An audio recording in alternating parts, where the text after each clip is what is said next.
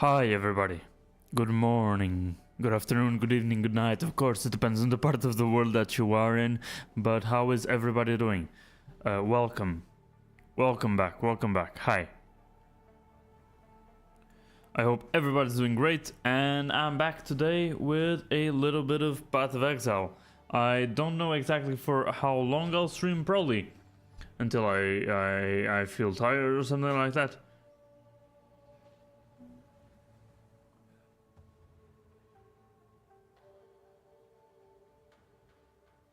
Sorry, I got some weird email. But yeah, how is everybody doing?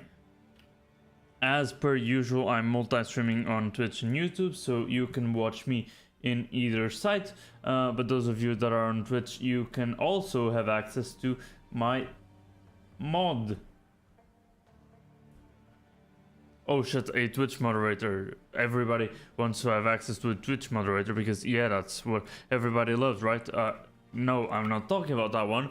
I'm talking about my bot. And yes, this is a segue into a self-promo. So if you type !VODs, you can check my VODs channel where I post all of the streams because they don't get stored permanently on Twitch. And the way to solve it is to store them permanently on YouTube. So you have my channel there. And you can watch the VODs after you watch this stream. You can watch the VODs there, and you also have my socials. If you type !socials in chat, where you'll get my Twitter and Facebook, where I post every time I go live.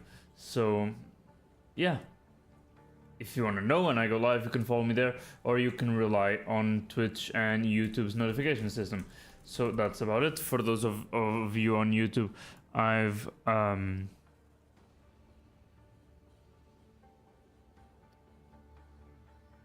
interesting. Hi Manoj, what's up? So for those of you on YouTube, I've posted the bot replies that show up on Twitch. I've posted those on YouTube, so you guys also have access to it because it seems only fair, right? But yeah, hi Manoj, thanks for watching on both of your accounts. Kinda crazy that I can see both of your accounts there, but thank you for that, because that extra bump in viewership always helps. So yeah, without further ado, and if I stop yapping, we'll be able to play today. And as you can see, I'm on my witch build, and I want to check something. I want to check the price of a specific desolate crossbow, the Last Lament, and I want to check how the prices were, and the prices seem to be really high. Let's see if I can do something like increased physical damage. Set them into the max roll for this, and yeah, that's what I thought. So, okay. I'm playing the witch, and as you can see, I'm using this amazing unique chestplate, which is called Wave Shaper, and it gives me, and not only does it give me spirit and some fairly high resists, as well as some fairly high amount of armor and energy shield, it also increases my energy shield recharge rate according to the mana regeneration rate, and the mana also turns into armor, so I have a fair bit of armor beyond just the energy shield. Well, I had visited my home the day before yesterday, so I was not active. No problem at all. You show up when you're able to, and I'll be here. Probably. Of course, the amount of time that I'll be able to stream will start going down as the days progress, because I get progressively more busy, but it is what it is. I'll try to still stream a little bit every week, and even at a point that might not be possible, but it is what it is. You guys know it is. And yeah, thank you very much for watching either way, even if I might be slightly inconsistent. So, okay. As you can see, I'm completely maxed out in all my resists, which is actually something really rare to happen in a campaign. I think that once I get level 65, I'm gonna get another notch down, so I will lose those maxed out, that maxed out status, I guess. The fire will still have it, but lightning and cold will be a little bit lower than the max, which is 75. The number in between brackets is the actual total amount of resistances that I have, but the maximum amount being applied is 75. That extra is only applied when my resistances are lowered, so I still have a little bit of a buffer. Something that I did while I was offline, I swapped to this bridge ring and I applied 40% chaos modifiers to it, so it had like 30% chaos damage. And where is it? Oh, it has 25% chaos damage, and it went up to 35%. So imagine if it was just a little bit higher, if it was a tier 1 modifier or something like that. But yeah, I have a lot of elemental resistances thanks to this tier 1 perfectly rolled modifier. I also have some leech for mana, even though I don't need... Actually, I do. I kind of need to keep my mana topped out, so that's nice. And... let's see, other than that, I think this one is the same, even though I applied the chaos modifier thing, and I applied the attribute modifier here so that I can have a couple more attributes, because to be honest, I also need to spend some of my breach currency, so why not? The other thing that I did was I bought this thawing charm. I don't think it was that expensive. I actually don't even remember. I don't think it was any divines or anything like that, but I bought this thawing charm, and it is important because as soon as I get frozen, the energy shield recharge starts. And oh, I also got this ingenuity belt corrupted with increased evasion rating. It had some pretty good rolls for bonuses gained from the left and right ring, better than the one that I currently had. The only downside is the fact that I have a reduction of the charm charges I gain, but I also have a reduction of the charm charges I use, and that's a little bit better. So it's a positive thing. Even though it says reduced, it's positive. And it also had more charm slots so that I could just keep using 3 charms, right? So, and you know, Manoj, I don't mind knowing all those things about you, but you should, you know?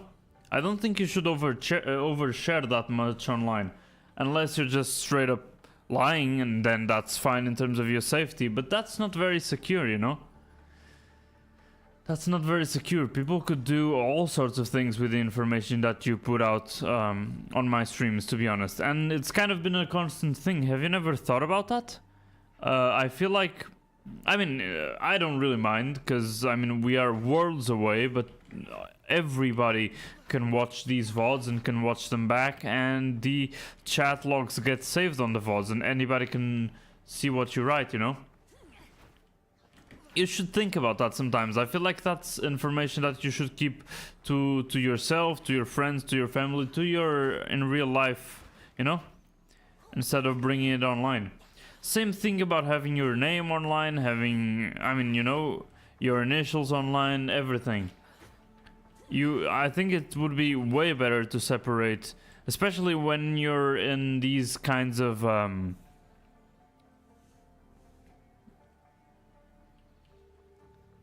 I don't know how to explain it, in these kinds of communities where having usernames like mine is very much normal and accepted, you know. I don't put my name out there. I'm just saying, because I mean, it might be something to think about, but if you think it's still safe, please do it anyway. I mean, you can do whatever you want, and as long as you feel comfortable, I'm fine. Thank you for your continued support. Obviously, you're always watching here, and that gives me that little bit of extra energy. It's really nice. So, okay, let's get right into it. So I'm playing the Witch. As you can see, I'm level 64, almost level 65, and I think once I get level 65, there will be a penalty of 10% to all resistances, as I said before. And if we go into the passive skill tree here, you can see that I'm building towards something. Do I know what that something is? Probably not. And you guys don't need to either, because I mean, even if you wanted to, I wouldn't be able to tell you. Now I think I know more or less what I want to do. I probably want to go to this side and get a little bit more energy shield here. I also get some maximum life converted into energy shield. That would be useful, because then I get tanky in two different ways, life and energy shield, even though life won't be changing much due to the eternal life node here on the Lich Ascendancy. Beyond that, I would start probably as soon as I have a little bit more damage. Yeah, it is really interesting, Menage. It has a huge skill tree. Of course, you'll never be able to get nowhere close to all these nodes. You can only get like 100 nodes around here, and there are more than 1,000 nodes, I would say, way more than 1,000 nodes here. It's insane. It's kind of scary when you see it at first, but if you try to tunnel vision in a certain part of the tree and you only focus on that part of the tree and reading only what you need, it doesn't get that scary anymore. But yeah, I think as soon as I get a wand that has a little bit more damage than it currently does, because I mean, you can see these modifier tiers here on the right side, they're all pretty low. Because the highest one is tier 1, right? So this is tier 5, 6, 3, 8, 4, 3, whatever. It's kind of low. So as soon as I get an upgrade for my Withered Wand, I'll probably path away from, or like remove these spell damage nodes and get these energy shield nodes, because 30% increase maximum energy shield is a lot of energy shield, and I want to keep stacking it. I probably would also want to get these 3 nodes, and I'll see if I want more energy shield recharge rate or if I'll go for mana regeneration, because yeah, first, before all these things that I've been talking about, I think I'll go for these 3 nodes. I already got these 4, right? Mana regeneration stuff. I think I'll go for these 3 nodes to see how much my spell damage increases, because I'm trying to stack up mana a little bit. I'm only trying to stack up mana because I have this unique armor that also uses mana and grants it as armor. As soon as I swap away from this armor, because it starts being kind of weak and I start getting better drops and stuff, I will probably swap away my passive nodes away from mana into actual proper energy shield recharge. And yeah, another thing that I wanted to do was go for the faster start of energy shield recharge, and I don't really mind about this 15% reduced energy shield recharge rate, because the mana regen will definitely make up for that, I'm sure. So yeah, that's more or less where I'm standing. I don't think I will get many more damage nodes, because I think I'm fine in terms of damage. Any improvements to damage will be in rings, and I'm currently using almost level 80 rings and stuff like that, because their equipment requirements, the required level 64, level 60, whatever, are very, very low. So I'll get damage from there, I'll get damage from the Withered Wand, and I'll get damage from a better focus, even though this focus is kind of insane for being a level 61, level 60.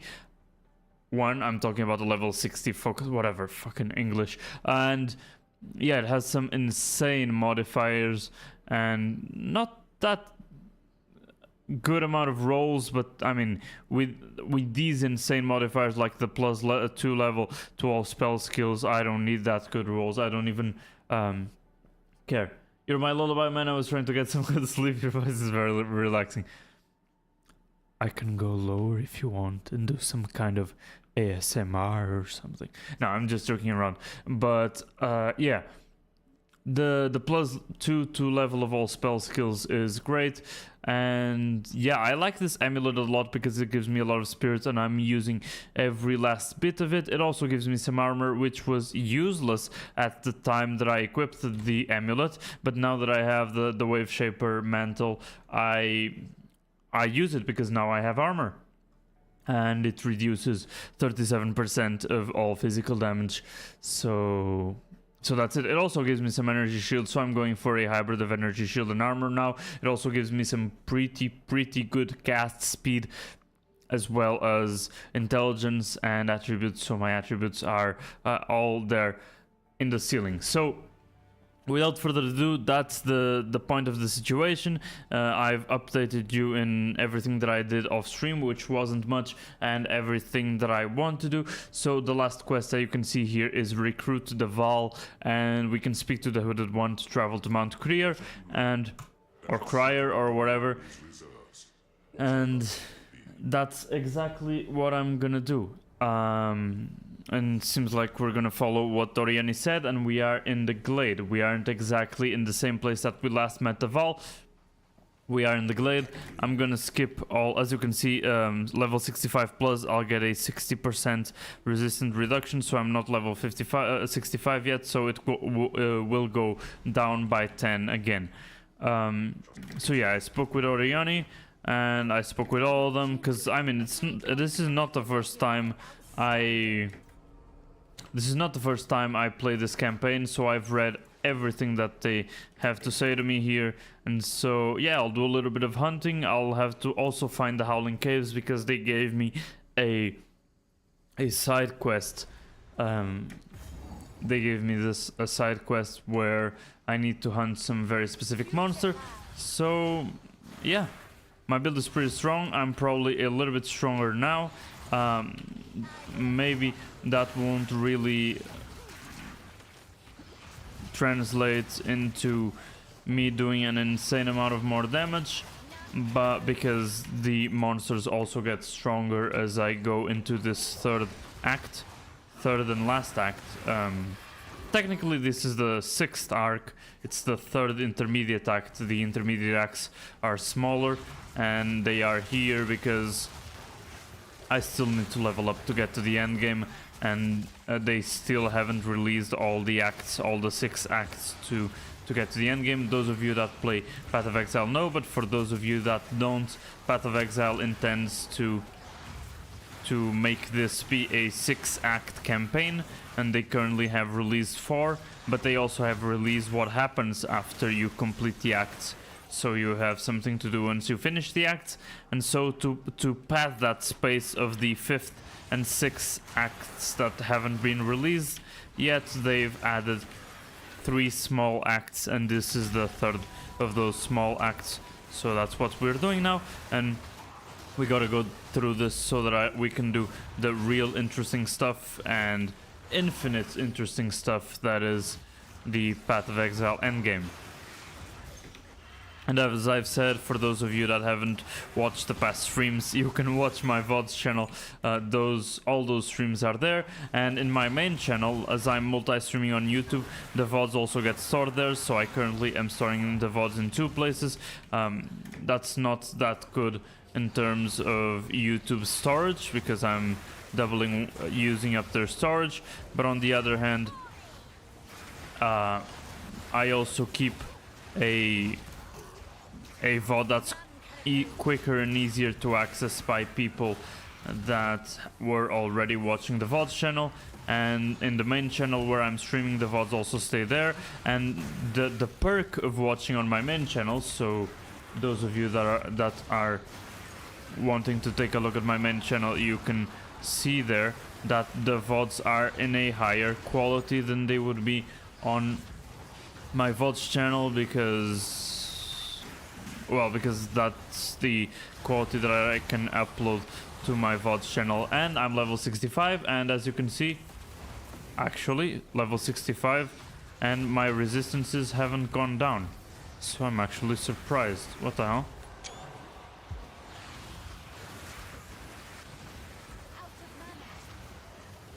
My resists haven't gone down at all.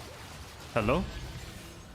Okay, killed all 3 of them at the same time. This was something that I could have never done on my monk. But yeah, I went on a insane tangent just to say that I've played on a monk character before. That was the character class that I played before, and now I'm playing a witch. Usually the witch has minions helping her. Oh, that's an Abyssal Depths thing. I gotta go down there eventually. But yeah, the witch is a character that usually commands minions, and the minions do the work for you. But I have played a witch before in a different update, and I don't want to play it again. So why is that hole there? That's not abyss. Why is there a hole there? Okay, so the Ashen Arachnid can come out.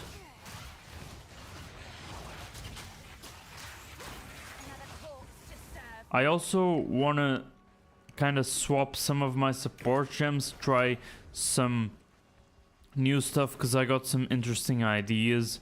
And so yeah, I have a new skill point available, so I can assign it here.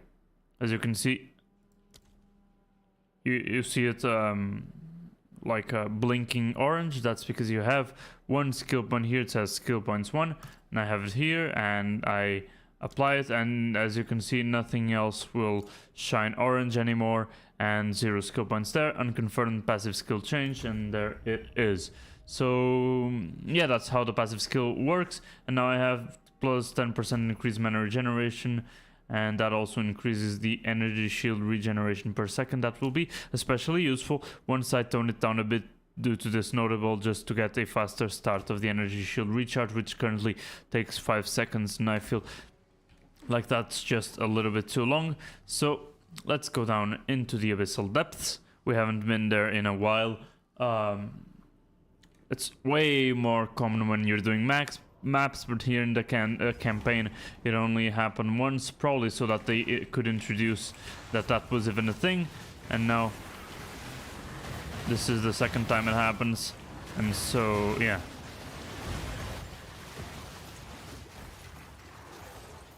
Okay,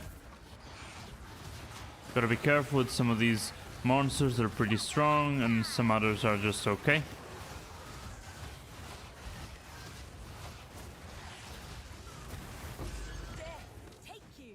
I should actually, instead of having a... No, actually, I'll take that back. I swapped my mana flask compared to what it was before. I was gonna start complaining about what it was before, but that's not my mana thing currently. I don't know why I was healing so little then.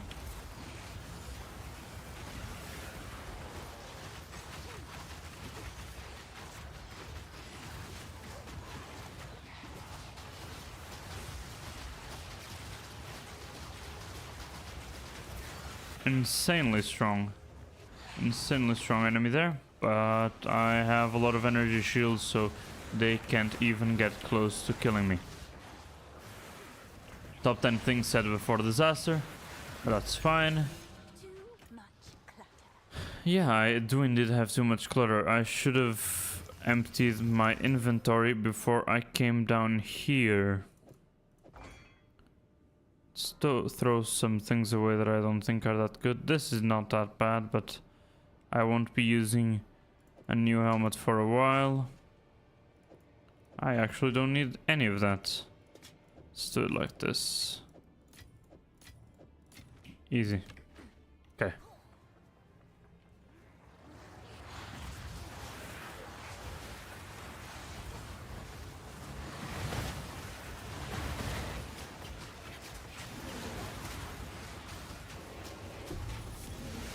Okay, I got a waystone, tier 1 waystone. That would be really important if that was my first time working with waystones, but that isn't. So as soon as I get to maps, I can probably even jumpstart over tier 1 maps and go into tier 2s or tier 3s or tier 4s or something like that, which might not be that hard, and they will actually increase my XP gains by quite a bit, probably, simply because I need to get it out of that. Yeah, there we go. When it's frozen, it takes damage. When it's inside this black tornado, it doesn't take damage, so I need to be careful about that. Yeah, I remember getting that, so I don't need it. Do I need it? Yeah, I don't think I need it. But I need the other things that it gives me if I disenchant it. So I should get it. Let's check the boots here. I'm always looking for better boots because those are the easiest to swap away, and I don't like these boots. So yeah, I'm filtering out and removing gear from my inventory as if I was in maps. I really should have emptied my inventory before I came to the Abyssal Depths. It's just, yeah, I'm basically not used to it anymore. I used to do it so much when I was playing the monk, and now I have been leveling for quite a bit, so I even forgot how things usually were. Bleak crossbow. Yeah, I simply don't have enough space for the crossbow. And this doesn't sound good. So yeah, I'll do it like that. Why not? Let's just clear the whole thing, because there might be some pretty good loot. There might be some other rare enemies and stuff. And if I kill them, maybe they'll drop some fine loot.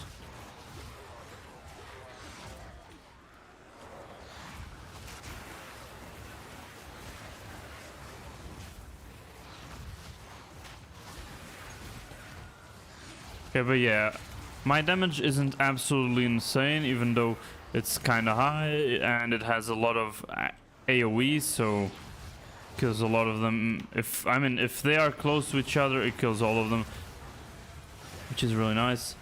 Okay.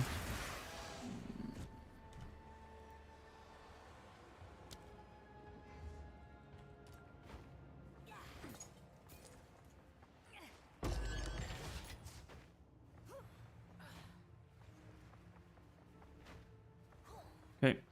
I hope they know English, because they don't exactly need to know English to give me to send me that message.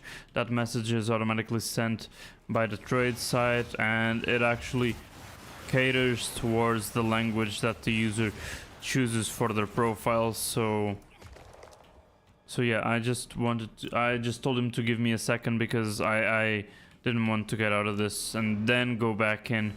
But yeah, I'll go out to the glade. And then I'll do this because I need to be on... I don't exactly need to be on my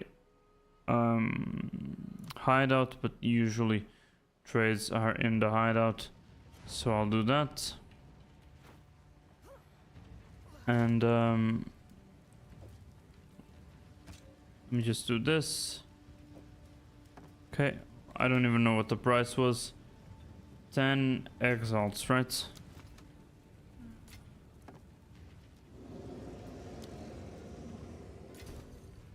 Okay.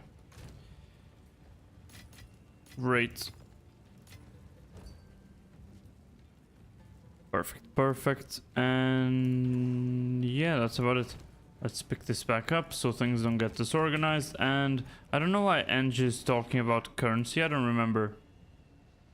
Oh, I do remember doing this.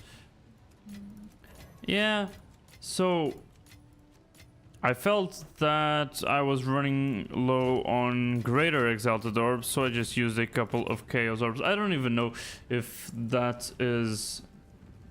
I now have more greater exalted orbs than normal exalted orbs. That doesn't even look normal. But I did that because I don't use chaos orbs that much, and I felt like swapping them for currency that I actually use would be way better. So I can't do anything in this hideout. Usually I would only have access to a hideout once I get to endgame, but because I got to endgame with one of my characters already. Oh, hey Rambo, what's up? Damn, it's been 6 minutes and I didn't check the Twitch chat messages. Hi. How's it going? Welcome. Oh wait, shit. That's the wrong town. Gotta go to this interlude town. The glade. So we can actually remain and a little bit correct towards the lore and stuff. Okay, so +4 to all melee skills doesn't sound bad, but the double cold and lightning damage sounds pretty bad. The game is going great. I am really enjoying this game. I think I think it will still be a little while before I actually change to the usual programming, to the usual RPGs and stuff. And I know you enjoy those a lot, but I'm really having a lot of fun. And I think I will play Path of Exile for a little while longer. But I mean, especially now that the frequency of streams will probably be a little bit lower, I will have a lot of Path of Exile to play until very late into the update cycle, because Path of Exile updates every 4 months, and every update is a really big change, and so it brings a lot of activity back into the game, you know? And so yeah, everybody restarts playing at the start of every update. They call it leagues, right? Because they add what they call league mechanics. It's just a lot of new content, and so this game has a lot of replayability. And yeah, I mean, considering the shorter and shorter amount of time that I'll have to play this game, I still have so many plans of things that I want to do that it will probably back end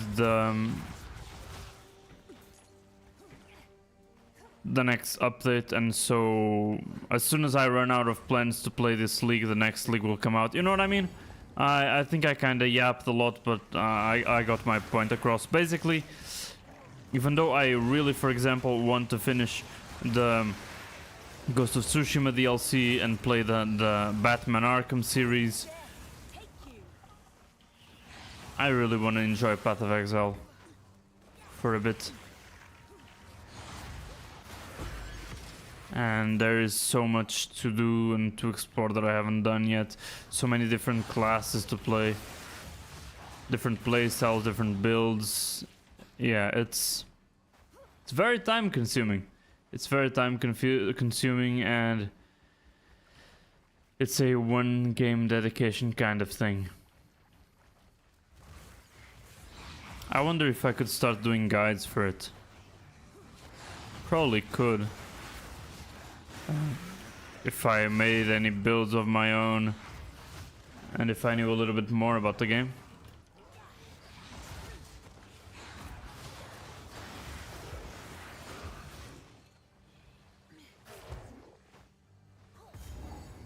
Okay. Enter Creer Village. Find the Howling Caves. I think I'm gonna find the Howling Caves first. The new Ghost of Yotai looks good. Yeah, yeah, the sequel to Ghost of Tsushima. Yeah, I saw the trailer for Ghost of Yotai. I actually saw the trailer before I played Ghost of Tsushima, and then after I played Ghost of Tsushima. And it feels really nice. It looks really nice. I hope it feels the same as Ghost of Tsushima does. Ancient monument. Monument to something ominous and unknown stands here. A horned snake holds an incredibly large sword. Yeah, I remember seeing that during our first playthrough. I think that's some boss monster from Path of Exile 1, but I wouldn't know because I haven't played it. But yeah, Ghost of Tsushima, Ghost of Yotai. I can't wait to play it. From what I can understand, they changed things around, so you won't have like different weapon stances. You'll actually have full-on different weapons. And I guess that will also change your stance, because a different weapon will require a different stance, but it will probably be something like you walk around with a ton of weapons, and then you can really quickly swap them for the appropriate enemy, right? I think it will be something like that. I hope it's something like that, and they don't go full-on RPG and just equip the weapon you want the most and play with it forever. That kind of removes the whole weapon swapping or stance swapping, whatever you want to call it, that whole depth. That thing added a whole depth to the Ghost of Tsushima combat that I think is kind of hard for other games to match, because it's just so much more depth and little combos and tricks and things that you could do. So I hope they keep that, not with the stances I was saying, but with the new weapons.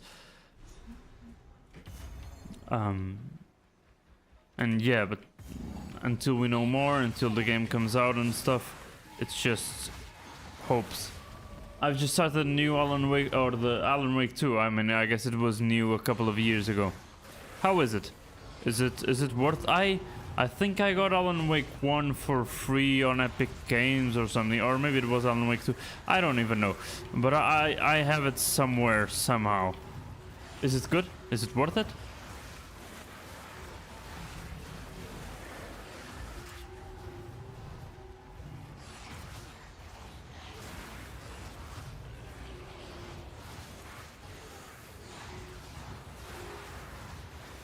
So far, it's good. A lot of investigating so far.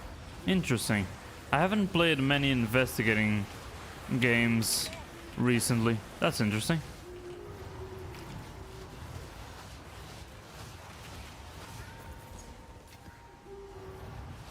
But I gather as you go on, there will be more action. Yeah. Yeah, maybe. I'm not too familiar with those games. I actually only heard of the, I guess you could call it franchise, when the second game came out. Like, yeah, I think it was like 3 years ago or something.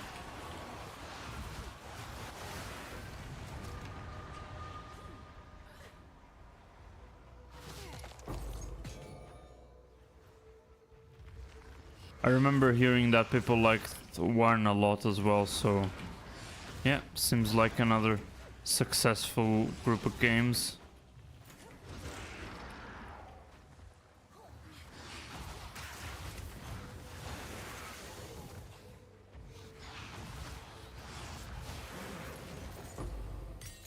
Oh, level 14. Level 14 Spirit Gem, and I already got all my Spirit things at level 14 because I probably already had gems on my inventory from the previous character, so well, it's basically suffering from success. Usually Spirit Gems are really hard to come by. So it's a little bit of a shame that I can use it, but it will go into the stash for the next character.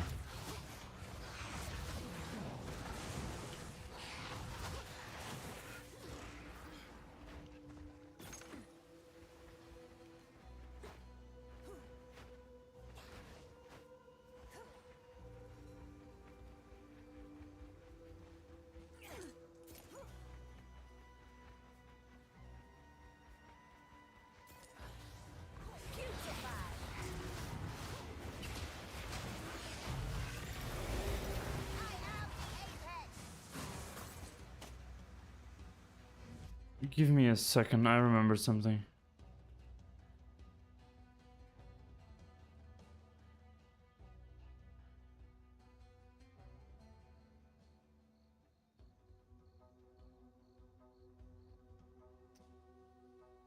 Yeah, I need to remember this later. I'm sorry. Okay, I'm back. Emerald Ring. Is it a good one? Not really. It has light radius and it has some trash mana, so it isn't useful at all for my class, but even for others, it's just kinda meh.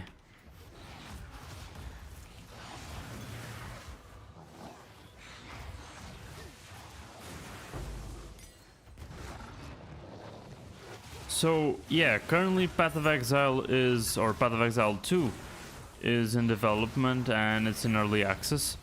And so it's a paid early access, I guess, so that they can fund continued development and stuff, even though they have Path of Exile 1 for that. But yeah, basically, it's paid to play early. I guess that's what early access is, right? But this one, I would say it's different from the other ones, but maybe I'm biased and I'm trying to justify my irresponsible economical choices and decisions, but I would say that this one is different from the other early accesses because it's not only 3 days. It's just, I mean, I guess right now we'll probably play it at least 4 months before launch, and it will probably be more than that because initially it was kind of the plan was to launch it after a year of development. At most it was 6 months to a year, but the 6 months deadline has already passed a long time ago. We are into the like 9th, almost 10th. Is it 10th? That doesn't sound right. Sure. Almost on the 11th month, to be honest, since it was released to early access, and I don't think that the amount of content that it has is near a full release. So it will probably stay in development for a little while longer, and they won't respect the initial deadlines. But for people that buy the early access, of course, they'll be able to play it. And to be honest, I think it's totally worth it. It has an insane amount of content, even though I don't think it is enough for a full release according to their standards, right? I feel like they want to make the full release way better. And so yeah, that's why it's still paid. Why am I talking about the money so much? Because as soon as it releases, it's gonna be free, as Path of Exile 1 is. And I've wanted to play Path of Exile 1 for a very long time, but it's such a huge game, and it's a game that's like almost 13 years old, I think. And so it's a game with a lot of history, a lot of updates, a lot of content that has been released, and it has been cumulative over and over. And so the depth of it is so large by now that it's hard for somebody that's new to the genre and new to all these concepts to get into it. And so when Path of Exile 2 was announced, I thought that was the perfect opportunity to get into it, and this shares many commonalities and similarities with Path of Exile 1, and it's way simpler because it has way less features in comparison, because a 13-year game, I mean, it can't even be compared. Surely you guys understand. And so yeah, I'm enjoying it a lot, but you guys will be able to play as well if this game is something that is appealing to you, as soon as it comes out for free, if you so wish to. That's basically what I wanted to say.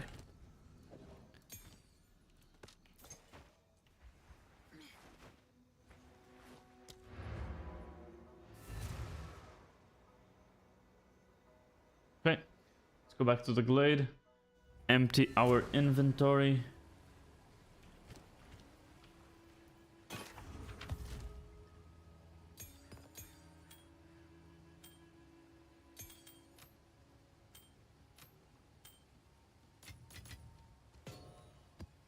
Exactly.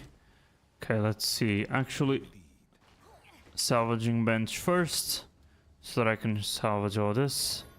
I don't need any of those items. And then let's check this out. No.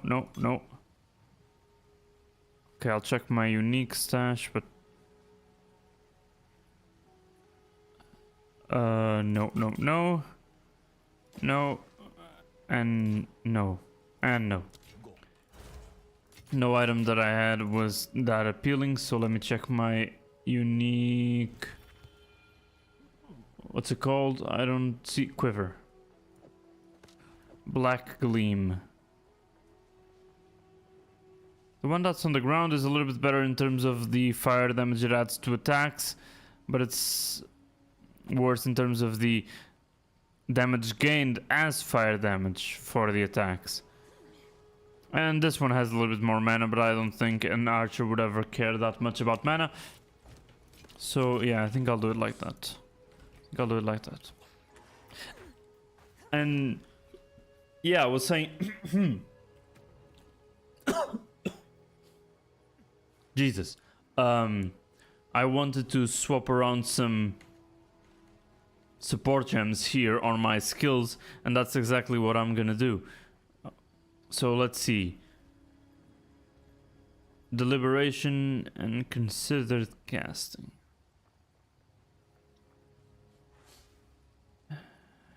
Yeah, I'm gonna try considered casting. I probably don't have either of those, but let's see. Deliberation. Deliberation. Nope.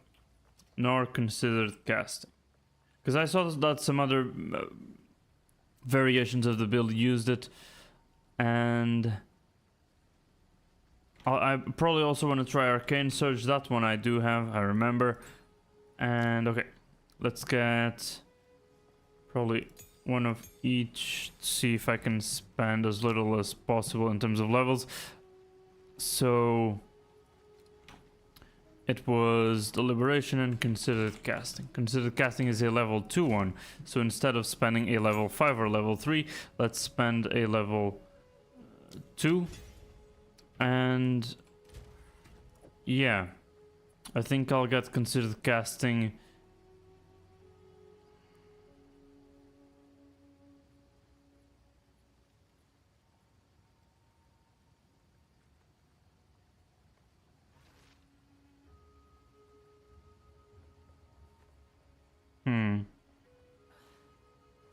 I don't mind Zenith. Sure. I'll remove Chaos Mastery.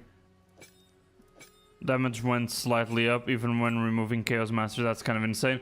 But that's because this will have less cast speed.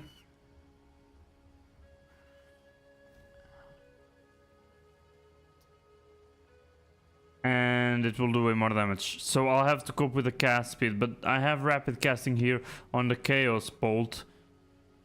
And so I think I will like switch up my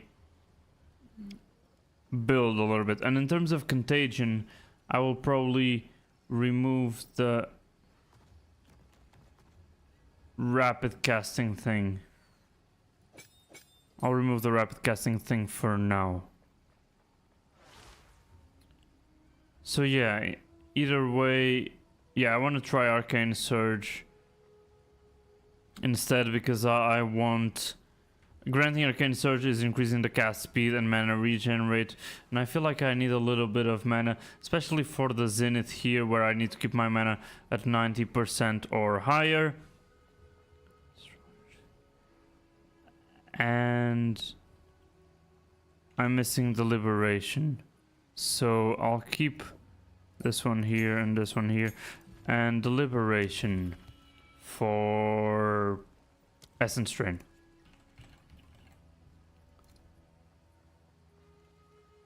Supported skills deal 20% more damage, 30% more movement speed penalty while using those skills, so I'll be slower. To level 3 here, so Essence Drain, Deliberation. Here it is, I'll keep it here, and I'll have to remember that these are from the same skill. Chaos Mastery and Deliberation. I will probably put in Chaos Mastery once I get this fifth slot, once I get a perfect Jeweler's Orb. And I'll put it instead of Chain here.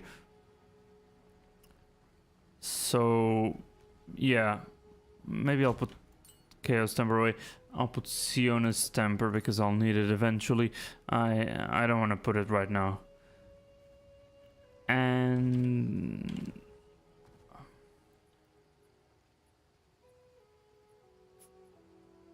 Arcane Surge would be the 5th one, but I feel like I need the mana now. So ideally I would have the Rapid Casting and the Arcane Surge and all that. Chaos Bolt here. Once I get a better Withered Wand, it would be good in so many levels, because it would ideally have way higher modifiers, and those modifiers would offer me way more damage. But it also would increase the level of the Chaos Bolt, which currently is level 12. And because it is level 12, I don't have that many slots for supported skills for the attack here. For example, even if it was level 14, I wouldn't have that many slots, because the Sigil of Power here is level 14, and it doesn't have that many slots either. So I think it's level 16 so that it gets 4 slots, and level 20 so that it gets 5. And I mean, the levels that you see here are fake. These are the levels improved by the +3 to level of all chaos spell skills and +2 to level of all spell skills. So I'm talking about the base levels before all those additions. And yeah, having the space for more support skills here in the Chaos Bolt thing would be great, especially considering that I want to use it more often and I want to use Essence Drain less often, because I have way more. Sorry, I'll do that. I have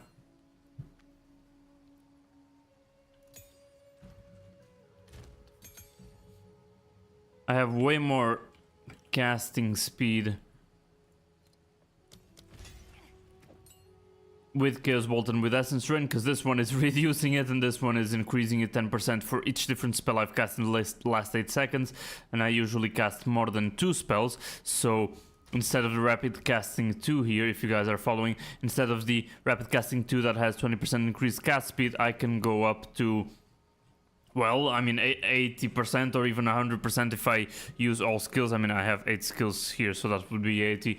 But I could probably go higher with the extra control skills, with like the extra line of skills. But yeah, that would be a little bit too much. But in theory, if I could always cast all 10 skills before I cast Chaos Bolt, the cast speed would be way higher. So yeah, I will be using at least 3 skills rather often, which would be Essence Drain, Contagion, and Chaos Bolt. So that will go already to 30. So I think having Rapid Casting 3 instead of 2 is worth it.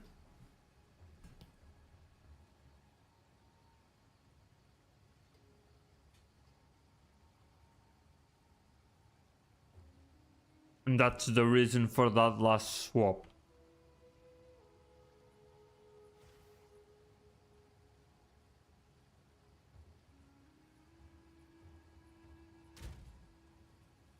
I also actually wanted to check all the gems that had to do with life. So first, low life. Enemies that are on low life execute is enemies while I am on low life.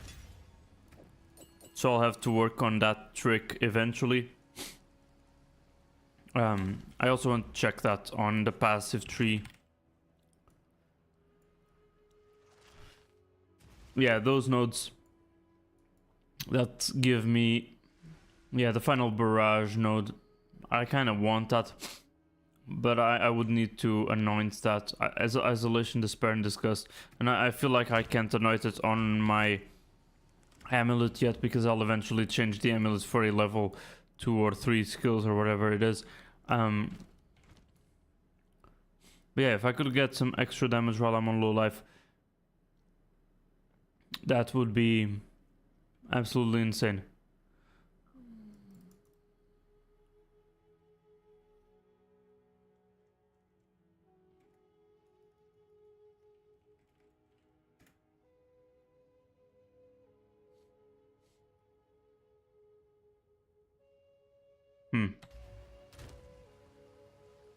So yeah, that's something to keep in mind. I don't know if I do the trick yet. Maybe I should, just so I could use Execute 3 instead of Execute 2, because Execute 2 is still 50% more damage with hits against enemies that are on low life, and this one is still 30% more damage with hits against enemies that are on low life, and then another 30% if I'm on low life, so it would go up to 60. It's effectively better than Execute 2 if you can obey the conditionals.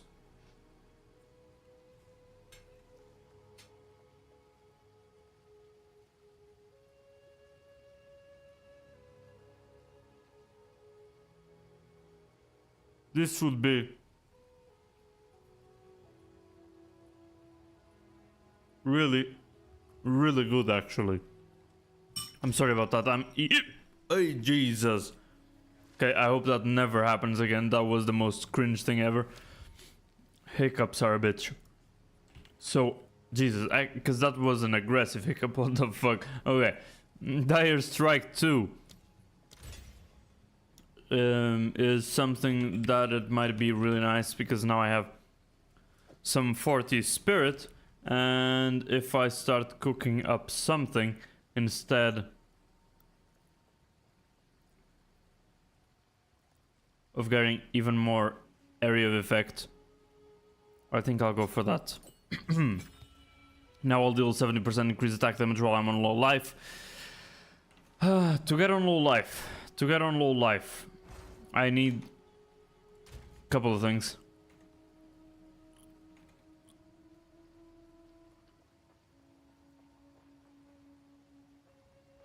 I hope I have them. Please. Thank God. So this helmet will give me Eldritch Battery. What will that do? It converts all my energy shield to mana costs. Why would I want that? Oh, no, it converts all energy shield to mana and doubles mana costs. I don't know how to read. What would that do? It would remove all my energy shield that I'm getting from all the other gear and my skill tree. And now I have a shit ton more mana, so that probably I was gonna say my energy shield recharge is gonna be way higher, but I don't have an energy shield, so of course they don't even consider my energy shield recharge. Jesus, that was cringe. I'm sorry about that. Hiccup, I'm still thinking about it. That's because I ate too fast and I ate while I was trying to talk, and that messed me up.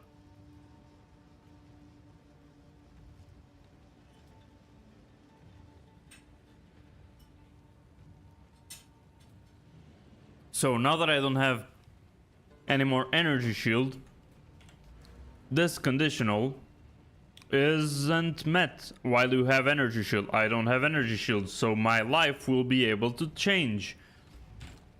So stay with me, guys. Now I have to voluntarily get myself on low life, and then I'll put the energy shield back on, and then the life won't change from low life. So, and that is accounting for eventual life regeneration, which I actually don't think I have, so that's perfect. It makes things easier. So now I will go and get life tap, which I probably already have here somewhere. Life tap. I actually do not. Great. I think it's a level 3 thing, probably even earlier. Life tap. It's a level 2 thing. I'm gonna obey those requirements.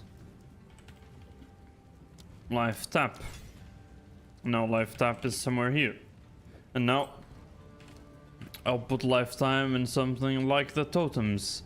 And I'll cast the totems. No, this is not the totem. Okay, there we go. There we go. There we go. There we go. I'm officially under 35% HP, and you see that it doesn't go up. That's because I don't have any inherent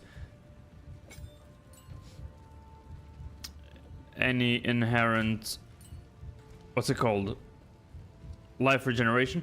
But to be sure, why am I getting myself under 35%? Because if you check the requirements here to be on low life, a player or a monster is on low life if it has 35% of its maximum life or less. So my maximum life is 1050. 35% of 1050 is 367.5, and well, I'm a little bit lower than that, so if I ever run out of my energy shield, I'll almost instantly die. That's a danger that I'll have to be under. But now that I have energy shield, because I swapped my helmet back in, I don't have the Eldritch battery thing from the other helmet anymore. I don't have the Eldritch battery thing, so it doesn't convert my energy shield anymore. I have my energy shield here, and so my life is low, but it's protected. And so this dire strike thing, actually, wait, attack damage. Fuck, then this is unnecessary. Whatever, man. Because I'm still kind of following the monk logic, and attack damage with the monk was how you dealt damage.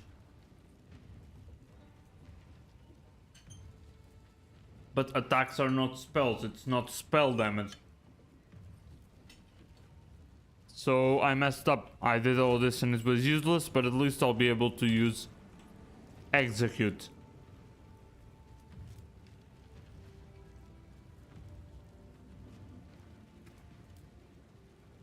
I can actually use execute on the totems.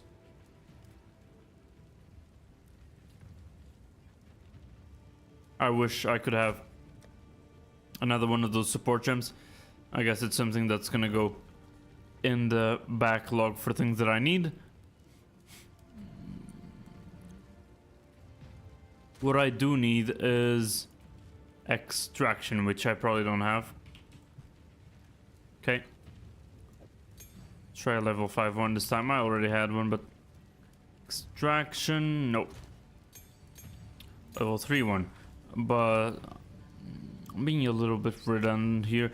But let's see again, low life. So dire strike won't be possible. Already have execute. Remnants created by support skill created blood. I don't have remnants that skills that create remnants. Yada yada yada. Okay, so there's nothing that I can actually use. I wish there was a dire strike 3 that gave me spell damage instead. That would be such a huge increase on my damage. It wouldn't even be fair.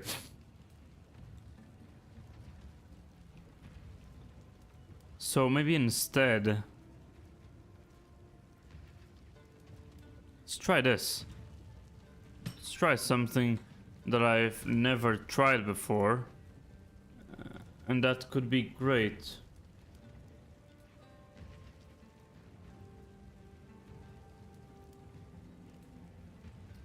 Okay, sorry, give me a second. Shit, I'm not cooking at all today. Yeah.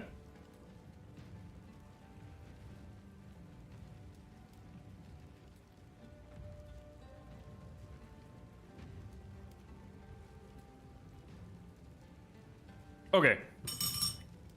That's taken care of, and yeah, extraction is something that I want. And it might be good for one of the skills that I have there. Do I have extraction already? Am I... Because I was trying to get too many things at the same time. Extraction, it will increase my damage probably more than Chaos Mastery, to be honest. Yeah, see, I'm on low life, so it did increase it quite a bit. Is there something about me being on full life? I hope not. There probably was, because my damage went down. I think I just messed up. None of these, at least. Probably something here.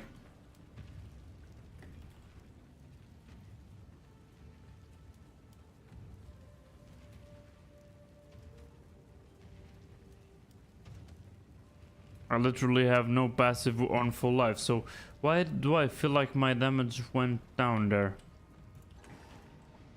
Let me go out of my hideout and into the glade where I was.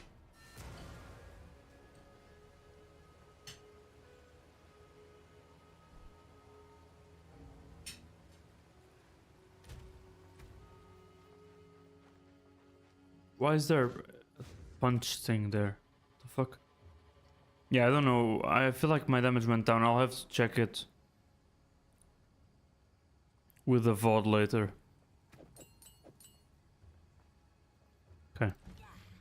And so, yeah, what I was checking is things related to low life first, but then things related to sacrificing life.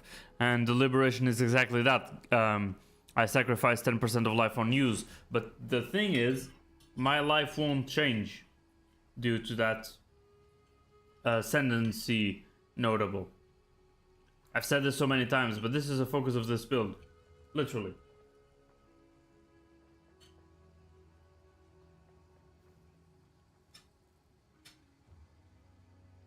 And so it's really important that I take advantage of that. That I take advantage of being on low life, because I can permanently set my life as low life, as I've set now. And I can also go for sacrifice things. This is sacrificial lamb, so it sacrifices minions. I don't really care. There's sacrificial offering, and I sacrifice a percentage of my life on use. But it supports offering skills. Like, for example, an offering spike. It's said there, but I remember using a offering spike on my other build. There's pain offering, bone offering, soul offering. I'm not using any of these, even though they grant me increased spell damage. Maybe I should use soul offering. Oh, but I won't use soul offering because I don't have a minion to sacrifice. So never mind. So in terms of sacrifices, I would only have these 3, and I already have extraction. It's the only one that matters. So forget about it. I guess I don't have anything else that's related to me being voluntarily low life or anything like that that would be useful. Now, something that I can try though is not the supported gems, even though I might need some. So let's get one of each level. What I want is a spirit. Okay, everything is at level 15. That's great. Let's see if I have any level 15 spirit gems. I don't. Level 16. Can I use level 16 already? I can.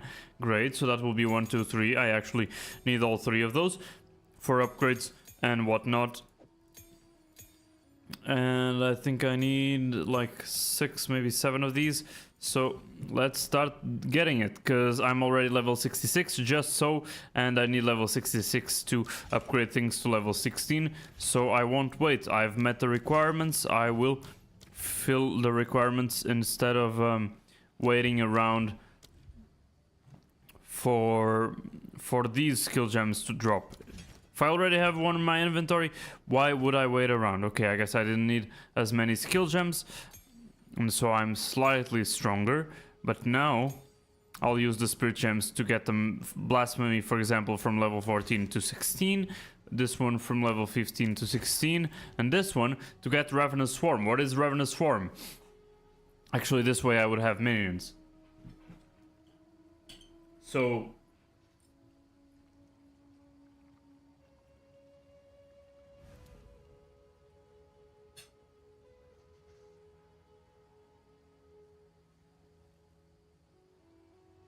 while active and enemies are present, swarms of insects emerge from your body to pursue nearby enemies. The swarms are intargetable minions that attack and poison enemies. So it's something poison related. It has to do with chaos damage. And chaos damage is something new that I'm only experiencing with this witch build. I've never dealt with chaos damage before. I've never dealt chaos damage before, I think, with any build that I played ever in Path of Exile 2.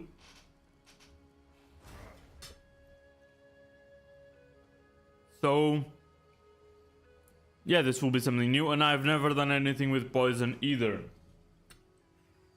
And this requires 30 spirit reservation, and I have 40, so I think we can cook something up, because that boss that I killed gave me the spirit. Gave me 40 spirit, so now I have 40 spirit.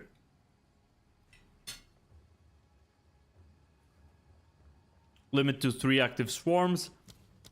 And yeah, this is an aura that will always be active. Let's do that. Let's juice the aura up with this, so I can have more space for support skill gems, up to 4, and I can increase its quality. It increases the swarm attack radius if I get more quality. So the radius is a 4 meter plus 1 meter, so a total of 5 meter, as you can see there. And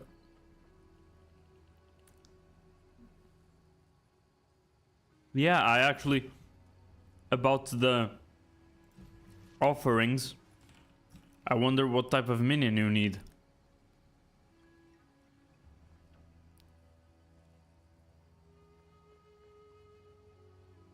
Does it have to be a skeleton? I mean, it says a skeleton there.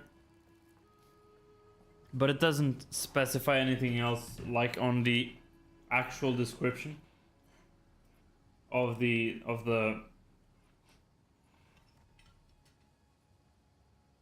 skill, so I'm not sure, but it says untargetable on the Ravenous Swarm, so I'll just believe that, whatever. So I'll get some poison stuff. Actually, I'll forget this approach. Let's go for poison 2, escalating poison. I think poison 2 is this. So poison 2.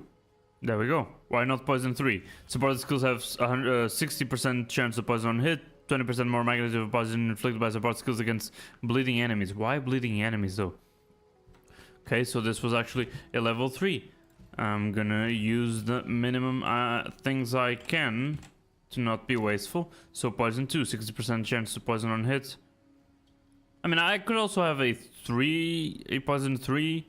They will never be bleeding, so it would be useless. So poison 2 is somewhere here. The only problem with doing it there is that then I need to find it. Poison 2. What about these? Poisons from supported skills deal damage 1% faster per rage. I don't currently have rage. I'm not using it. So after that, it's escalating poison, prolonged duration. I definitely have prolonged duration standing around somewhere. Prolonged duration. Escalating poison. I'll bring this one. Escalating poison. Oh, really a level 1? I wasn't expecting that. Let's see what escalating poison is. Targets can be affected by +1 poison from supported skills at the same time. Skills have less poison duration. I wonder how much that increases the damage of it.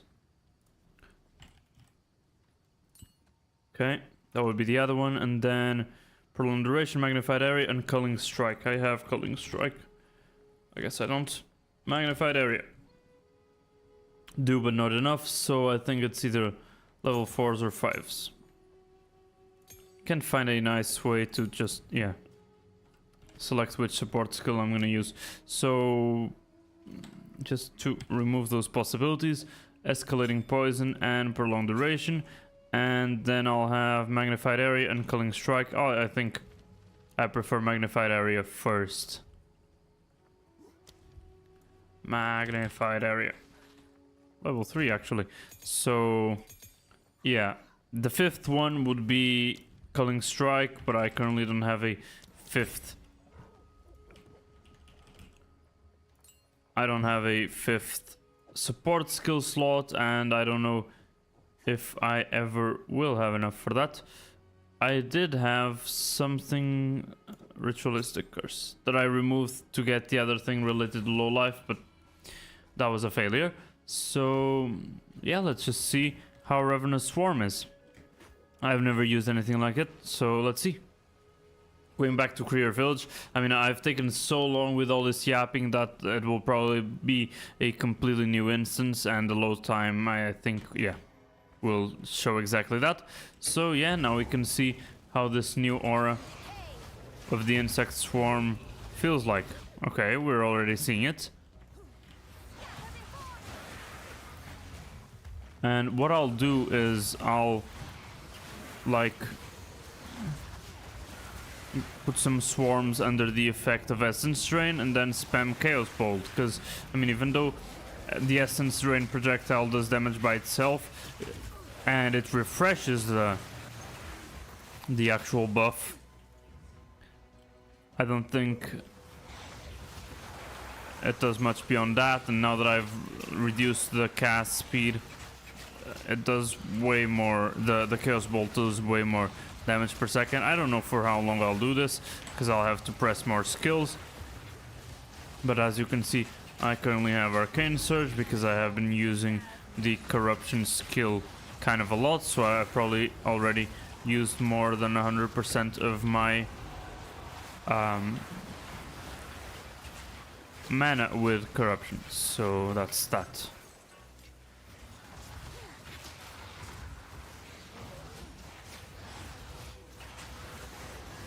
On the other hand, I need to keep track of if the enemies are being affected by Essence Strain, but if I see them taking a lot of damage, they're probably being affected by Essence Strain, so why not?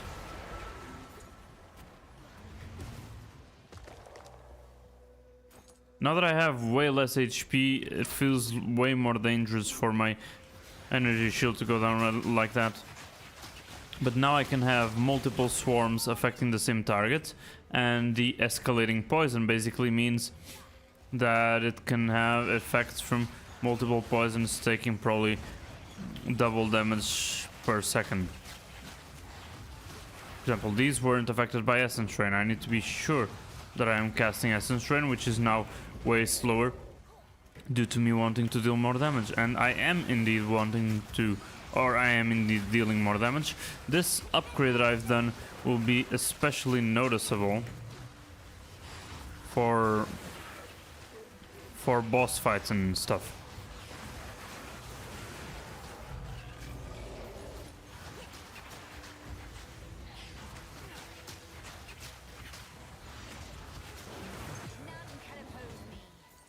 Okay. I don't know why I'm doing this again, because I mean, I do need to find some place here in this region, because it's gonna be the next place on the actual list, right?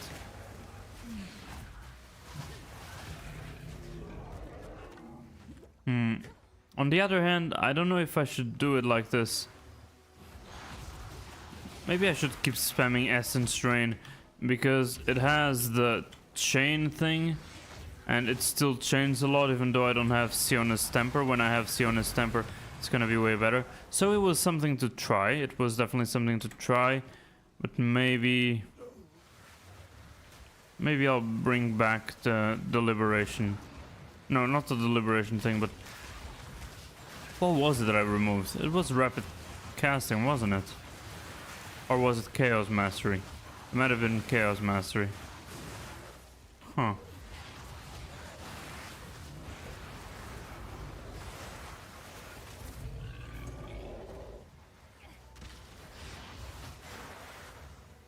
Then, wait. I'm confused. It was Chaos Mastery. So, instead of Chaos Mastery, let's put Siona's Temper in. Let's see how it feels. I was waiting for the 5th slot to put Siona's Temper in. Instead of considered casting... Yeah, let's go for it. I gain 1 wild shard on casting supported spells. Supported spells have a 20% chance to fire 8 additional projectiles in a circle per wild shard. So... I don't know how many wild shards I can have. All wild shards are lost when supported skills fire projectiles in a circle. I think there's a chance that 20% chance doesn't trigger, and I can maybe go up to a lot of wild shards.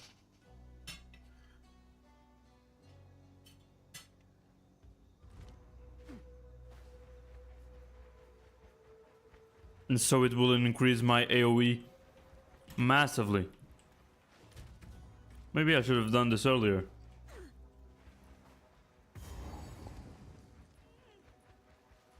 My kin died. Okay. By the spirit's will. You'll die by mine. The Asmarian is out of her mind. Wind fury. Yeah, I shouldn't have done that.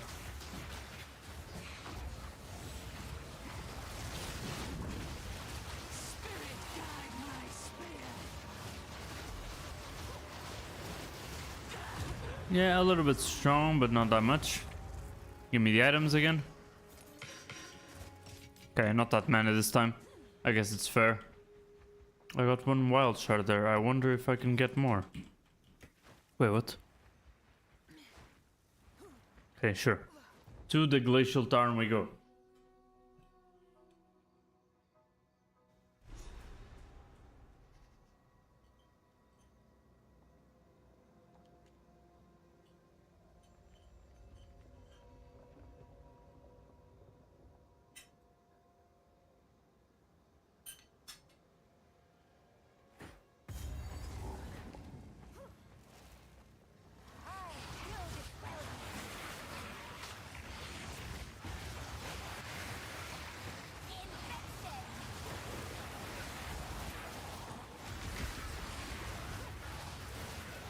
Yeah, it can go like up to 4 wild shards. One thing that is kind of weird though is that it says... Wait, no, it's the chance that's higher per wild shard, not the number of things in a circle. That makes more sense. I guess that was just an interpreting the description kind of issue.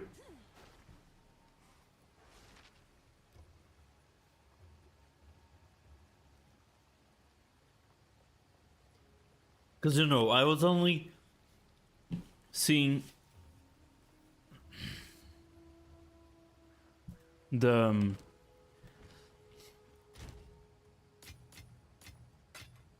I was only seeing like 8 projectiles, so I was like, wait, where are the extra projectiles from consuming the extra...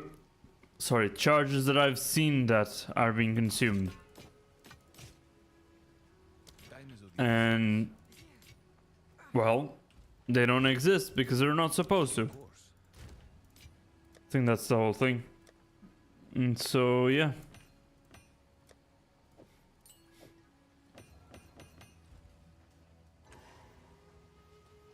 Okay.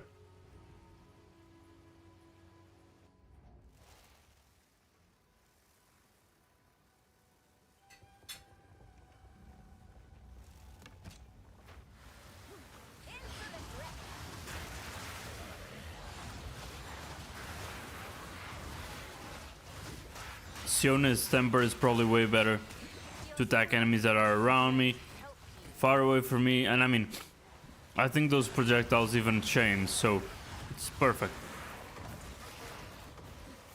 Just free and an insane amount of damage.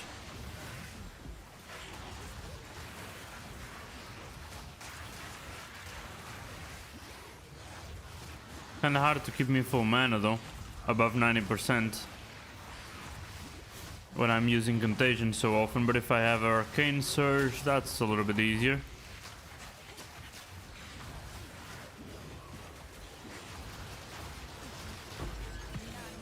Okay.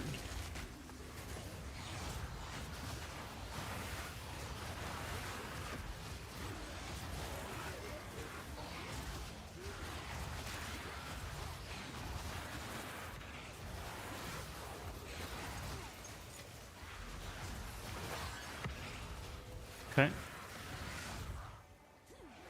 There was even a rare monster there. I didn't even know it was behind me. I just killed it with the Sionis Temper procs.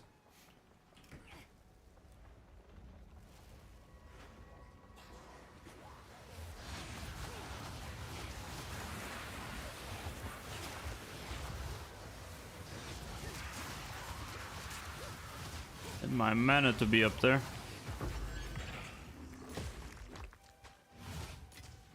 That was a little bit of an explosion.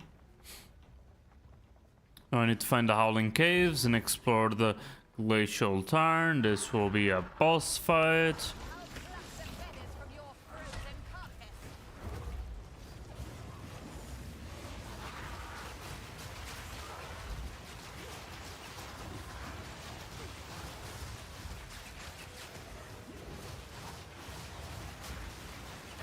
There we go.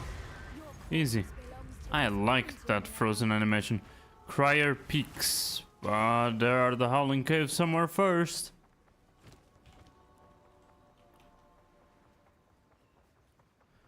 I don't know if the poison bugs are doing a lot of damage or not. I'll just keep them here. Because I have free spirit that I wouldn't be able to use otherwise. So to me, it's perfect. It matches perfectly with what I want to do.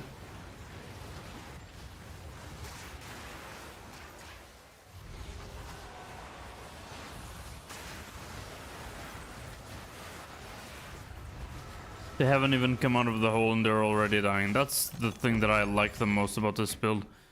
It's the Abyss encounters.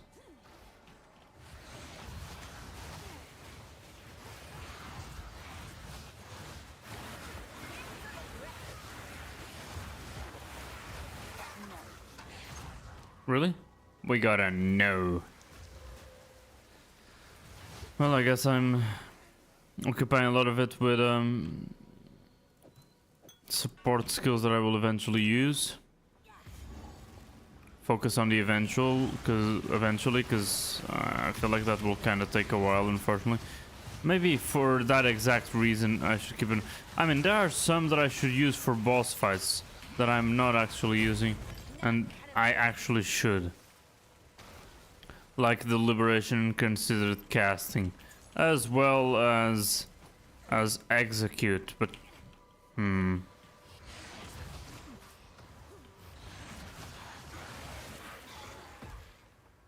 having the 5 slots would be way better. Howling Caves, yeah, that's what whole quest was about, right? So yeah, let's do that. Let's do that. So yeah, if I'm going to be swapping between mapping gear and bossing gear, I should have those in my inventory.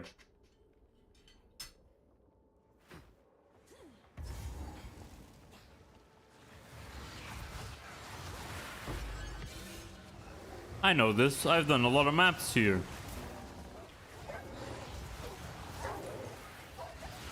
And now I'll have to find the Yeti. If I didn't do the side quest, I wouldn't have gone to defeat the Yeti.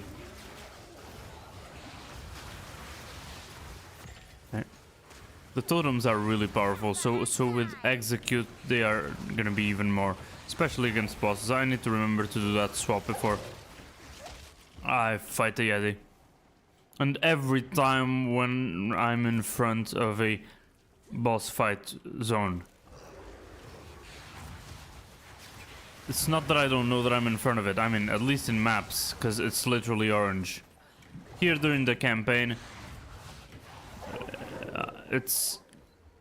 there is not really a checkpoint before the fight that is orange and different from all the other blue ones. Sometimes there isn't even a checkpoint, but you kind of know the region, and if you see all these side corridors and then all of a sudden it opens into like a way larger room, you already know what the rock's cooking. So, you know.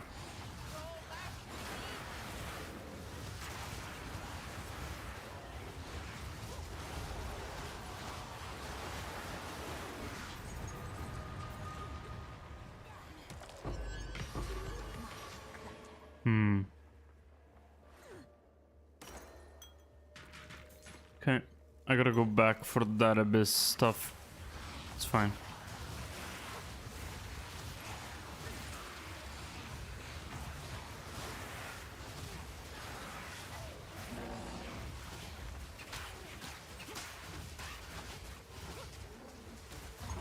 None can oppose me.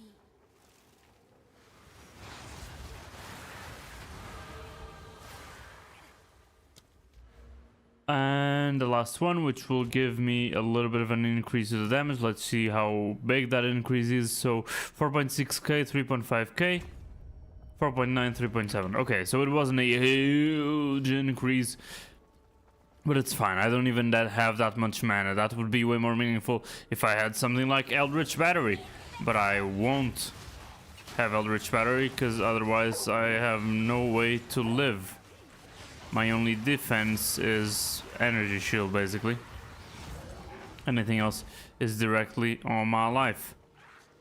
So yeah, maybe that's not the best use of like, especially because getting to that node was kind of expensive. Probably that's not the best use of like 6 nodes, but I got some energy shield recharge rate out of that due to the mana recharge rate and my chest plate, as I've told you, but as soon as I remove that chest plate I wouldn't have that conversion anymore, and so maybe those nodes will stop being meaningful. Fuck, it's the proximal tangibility, that's why they weren't taking any damage.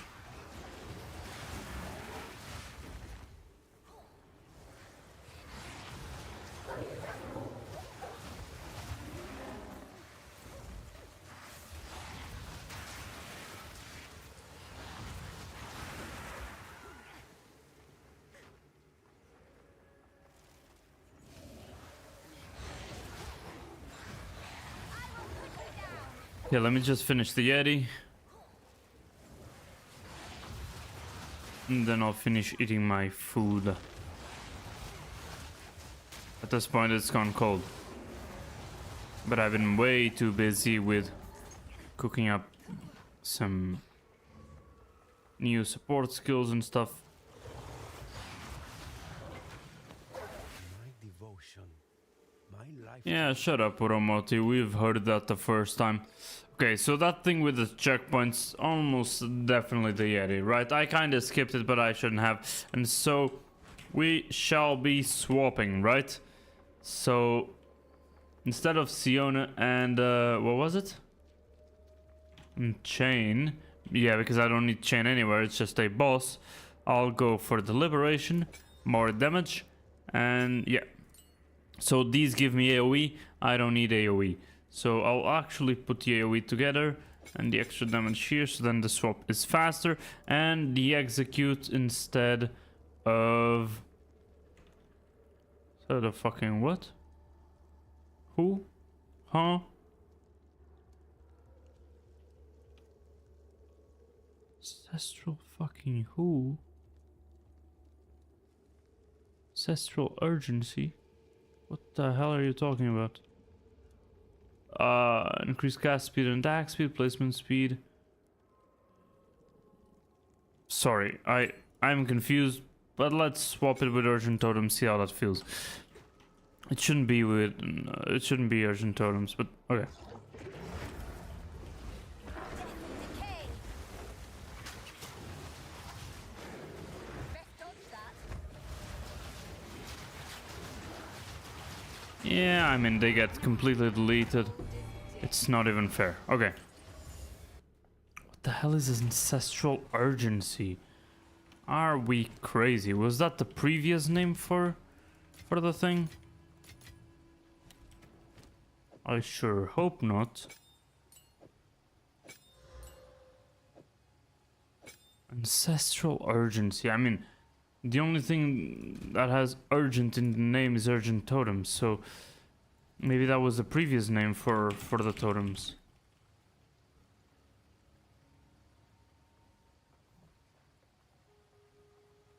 Ancestral urgency. What the fuck?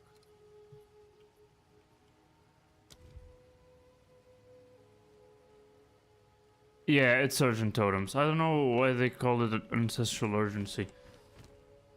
Okay. I guess they prefer execute instead of ancestral urgency because for some reason I guess they don't need as much attack speed because I'm not clearing. I mean, I guess you would need more attack speed when you're clearing different enemies, but not really.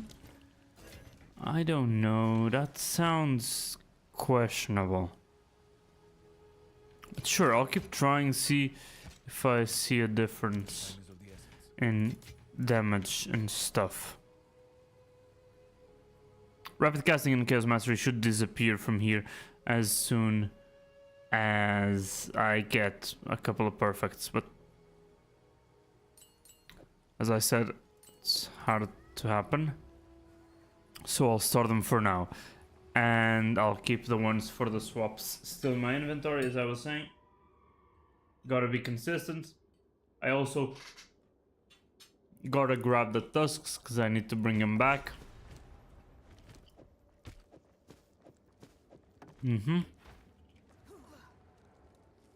Ooh, that's a little bit too far.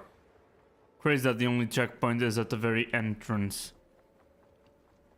Oh, gotta finish eating my food. I said I would do that.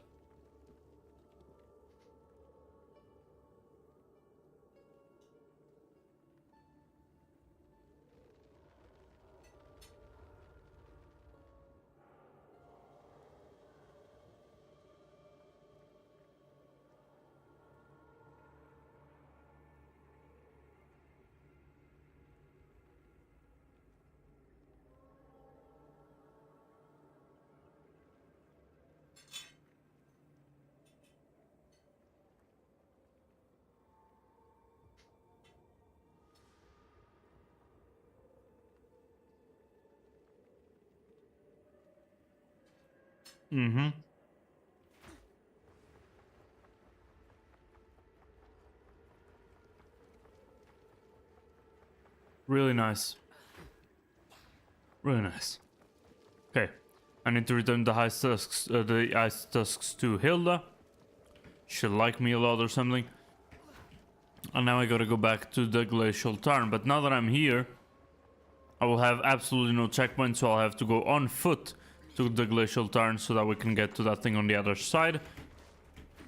Okay.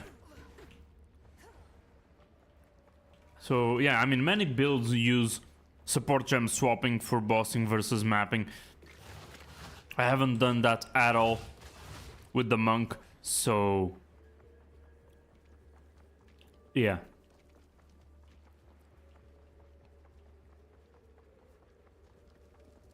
I'm not really used to it. But the impacts are definitely there. I mean, I did start doing way more damage with the Essence Rain, but it's probably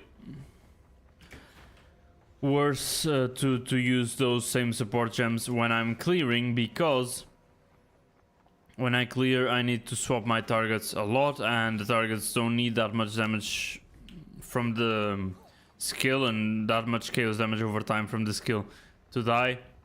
So the extra damage from those support gems instead of the extra cast speed are absolutely useless. So Even the dead shiver up here. okay. I wonder why that thing doesn't turn blue. It would be so cool if it did. Infection.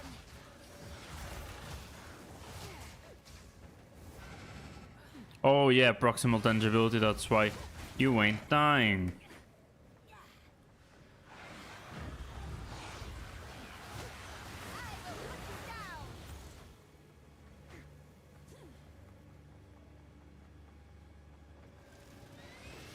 I kind of want to do a poison archer because I'm kind of tired of lightning. I'm definitely tired of seeing lightning builds for archers and stuff.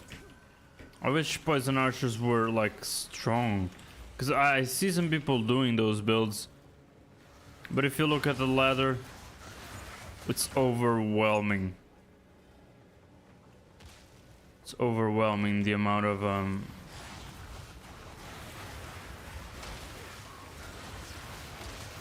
lightning archers compared to poison archers. I would be surprised if there was a poison archer in the top 50. Let's say 50.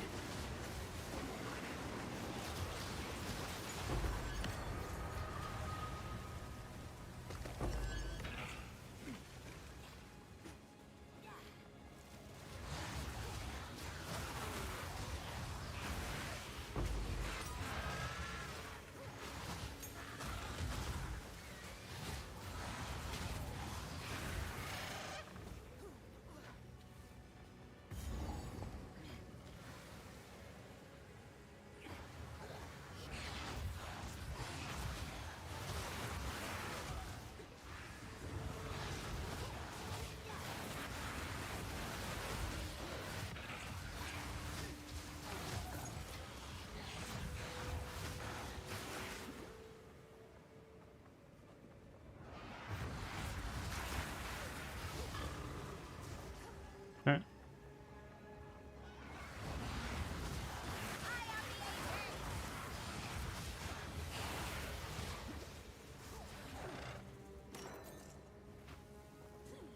The reason why I'm indexing into intelligence this much as well is also because of the mana, because intelligence gives me mana. I think it's 2 mana per 1 intelligence. Yeah, I wouldn't think I would need to check it. That's whatever. You know what I mean. I was gonna say 5, but 5 was definitely too much. So, of course it was 2. 1 seemed too little, but 5 seemed too much. Maybe a buff 2-3 wouldn't be bad.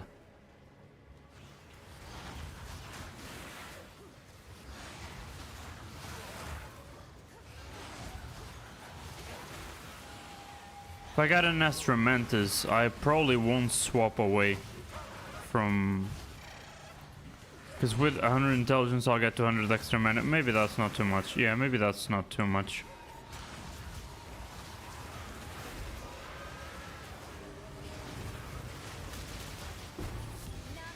Ooh, sapphire ring. I probably have that one already, but that's fine.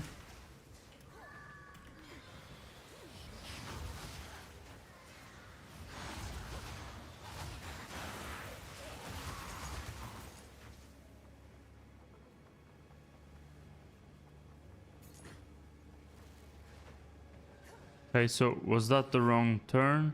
Somewhere there? Yes, it was. Yes, it was. There's the owls again. The owls should take me somewhere. If I go over here, I'm gonna definitely get somewhere. The winter owl has died. He walked up there before you. Yes. Let me take a gift, Elder. Enemies ignited by the you take chaos damage instead of fire damage from ignite. That might be interesting with that build, but I think I set up before when I got this ring on my own before. So, oh.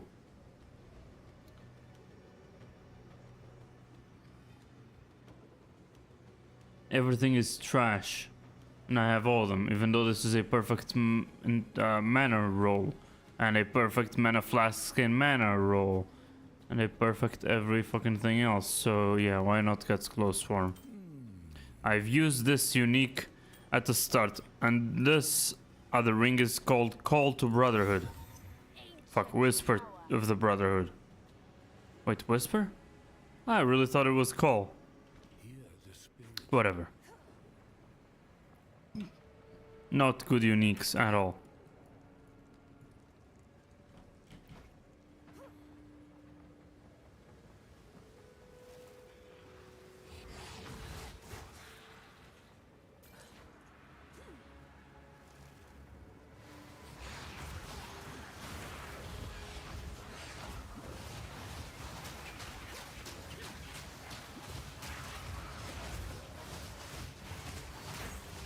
Okay. Is my power to wield.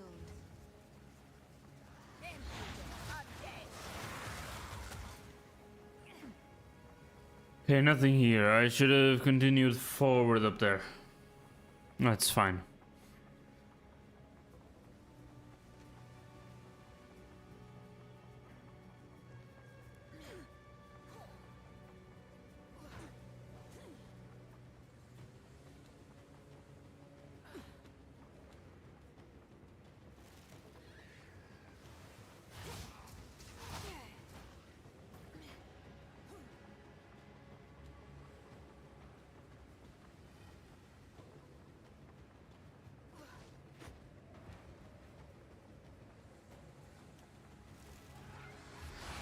Yeah, and the swarms of insects are only created when there are monsters nearby. That's a really nice detail.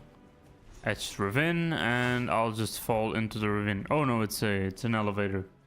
It's an elevator. Oh, and now it's this thing Now that frozen heap's behind. that is similar to... Yeah, that is similar to the... Fuck, the ultimatum thing, the... Chaos Trial or Trial of Chaos or something. The ravine is similar, I'm sorry. It is. And I'm still getting rage from somewhere for some reason. I don't know why. I thought I got rid of all sources of rage. I mean, then maybe that support would have been interesting if I'm getting rage from somewhere. Oh, it's this thing. I take fire damage from a hit and I get rage. Never mind. I know what it is now.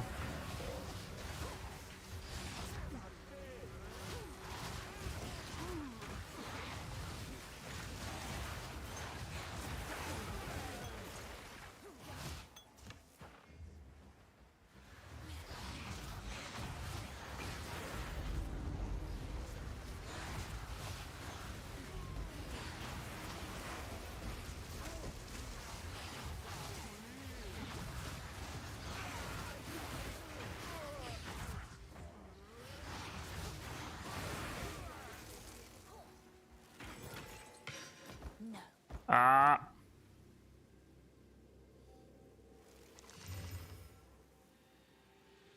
That's not bad. This one's pretty shit.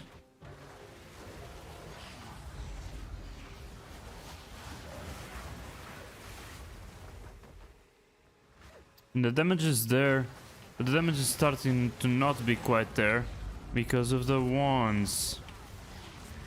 I'm trying to get some good upgrades, but it's hard. Because there's really no way to guarantee like a lot of chaos damage or anything like that. Sorry, level to chaos skills. If I got a wand with +3 levels to chaos skills, I think the other rolls would need to be awful. Because I mean, +3 now I want +4. Because I think I'll have level for that already. The other modifiers would have to be really, really bad for me not to use that wand.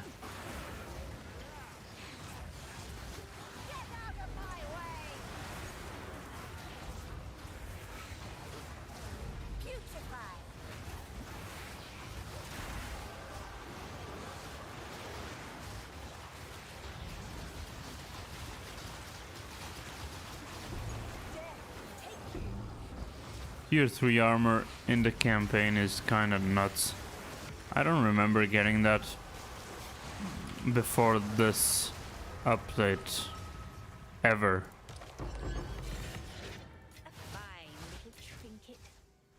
Yeah, my inventory is kind of full. I'll need to come back, but there's no checkpoint, so I'll have to come back all the way. I won't make the same mistake that I did last time, so I'll just go home. I don't lose anything. It's not like I'm using a headhunter. And it's not like I'm never gonna use a headhunter. Spoiler. But for now it's fine. 2 passive skill points is great. Let's increase the start of the energy shield recharge. Now instead of 5 seconds, it's down to 3. It's gonna go down to like 2. I was actually expecting way less. That's extremely impressive and I like it. These rolls are also fine, so I'll keep it. Kind of against my will, kind of. Because they're not bad, they're good, but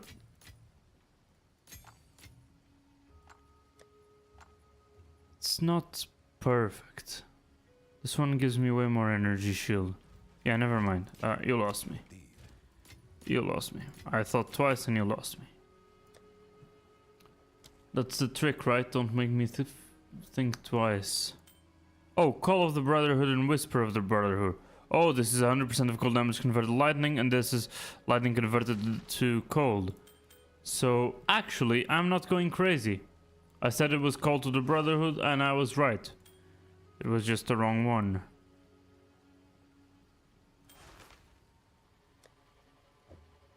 And another one being sold. I'm gonna sell this one for a way lower price than that.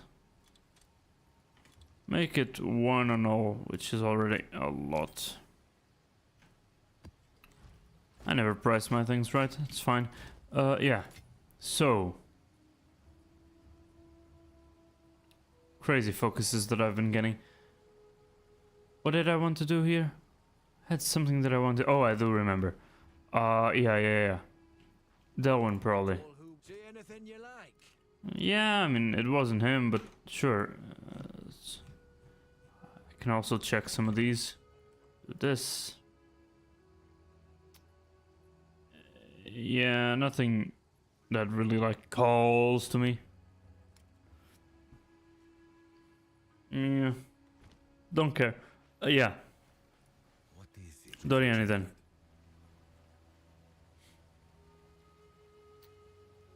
Doesn't look promising at all, but I can try Indeed. a little bit. Never mind. How can I Indeed. get a hybrid spell damage thing? Yeah. Randoms. Hilda. Thank you. Really? Only 26? That's actually a lot of withered ones. I don't mind those. I don't mind those at all. Let's hope I get some nice rolls. I mind this one. This one has some pretty trash modifiers. And it has the attribute requirement, which is an instant turn off. This one would be nice if it didn't have mana drain. Has +3 to all chaos. Why can't my normal one be like that? Have this way higher spell damage roll, because this one is tier 5, this one is tier 3. Why can't they be like that? Can't they be like that? Extra fire damage. Let's hope that one is the only bad one here.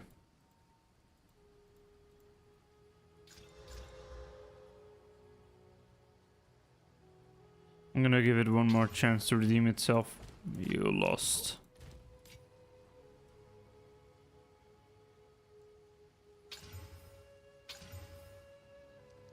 Our mana currently is not bad, but it's not good either.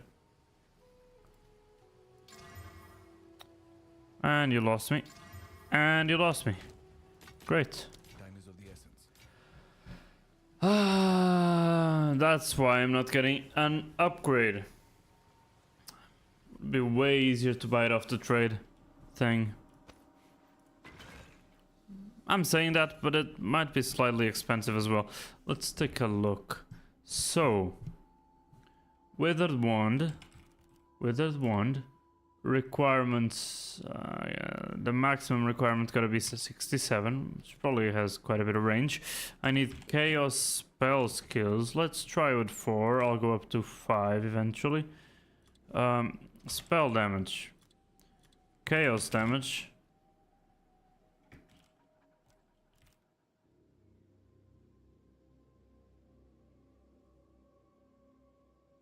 Jesus, so many fucking explicits related to chaos damage, and the perfect would have these 4 and mana, but okay, 1 divine for something like this, and that's probably the lowest price. And as you can see, yeah, the damage and all that isn't that high. See, mana. Let's see for the highest spell damage roll. 91. 91 because of all that.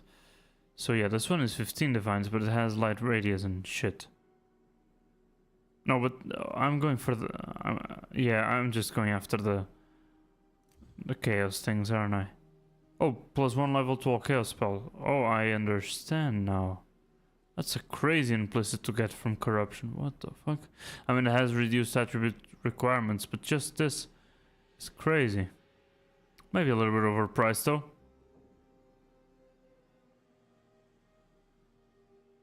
Max level requirement that I can go is 67. It's crazy that it doesn't go to 5 levels of all chaos spells. It's because I can equip it, because it can only go up to item level 77 or 73 or something like that, and those... yeah, see, there we go. Now it's sorting them not by the fact that it's chaos, even though there's a chaos one here, but by the actual thing that I wanted to sort on. Yeah, and the +5 is probably only on item level 81 or something like that. It usually is something like that.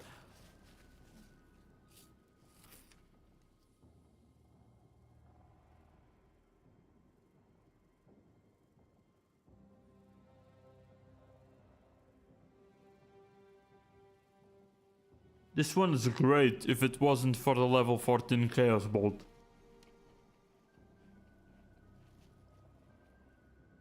So it's kind of overpriced as fuck. Let's see the highest level that Chaos Bolt can go. I guess it's 16 for my equipping level.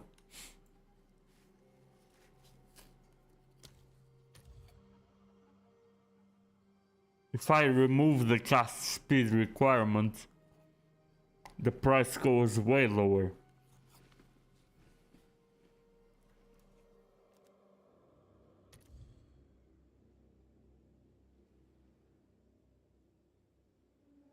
At least 60 spell damage, then it becomes a little bit higher again.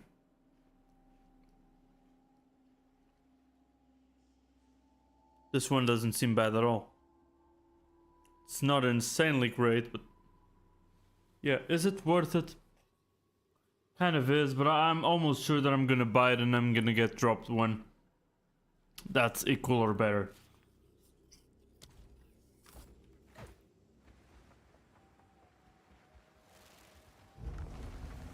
Waste of my time. Putrefy.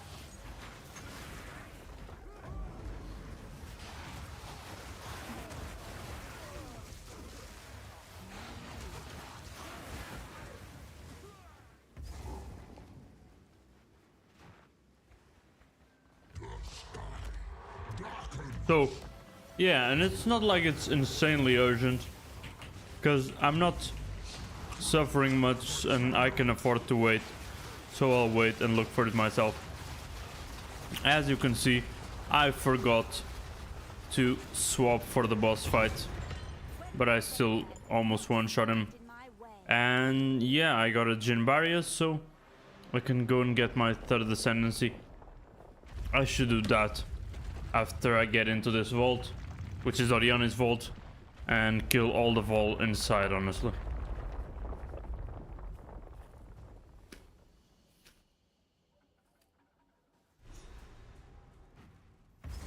A tomb of the living?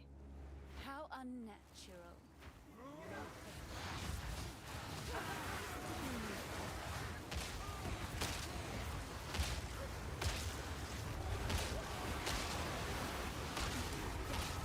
That's actually a pretty funny line. A tomb of the living. Yeah, I mean, she's right. She's a lich, so she makes those comments. And they actually make sense.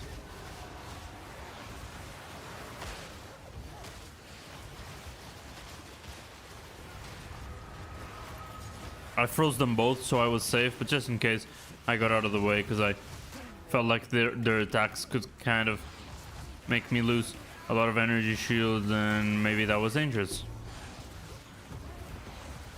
I don't know what dropped on the ground. It's probably one of those soul cores. I probably need a soul core for something.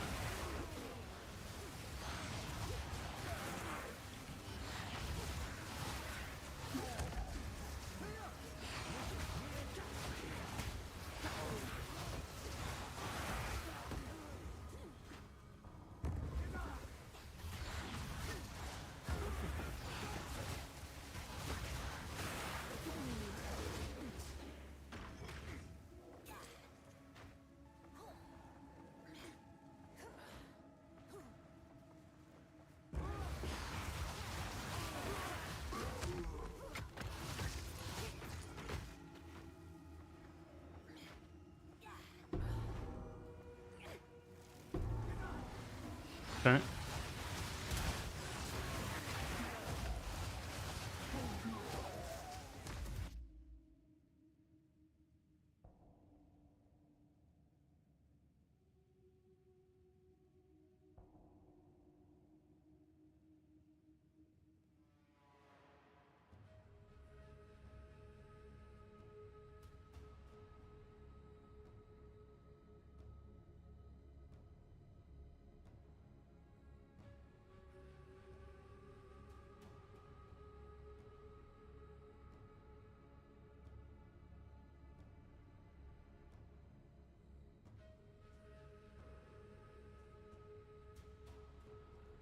Okay, sorry about that. I'm back. So, what the hell dropped? Because I always hear a dropping sound and I have no idea what happened. Oh, see, it's a soul core. I knew that there was a soul core for something in here. I want to juice up that strong box, so let's try to fill the inventory here, so that I have a reason to go home and to get the necessary currency to juice up that strongbox. I'm not gonna do a strongbox with no modifier. That's just weird. So that I'm not gonna do. I'm already hearing the siblings screaming, so I gotta be careful with that. And let's see.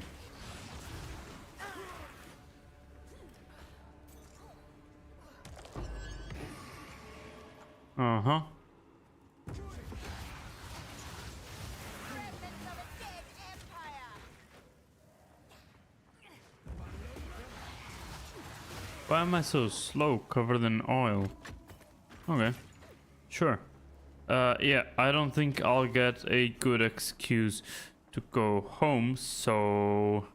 Wait, what the hell is this? Oh, it's the place that needs the soul core. Yeah. And there's another vault. Yeah, I forgot that this place had a vault. I guess that was the whole point of this place. It's a vault for humans, but yeah, it also has vaults for items, even though they're kind of sad, kind of mid. But yeah. Okay, let's go home. I'm probably gonna keep my Barry in my inventory because I want to do this third ascendancy. So okay, nothing to salvage.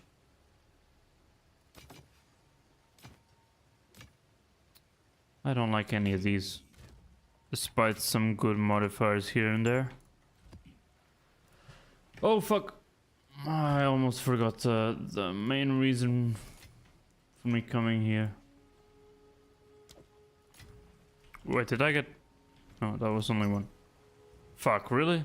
Just as I went into the portal? Sure, no. No, I'm making fucking bank. All of a sudden. And I priced the hunting shoes 7 exalts. Maybe that was a little bit too low. Because I wanted to be nice because... what was it? Vengeance Spur. Vengeance Spur. Because I mean, these are level 35. Okay, I think 7 exalts is fair enough.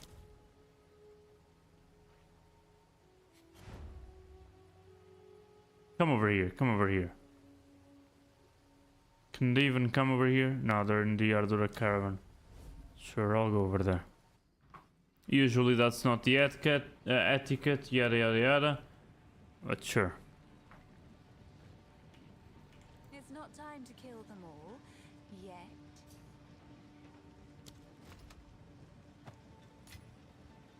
You. Pleasure.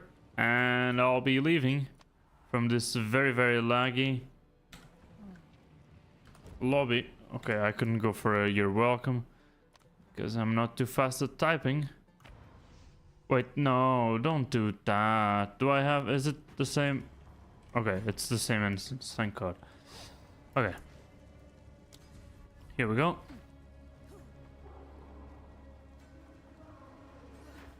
Now I can do this. Okay.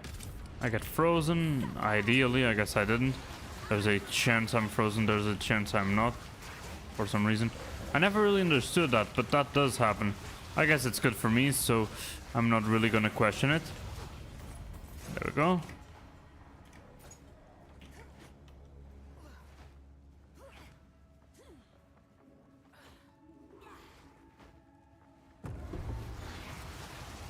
Another soul core, that's for the other vault. That's why we heard that drop sound.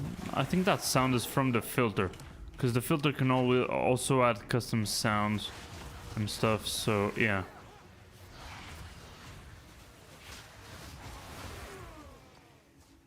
I'm really quite fond of these things. I have no idea what she's talking about, but if it's about the vault, yeah, me too. When the items inside are good, which I don't think will be the case.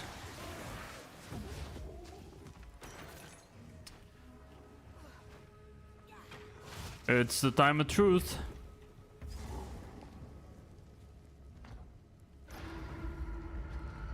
Come on.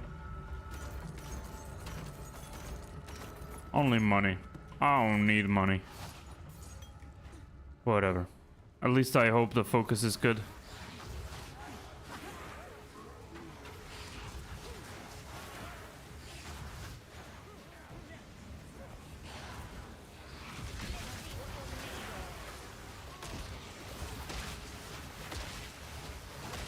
None can oppose me.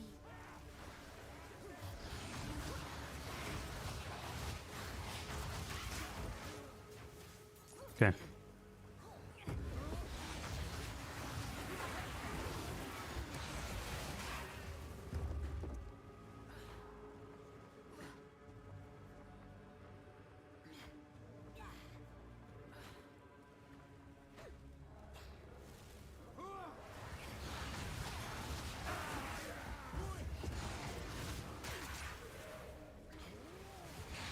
Yeah, I know, they're screaming louder and louder. It's because I'm closer and closer. Okay, let's kick their asses. Yep, there's a checkpoint inside, so definitely time to kick their asses, so let's execute the swap. Actually, one of them is called execute. Okay, let's go. Support gems have been swapped. The time of the sparrow has come, or some such nonsense. What nonsense do you speak? No matter. Now you die. Okay, they're strong. They're a little bit stronger than I was expecting. Let's do it like this. Okay, one down. And that's problematic because they instantly become stronger. So yeah, slight problem. I guess not anymore. Easy. I'd love to kill Easy for the last fight of the act, I think. Yeah, see, they're not dead. They're just so. Did you not hear the code phrase? Is it really you? They're like the 5th, 6th, 7th, like 10th generation after Doriani, so he's like a god for them.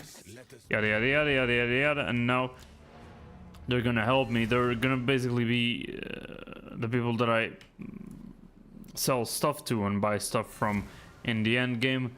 So yeah, now I need to speak to the hooded one in King's March, not this hooded one. They're different people, remember. Roving wisps. I guess I didn't do that. I gotta do that after. This was the ferryman. I mean, I went there. I went to the ferryman. That I did. So Act 4. Back to King's March.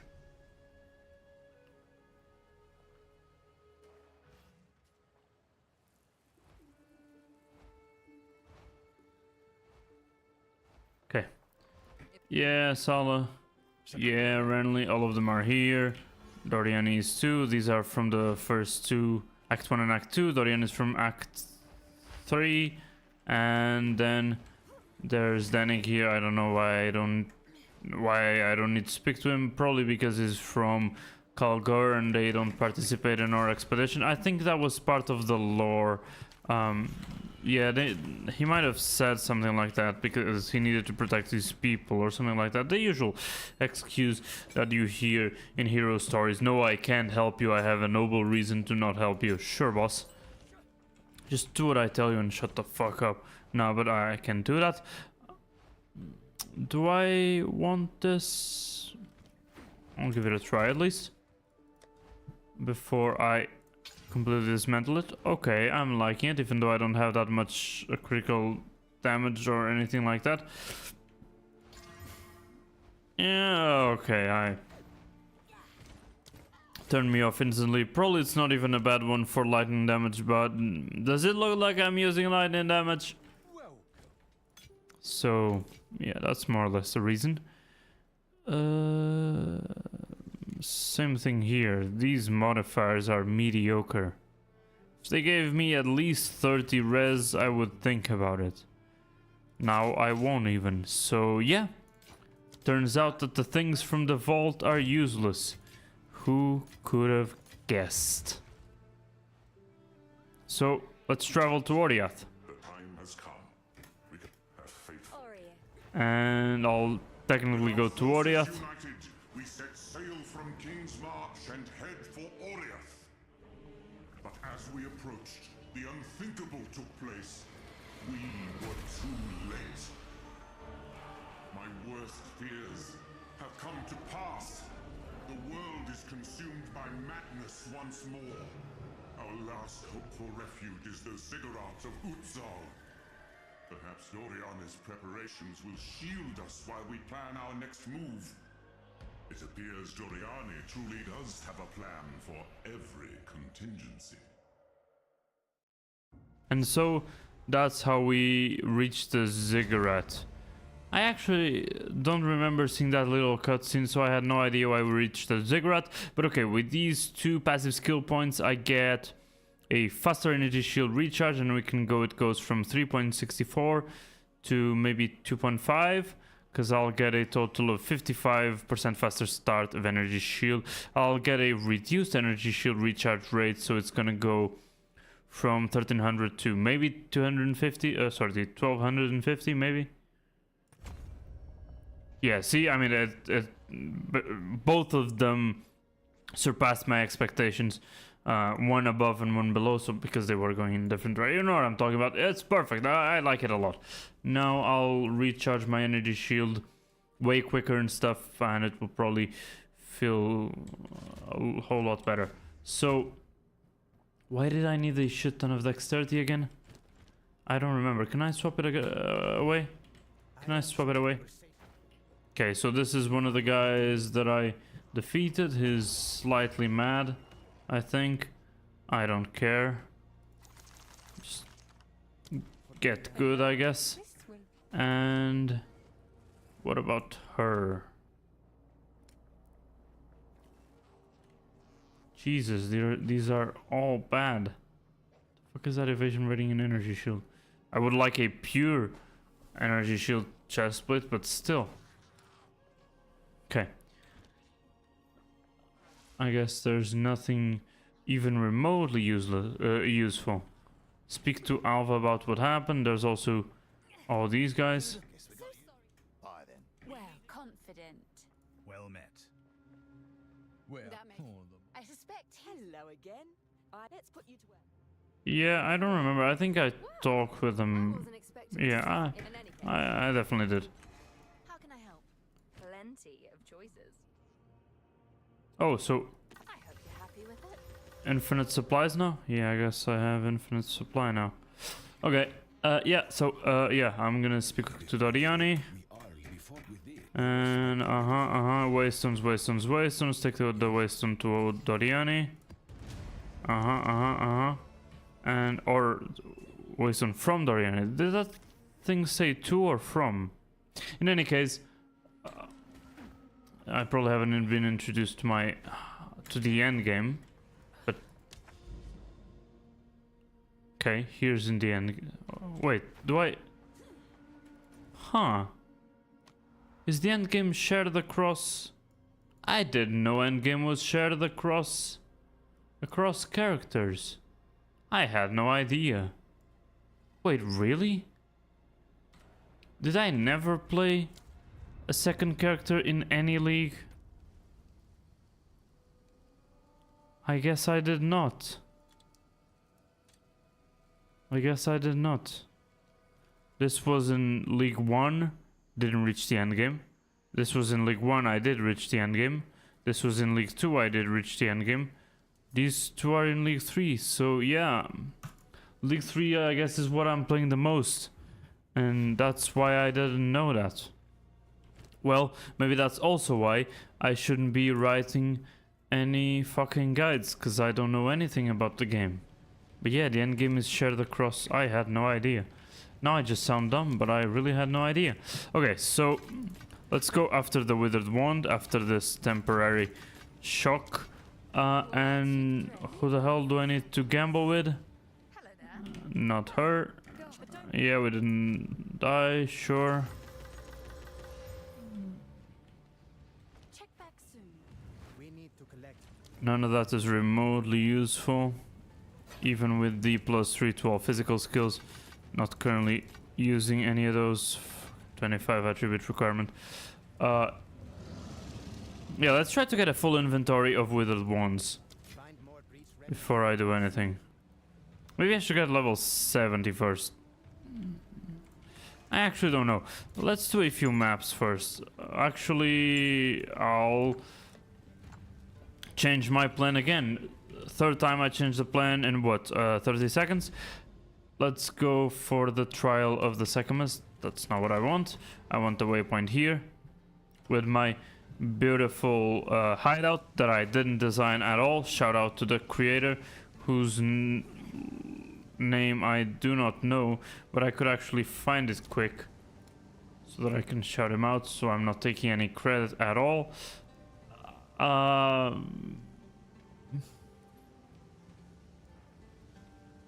Yeah, I think I got the name of the thing.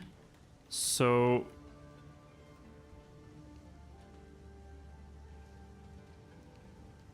yeah, the creator guy's called Mezerix. Shout out to him, I guess. Yeah. Really cool looking hideout. So, Trial of the Secamus. Let's teleport there. Because I have a barrier. And...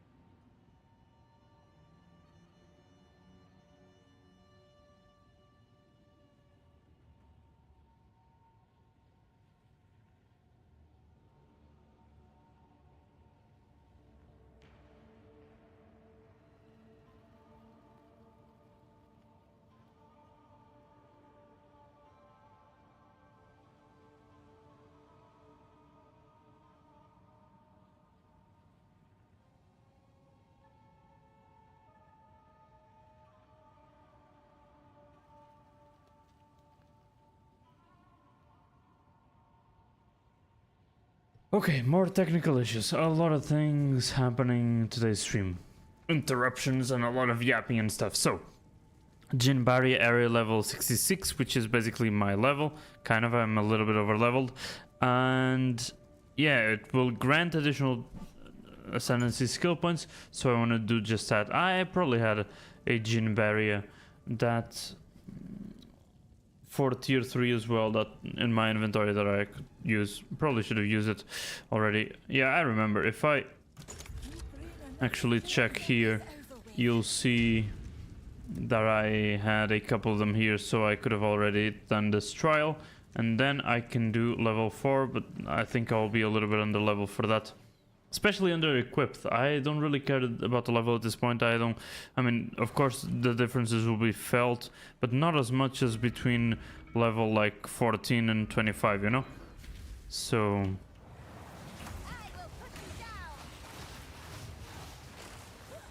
doing the trial of the Secamus with a ranged character is probably gonna be way easier, by the way.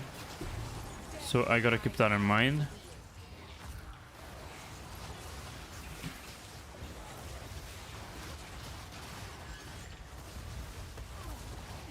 It's not I gotta keep it in mind. I have 5k honor, so of course it's gonna be easier. And there's way less chances for me to take damage if I keep my distance, and I dodge stuff that I can't keep my distance from. So easy. I even got a bronze key already. Let's hope that we don't get too fucked by the map, right? So level 68 already. That's perfect. What was I doing? I was getting those. Okay, so next. Probably gonna go... I'm gonna go to this side. But on the other hand, if we get a couple more area of effective courses, it would be interesting, and I kind of want to know how that feels. So, gonna random minor affliction when you venerate a shrine. Not gonna happen. Increased prices, reduced honor restored.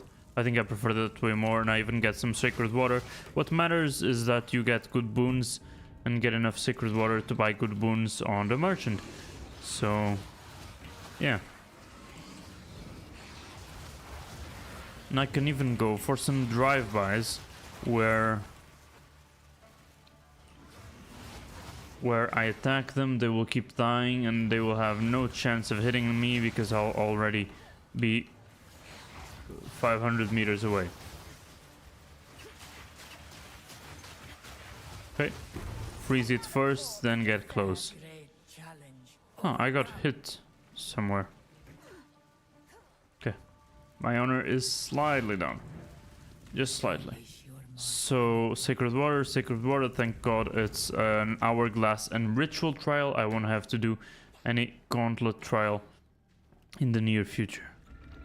That's great, and that feels great. So, yeah.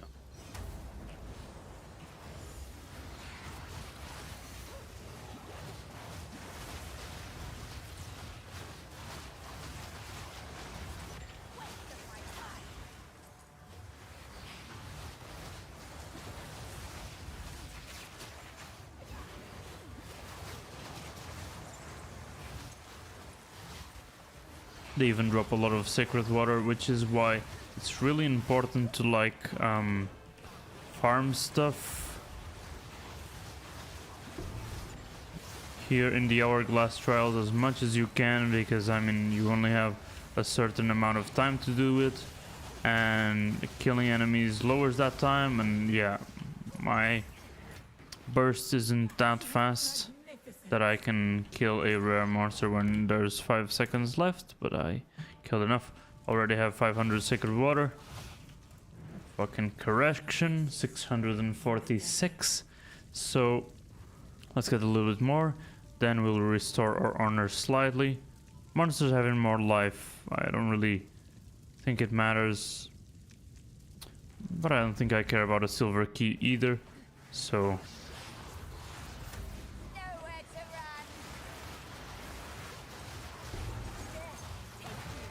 yeah, definitely very tough. Moving on. 800 and a merchant, perfect. So yeah, I was praying for the map not to fuck me. The map did the opposite of fucking me. It let me fuck it. Wait, I need to stop with the metaphor.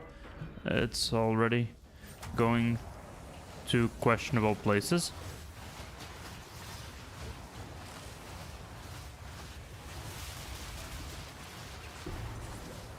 Okay, lightning storms is bad because lightning storms are dangerous. I don't like lightning storms. I should be inside the sigil because the sigil makes me do a lot of damage. The sigil should be over soon, so let's pop another one. I'm taking a little bit of damage. I should be a little bit more careful. It was because of the corpse exploding, of course it was.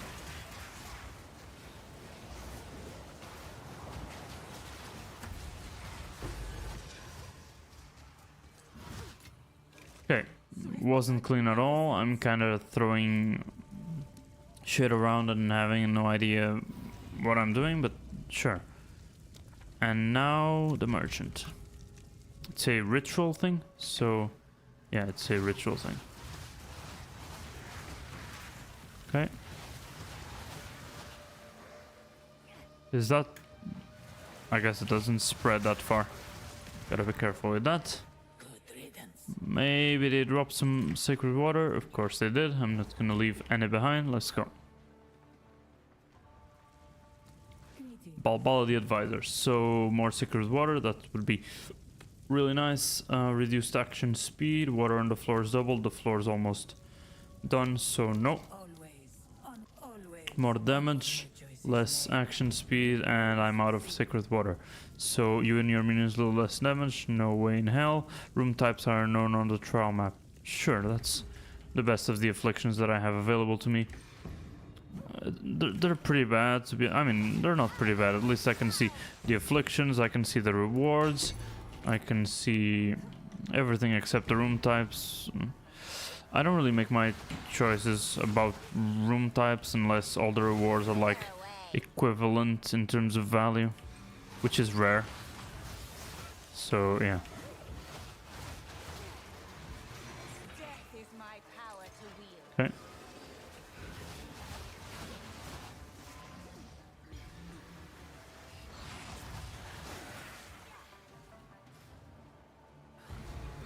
Impressive endurance.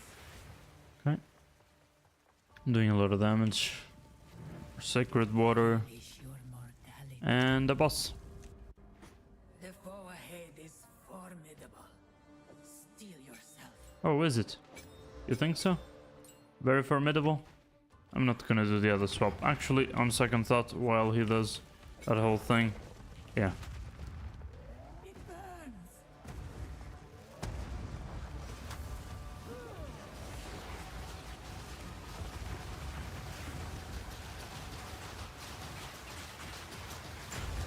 If I'm inside the sigil, I'll do more damage. I don't know why I go outside the sigil. I think there's something wrong between my hands and my brain. I think the problem is farther away from the hands.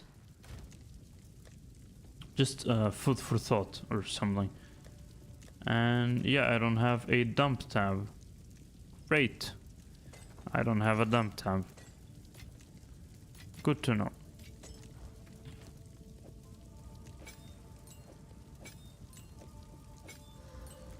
Moving on. I have a little bit of this. Your next purchase has no cost. Onwards. Always. Ah, almost. That serve you. Almost.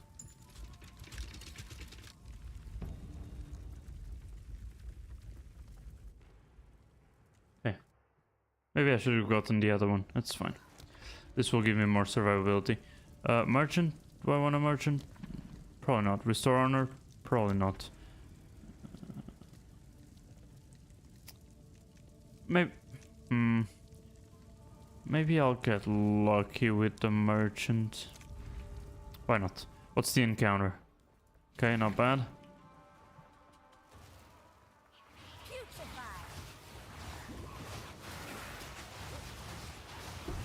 None can oppose me. I got directly hit by that shit. Even looked like it was on purpose.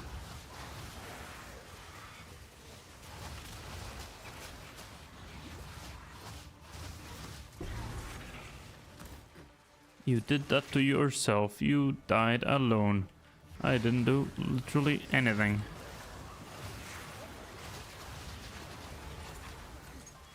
A great challenge. Overcome. Overcome.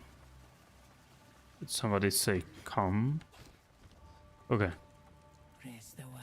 I need to be a little bit less freaky. Your sacred water found is increased by 10% on completion. Removed when you purchase something. Bruh. I prefer to have more honor. I would even prefer for the monsters to have less life, but Fight with intent. it is what it is. You and your minions less damage, trap still 100% increase. Yeah, I don't think I'll face that hard of traps, I guess. I mean, I can't know the encounter, but I prefer that. I definitely prefer that compared to those sacred water on floor completion. So yeah, the worst place with traps is floor 4. I'm not gonna be going to floor 4 because it's not this trial yet. Wait, can you please tell me if I kill you guys? Of course I did. Still kinda have questions about my damage sometimes.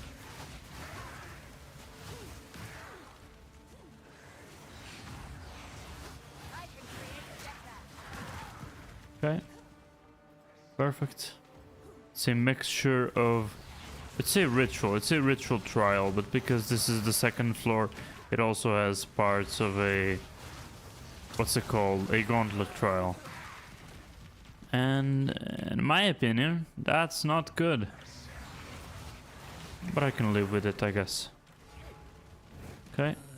They will die on their own. I just came back for the sacred water.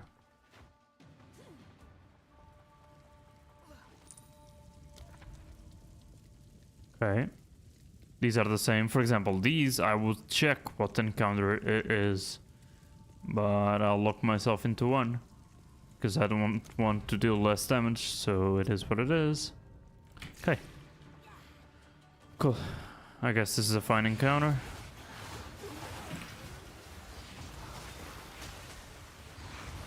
Death is my power to wield. Perfect.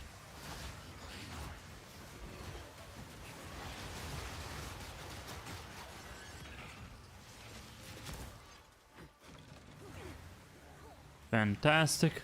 I have 6k honor, which is insane. Even if I had to do like a tier 4, I don't think I would struggle, except in terms of killing enemies, because they would be way stronger than my wand. Let's take a look at the level of my wand. 48. I'm level 68. Come on, man.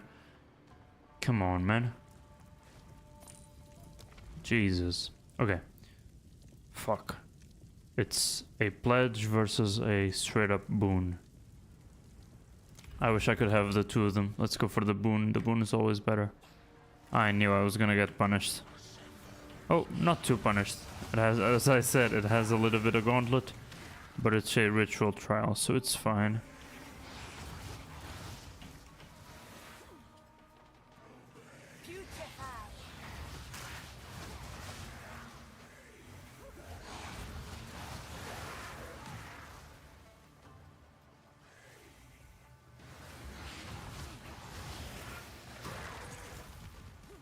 Okay, a lot of sacred water here.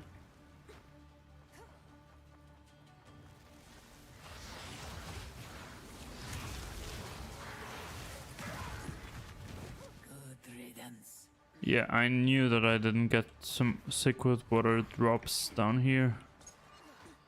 I knew I had missed them. I knew it was a possibility at least.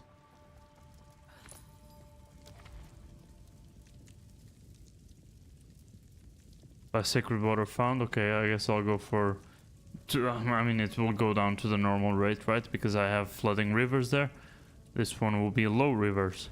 Sure. Let's hope this isn't a bad encounter. There we go. Perfect. I guess I just had to ask.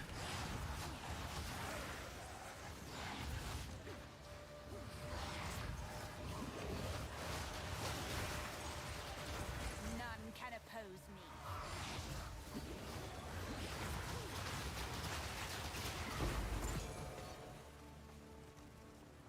Okay.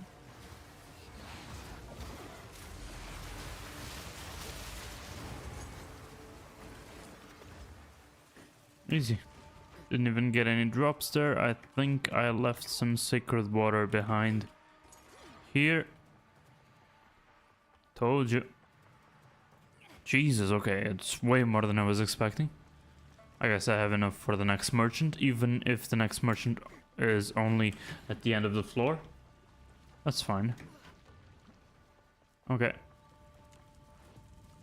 Let's get a random boon. 50% increased honor restored, and that will counteract the 50% reduced honor restored. I'm counteracting afflictions with boons. At least I'm back at the stable spot. Lose sacred water when you take damage from an enemy hit. I mean, I guess I would just...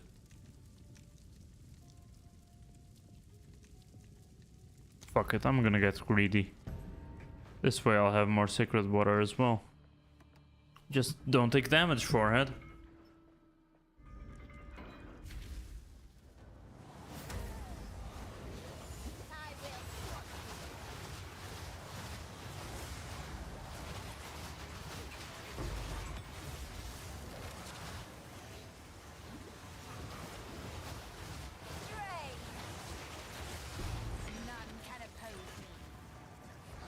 I'm taking damage.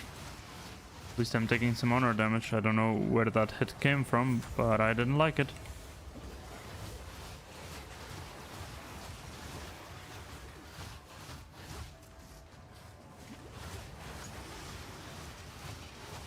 I don't know why I have people dying so far away.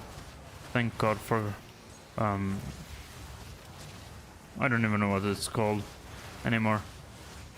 It's too late. Contagion. I was thinking corruption. Yeah, it's contagion. That's how it's called. Okay, easy. I still have my secret water. That was close. Do I open this? Of course I opened this. And it was absolutely useless. And the fact that this was filtered out means that it's trash. And surprise, it's trash. It's so trash that even after identified, it's filtered out when I drop it on the ground again. So let's hope this isn't... There we go. So many blood chalice trials. I love this. Just don't give me gauntlet encounters and I will be a very, very happy witch.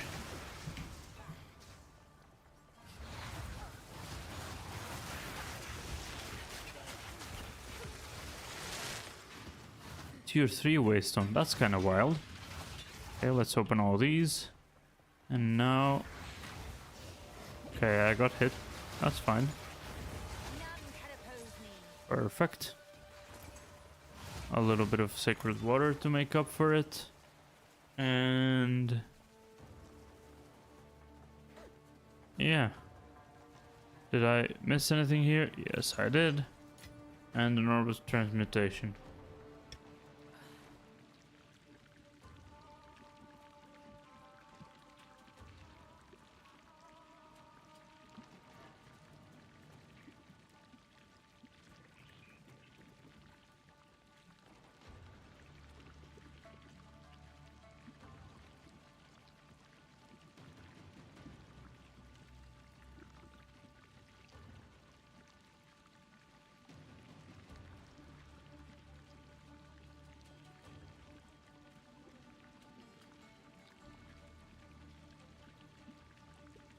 Okay, let's go in.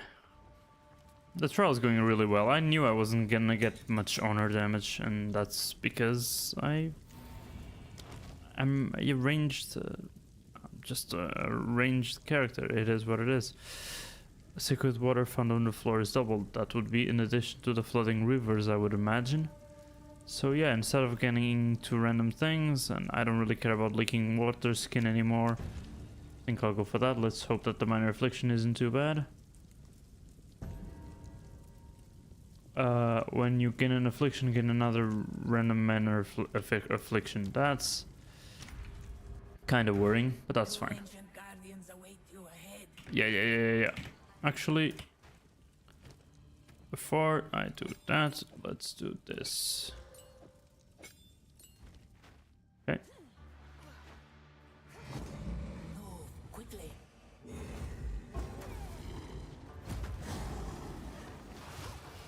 Future hand. Oi. It's gaining strength. One down. Very, very tough, I know. That was an impressive display.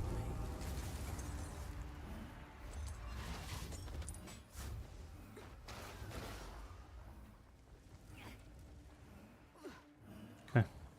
1k sacred water, they gave me that much? I wasn't expecting that. What the hell?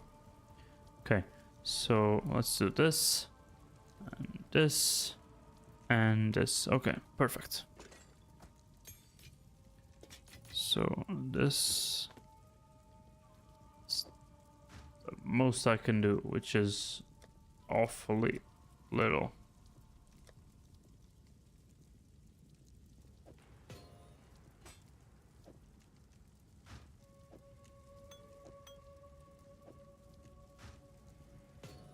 This is so critical. I'll have to fix that somehow. Okay.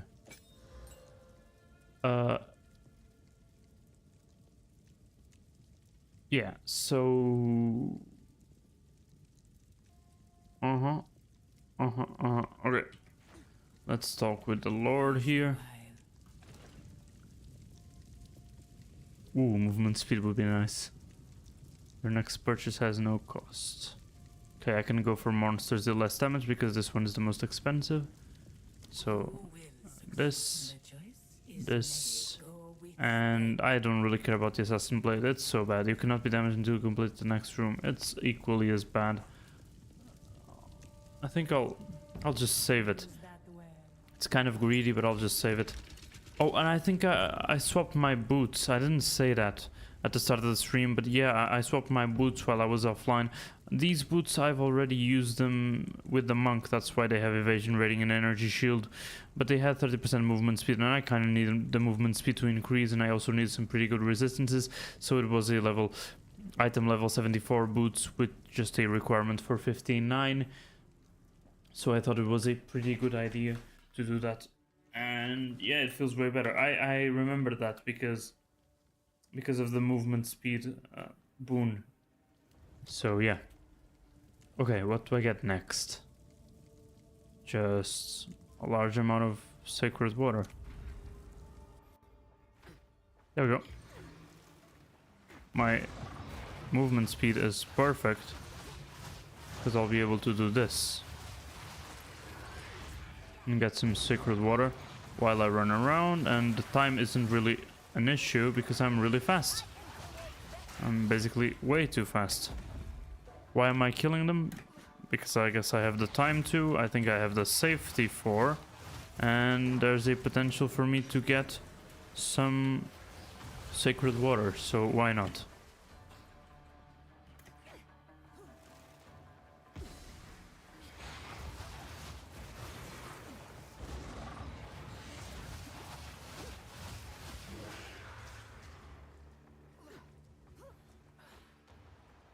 Ooh, a little bit, just a little bit. I think I'm getting some I'm losing some, I mean by getting damage. By losing health, you know what I'm talking about. Okay.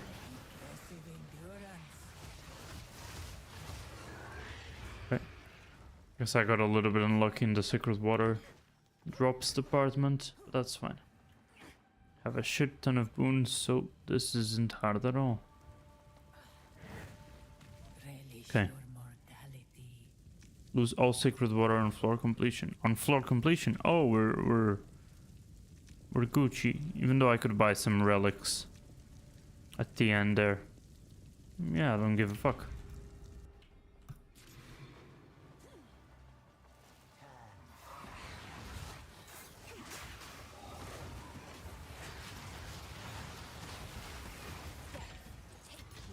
Keep my distance from that guy and kill him from far away.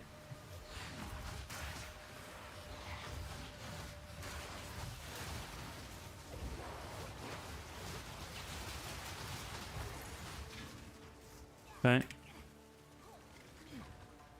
6637. I need to remember that that's my honor to know if I got damage or not and to track my sacred water. I mean, I guess I could just remember the sacred water, but it's probably easier to remember the honor. A great challenge overcome. Oi! Thank God I didn't get hit by the poison.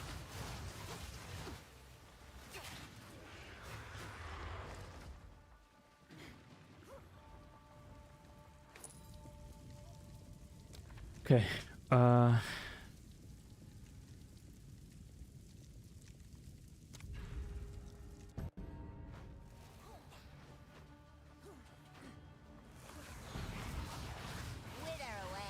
30 less movement speed if you've been hit recently by an enemy. Ah, that's fine.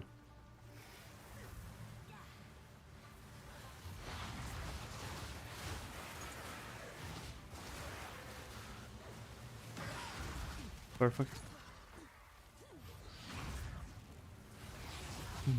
The other one was already dead. What the hell did I do? Okay.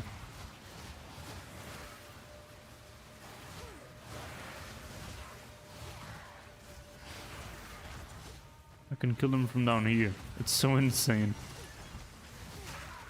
This build is so overpowered. I like it so much.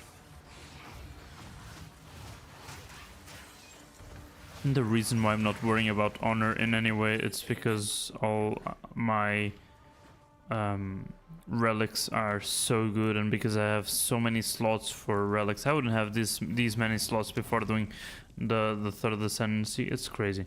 Your next purchase from the merchant has no cost. Remove red smoke. 50% less honor lost in boss rooms. 100% more honor. Oh, shut the fuck up. You have no armor. I think I'll just remove the red smoke. I mean, I'm gonna be getting an affliction, and I'm gonna be getting another affliction as a result of that. I don't care about not having any evasion. I barely had any. At that point, take 108 physical damage on room completion. That's worse. That's worse, and I'll lose a lot of sacred water because of that, but I'll leave with it.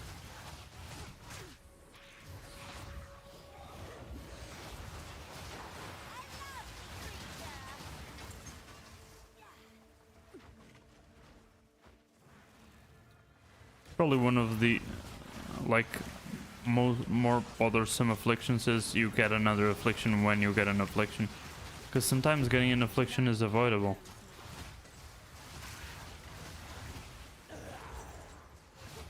A great challenge overcome. Wait, I got hit, but I didn't. Maybe I lost some sacred water, but it wasn't much at all.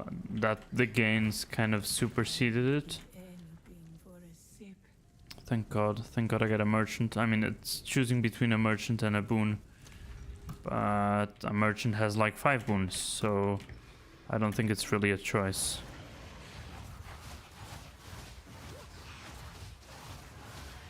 Those burrowers are really fucking tanky.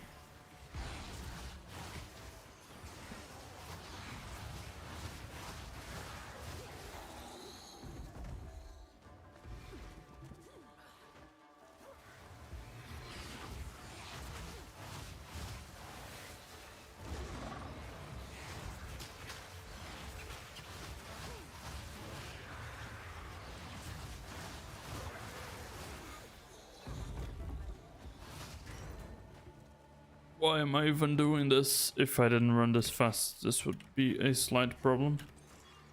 It's fine. Suffer and die.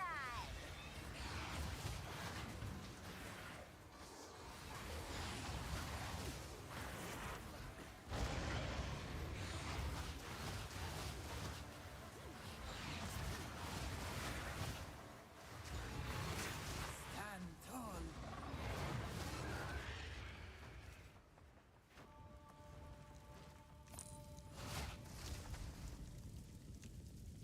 The merchant offers only one choice. Yeah, I don't care about that anymore because I'm not gonna get a merchant between this, and after that I won't have any currency for the merchant, so yeah, I'll just get that boon. I got really lucky with the maps this time.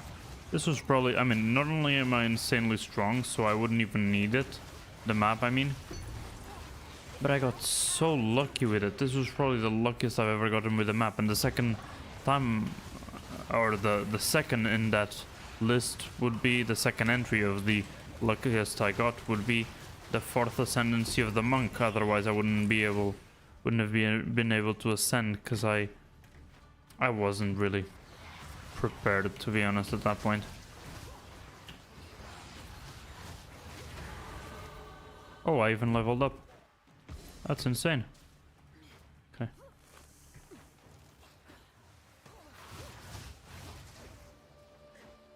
Okay. Perfect. +1 skill points, so let's get more area of effect on curses. Things are gonna get bigger. Things are gonna get way bigger. Okay, so reduce merchant price, I don't care. Monsters have less. Major boon, Garokan's favor. Ignore the first damage taken from an enemy hit in each room. Sure, why not? May Garuka onward. You will succeed. Sure. Rest a while. I will restore my honor already when I reach the boss room.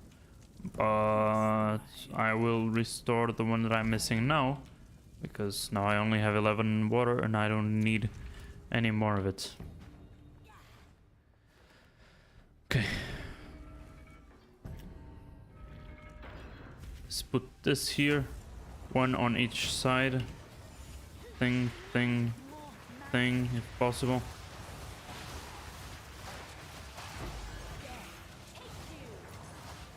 Thing here. Another thing down here.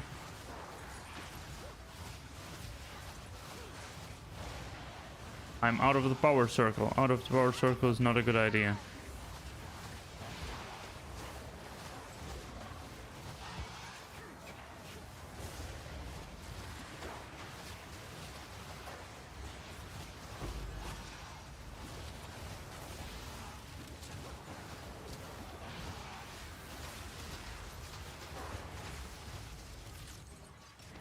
Okay, perfect. I didn't get hit even once. That's kind of insane. Or maybe I got hit once and that hit got ignored. It's the first hit in each room that gets ignored. That's especially powerful against bosses, I think. You see an additional room ahead. Well, that doesn't really matter anymore. But I got this huge amount of binary boons in three fucking, you know what I mean. 3 floors.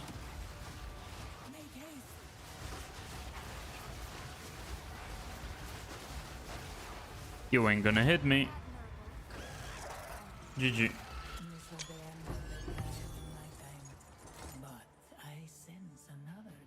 Easy. Wait, didn't I lose my secret water on floor completion? Maybe I did. This doesn't count as the floor completion part. Okay, Altar of Ascendancy. Let's get our 5th and 6th Ascendancy points, and it's between Rupture the Soul and Eldritch Empowerment. Cursed enemies killed by you or by allies in your presence have 33% chance to explode, dealing a quarter of their maximum life as chaos damage. That sounds kind of insane. There's also the Crystalline Phylactery, but I haven't found any insane jewel. And this is spells deal 30% more damage when sacrificing energy shield. Sacrificing energy shield does not interrupt recharge. Sacrifice 5% of your maximum energy shield when you cast a spell. That's kind of insane because I'm sometimes spamming my spells a lot. I think I need a whole lot more energy shield recharge and energy shield by itself to get this. So I'll try that maybe as the 4th Ascendancy. For now, that's kind of unfortunate because this way I would get a little bit more energy shield with the 20% increased maximum, but with this I'll get increased area effect of curses, so that will participate in this thing as well. So yeah, and also enemies you curse are hindered, which is great because hindered with 15% reduced movement speed instead of 30. Oh yeah, unless otherwise specified. Okay, so it's 15%. It's not as good as hindered naturally, but it's okay. And yeah, I'm gonna have some huge area of effect on curses. So let's see, does Ball have anything useful? That's definitely not useful.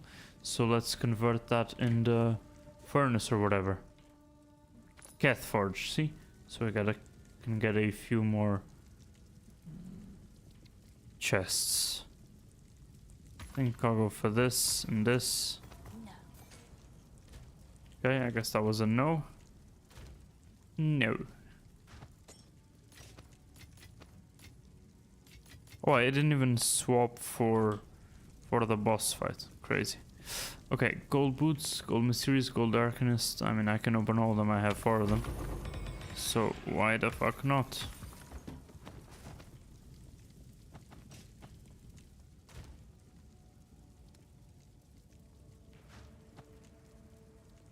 Storing shit anywhere at this point. Can't store anything anywhere.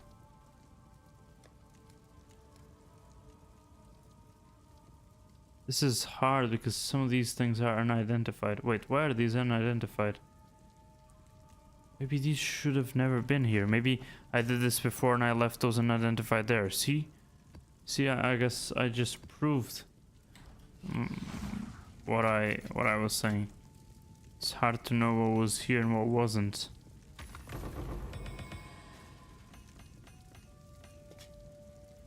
And gloves, or yeah, no, I don't have any more silver ones, but for these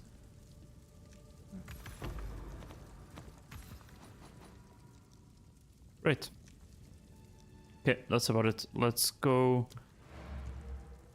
Not back to the Trial of the Sacraments. Come on, let's go. Not for the Ardura Caravan. What? I thought we were going back to the Dreadnought. I know, technically the Dreadnought is the enemy compared to the Ardura, but that's my hideout. So that's what I got. That's what I got. Okay. A lot of jewels. I can't deal with all these jewels. You guys know how it is.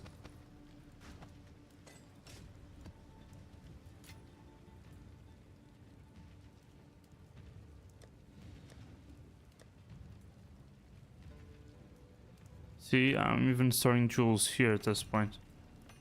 Fucking insanity. It'll take a while until I solve this.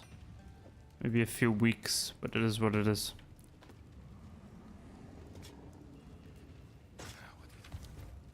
Okay, do I want this? Do I want this? No, no. Do I want... No. No. No, no, no. No, no, no, no. No. No. Let us hope. Cool. Zest now lies dormant. He doesn't fucking lie dormant. Why are you talking about Zest if I technically have never met him yet? Okay. Let us hope. Zest now lies dormant. Shut up. Okay. Let's give them all 2 modifiers so I can judge them fairly. Nope.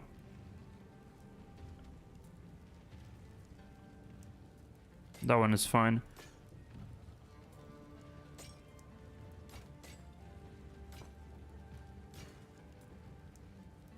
Okay. Increased quantity of keys. Yeah, I don't care. Zest now lies dormant. If I have to hear that again, I'm gonna suck you in the mouth.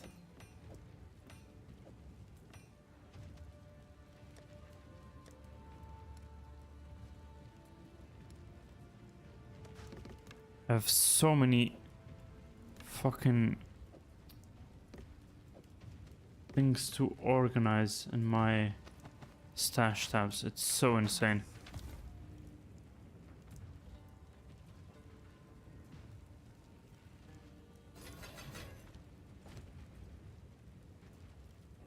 Things are so disorganized.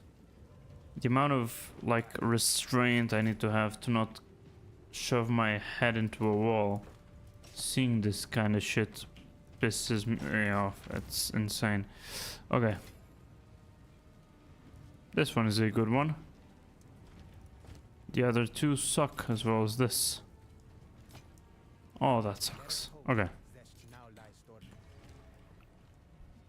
How can I sock Zoller in the mouth? Okay. Relic locker. I was looking for the relic locker. I'm still not used to the design of this hideout.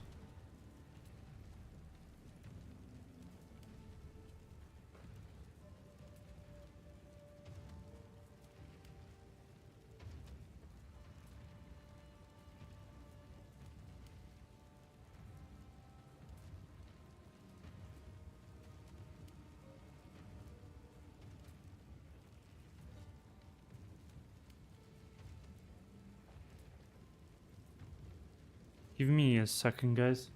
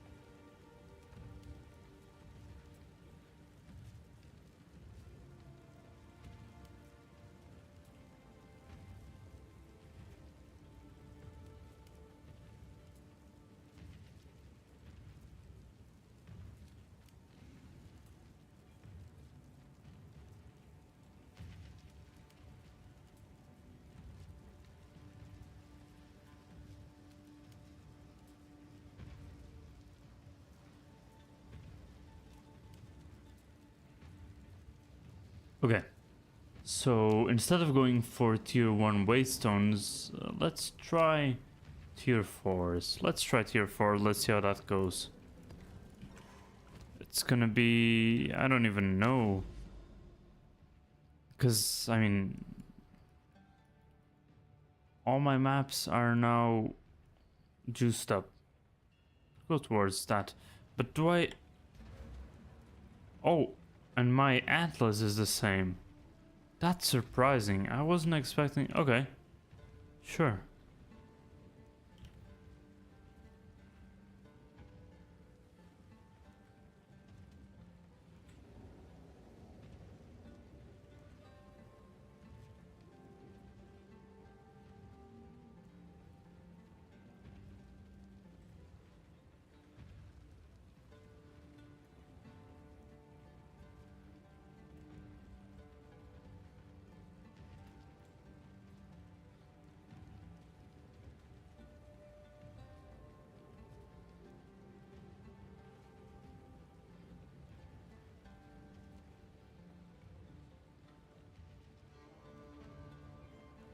Okay. So, yeah.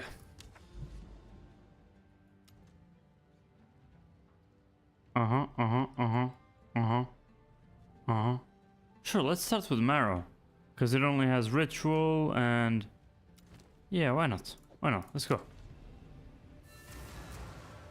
I really didn't know that the map progression was the same across all characters. I had no idea. I don't even know if that is intended. That is intended behavior. I don't even know if that's how Path of Exile 1 is. Level 69 enemies. Okay. So I should be used to these. Maybe I should go a little bit up. Like Waystone's tier 6 or something.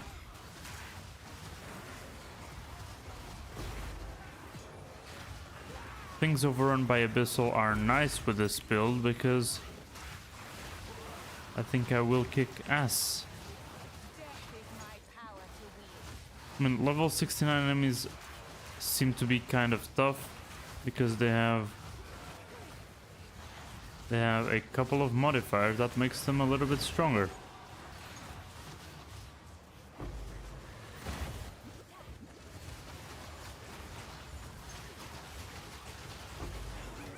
But they still die. I just struggle a little bit. I gotta be careful. Just gotta be careful.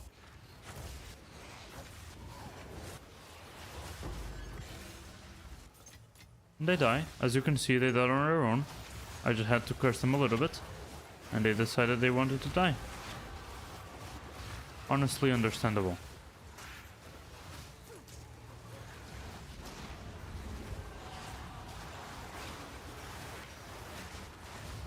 And now, yeah, there's the chaos explosions from the Ascendancy.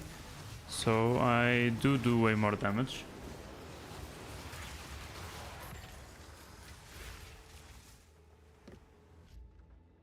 Okay.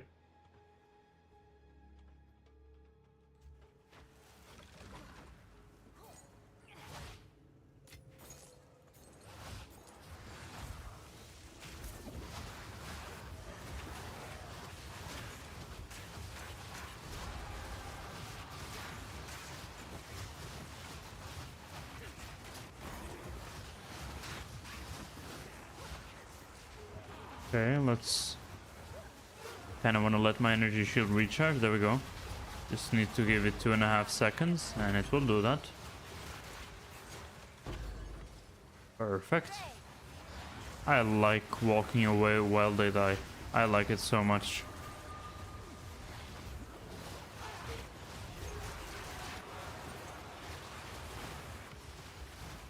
Jesus, it's so much damage. Maybe tier 6 is a little bit too much, but tier 4s is fine. Starting in tier 4s is fine, and I get so much XP because I'm kind of punching above my weight class a little bit. Because, I mean, tier 16s are level like 81, and you do them when you're around level like 90 to 100 and stuff, so the diminishing return in terms of XP is like so sharp. I don't know. And maybe it doesn't make sense to have enemies that are level 100 or items that are level 100. Maybe they're saving that for like super insanely rare items in a hyper endgame that hasn't even reached Path of Exile 2 and probably won't reach for a while, so yeah, maybe that's it. Higher the monster's maximum health, the larger the explosion. I do need to remember that. I like that I'm definitely safe. I feel like I'm definitely safe. I don't have that much energy shield yet. I honestly don't have that many nodes to increase the energy shield, but I still have a lot of space to improve my gear and stuff. So, but yeah, I like that I don't have that much energy shield and I'm still surviving rather well compared to the monk. I mean, energy shield wouldn't even be a problem if my wand was just slightly better and I killed them slightly faster. If that was the case, that really wouldn't be a problem. Oi, okay.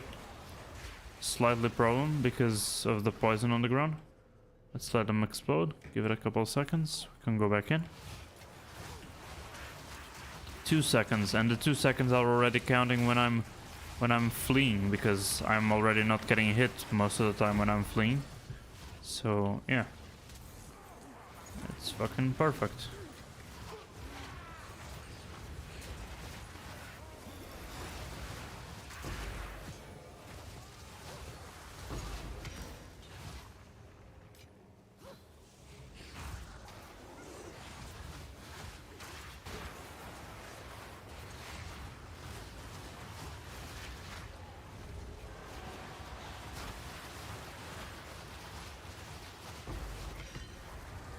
And the bosses already come out of the thing frozen.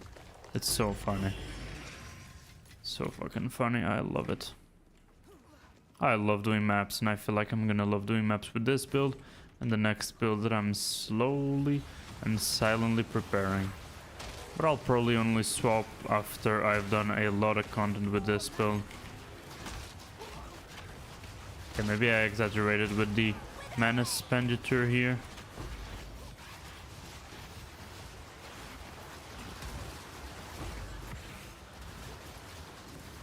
Okay, that was kind of close, but my damage kept up.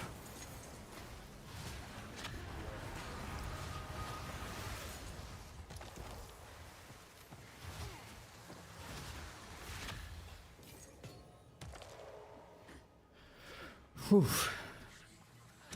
I like areas that are overrun by this. It's great. But yeah, don't get me wrong, you get a lot of power from leveling up. You get a lot of power from all the passive points and stuff. Those are important. Those are really important.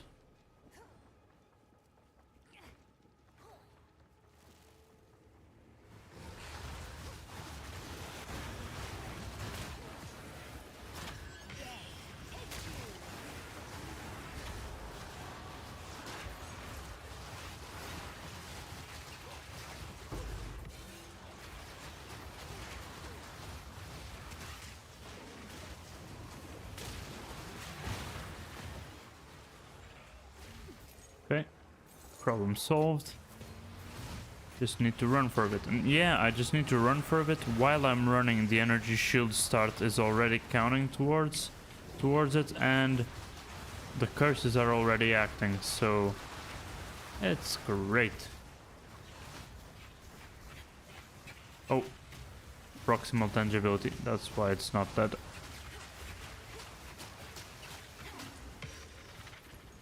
And the first map with the witch has been complete, guys. First map. I'm probably gonna play a couple of maps off stream. It depends on how much time I have off stream and how much time in terms of enough time to play a little bit and not enough time to do a proper stream we're talking about. Because I've talked about this before. There are some times where I have a little bit of time to play, but not enough time, or maybe even energy. But usually it's just time. Energy, I'll find it to stream, you know?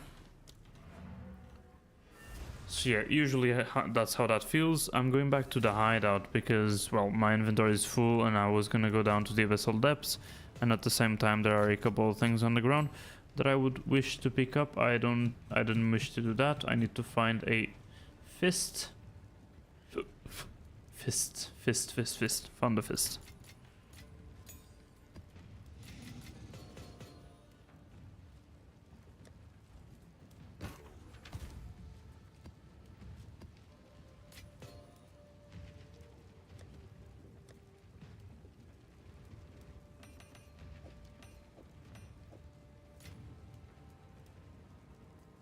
I really don't care about these barriers, to be honest. What do you think? So, RIP. And yep. I mean, these seem too many barriers still, to be honest. Level 1s, level 3s. Don't care. Spell damage. Actually, that I do care. And it's a tier 2, so I doubly care. I'll speak. Wait a second. I'm just finding the words to tell you to fuck off. Increase evasion and energy shield. Probably don't want that. I want a full energy shield body armor if I'm ever gonna swap out of that. Let us hope Zest now lies Unique, right? Phew. If everything else wasn't trash. Nobody's ever gonna buy it, but just in case. Because the reducing attribute costs tanks down the price by so much, it's unbelievable. Increase cast speed, energy shield. I mean, if I get a level to all spell skills, it's done. But if I don't, it's tougher. Ugh, accuracy. I'm not even gonna try it further. I'm not gonna, yeah. I just need spirit cast speed, energy shield, and find more breach remnants for my research. and level to spell skills. Everything else is secondary. I mean, if I check the build, that's probably what it's gonna tell me to get, right? Let's see. Yeah, spirit, spell damage, energy shields, yeah. And level of all spell skills and cast speed. Yeah, they even go further and want some spell damage. So yeah, I guess I'm starting to learn some stuff. Okay. Okay. One passive skill point, so that will go towards the higher area of effect of curses. How many curses do I have? I have the despair thing.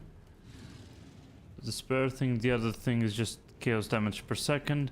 And there's Withered. Is Withered a curse? No, Withered is not a curse, but Blasphemy harbors curses, and that's Temporal Chain. So my two curses are Despair and Temporal Chains. Then I have three sources of chaos damage over time, which is Essence, Rain, Contagion, and Decay from the Decaying Hex thing here. Let's take a look at this. I don't know why I have these many. Let's do it like that. Way better. Way better. Can I do something like this? Of course I can't. I mean, it was just a try. Otherwise it would be too overpowered. Everybody would have level 20 skills. And... wow, I have so many spirit gems. Level 17 spirit gems. It's kind of crazy. Okay. Can I have level 16 stuff already? Oh, I already have level 16 stuff. Level 17? No, wait a second. Okay, I need level 72. Currently level 70. Wait, I'm already level 70 and almost level 71. That's crazy. Okay, I think I'll go and do tier 5s then. Every time I level up once, I'll go up a tier. Kinda half joking, but... I mean, an increase of a waystone level just increases the monster level by 1. So maybe it's not so crazy after all. I mean, if with the increase of level there would be an increase of gear of like the same magnitude, especially the fucking withered wand. Okay, what can I do with level 70? So let me check that out. Withered wand, max requirement level 70, and same thing as always, spell damage, chaos damage, cast speed 50 each minimum, and level of all chaos skills. Okay. I think it's because of the 50-50, right? That it increases this much, and they're way over 50. And item level 72, it requires 64. See the highest requirement, 66 really, when my max level requirement is 70. That's actually surprising. It's surprising that I can't get some... Yeah, I can't because I'm level 80 something, and I can't equip that yet. Well, it is what it is. I don't think it's worth buying it yet, and they're all pretty expensive because divines are pretty rare still. Even after all these maps. Death and decay.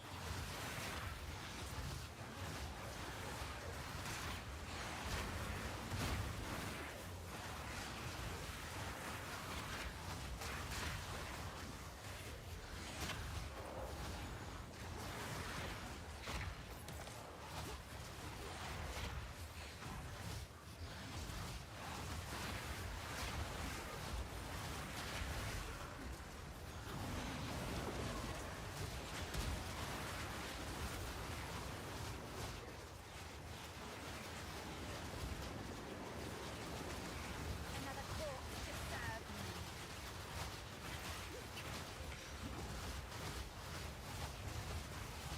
These are a little bit more tanky than usual.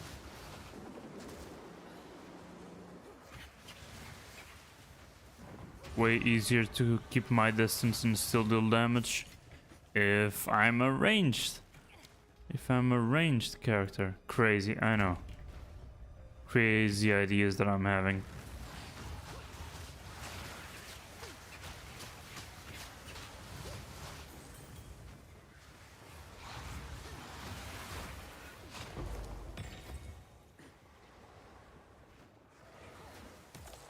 Because yeah, the only reason why I don't one-shot them is because of my wand.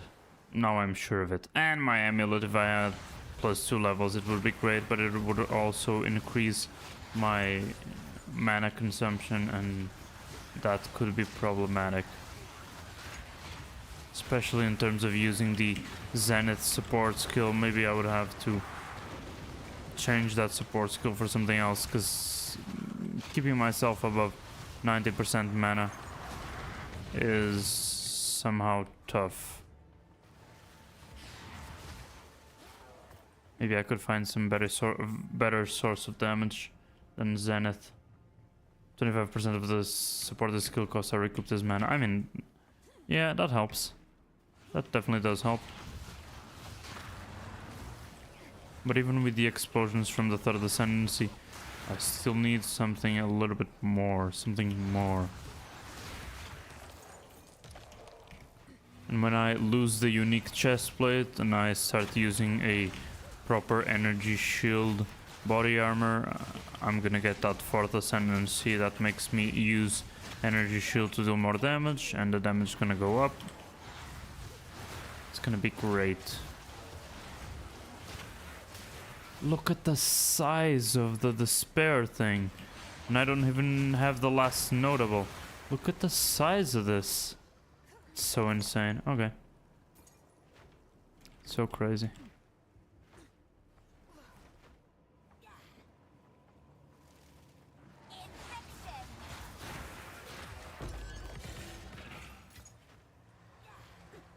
Okay.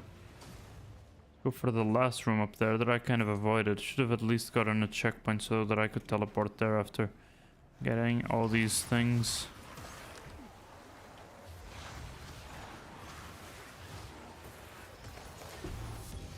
I love Sionist Temper. I don't need a makeshift crossbow. I know it's crazy, but I need a Desolate crossbow, and if I ever find any of those...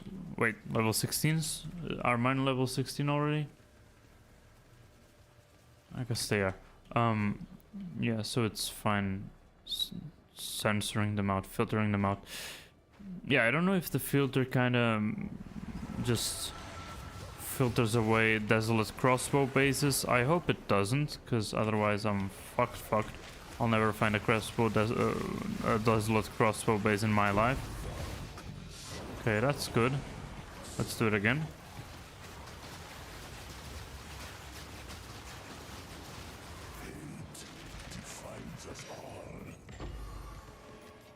Perfect. I didn't even need to go home to grab stuff.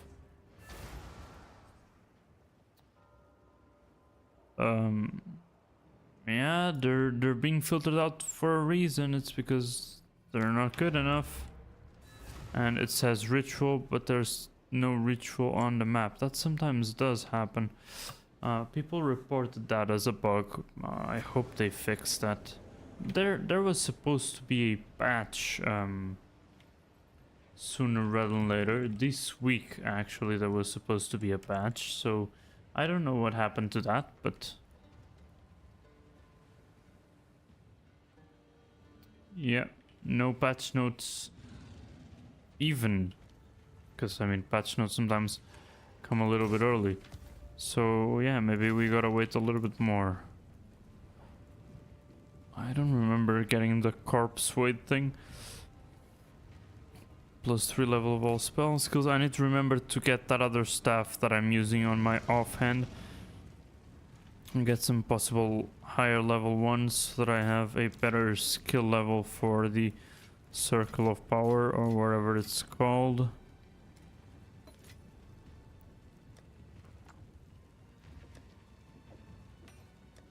If I had two quads for jewels sounds so useless. One quad, because I'm taking up basically two. Yeah, I need one quad still sounds like a lot. Yeah, maybe one quad for jewels, and then I'll have to somehow filter them out somehow. Even if I have to pick them randomly. See, I didn't remember having any corpse weights there. Okay, so Marrow is done. Let's get a tier 5 then. Tier 5 on the way.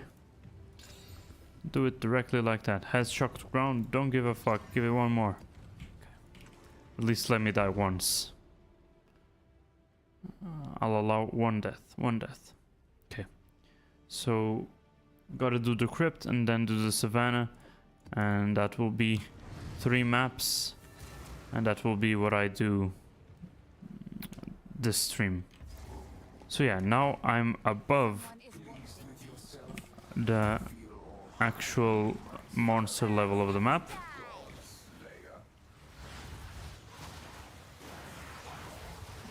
Oh, that's a new voice line from oh, I know why that's a new voice line from the strange voice from the Delirium, because I killed the Arbiter of Ash with the monk, not with the witch, but I did kill the Arbiter of Ash.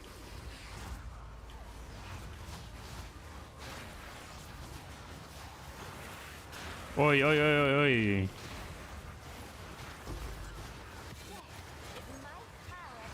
I know a lot of them die, but still. That looked kinda dangerous.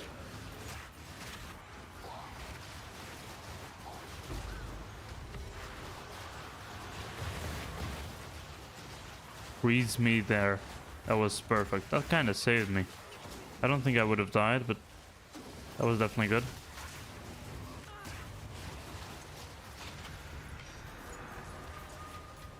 Okay, they're definitely stronger.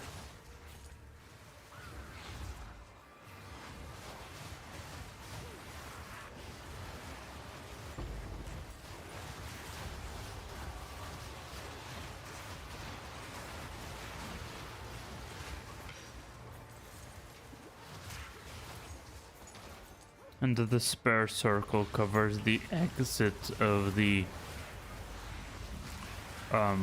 abyss thing. Covers the exit and way more than just the exit, but you know.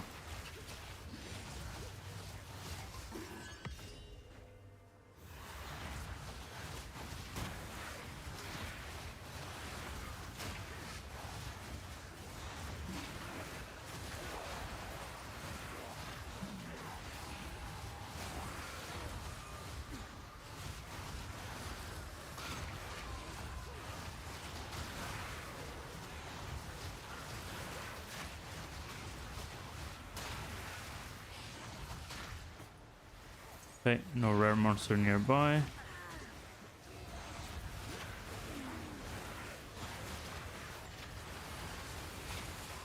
Despair helps a lot because Despair has the decay thing, and the decay thing helps a lot.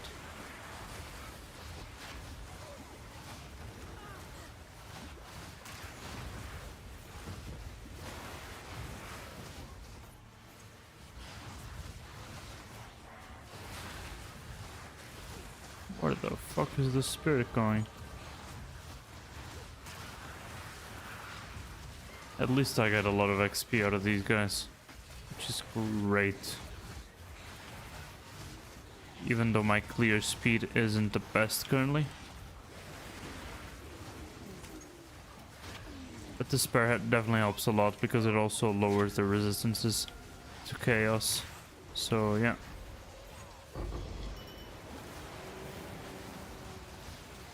Oh really? Did it amend it? I wasn't fast enough, I guess. Wait. And it came out. Yeah, sometimes I feel like the spirits do come out.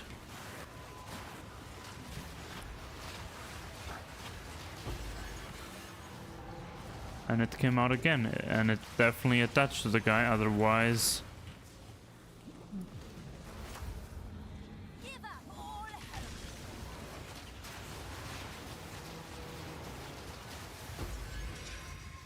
Speed is always overpowered.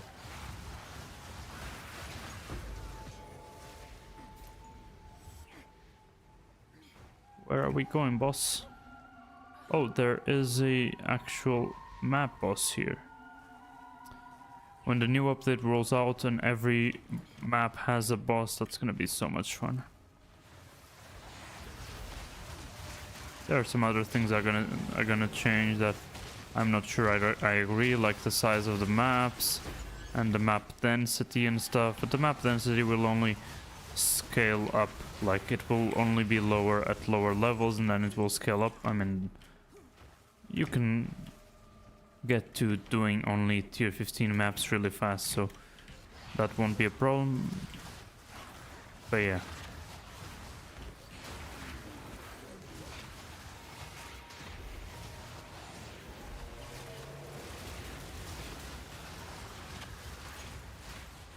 Wait, was that two spirits? Probably was. When they get affected by a spirit, there's a chance that they get affected by another.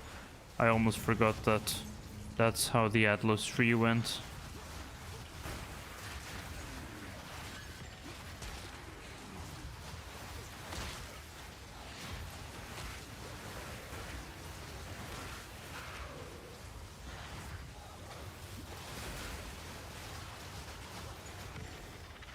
Okay.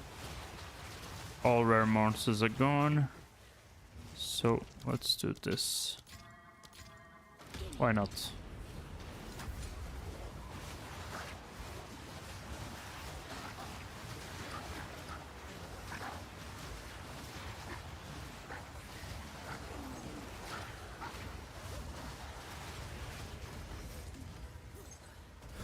Wow, so useful.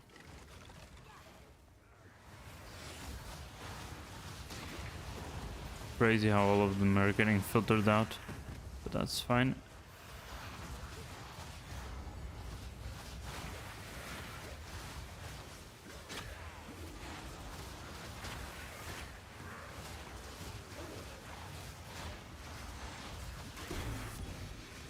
Reach precursor tablet. Great, I love those.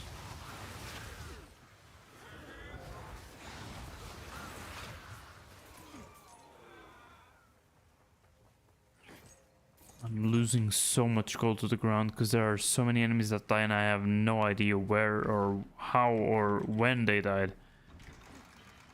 It's crazy.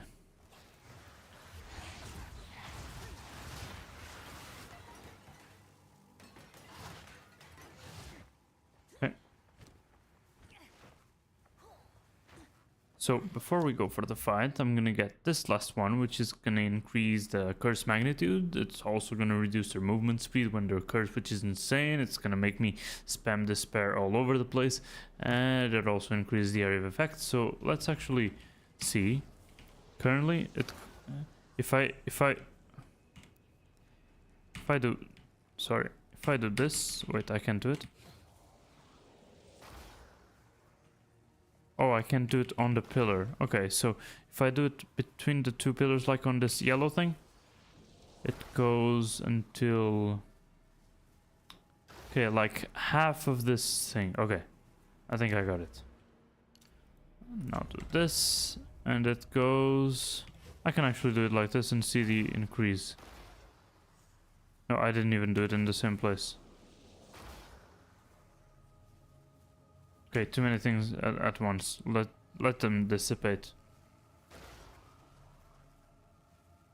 How long do they last for?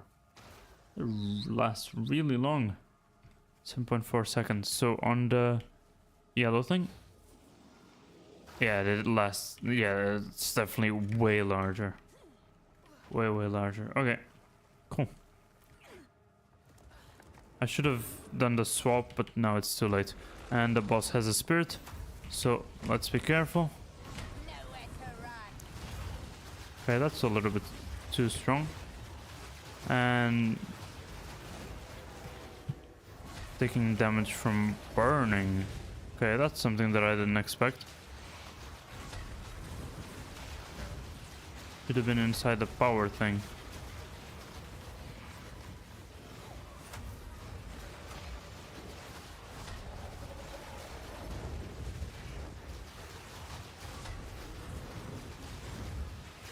I also wasn't expecting it to be this tanky. Hello? Am I trolling or am I weak or something?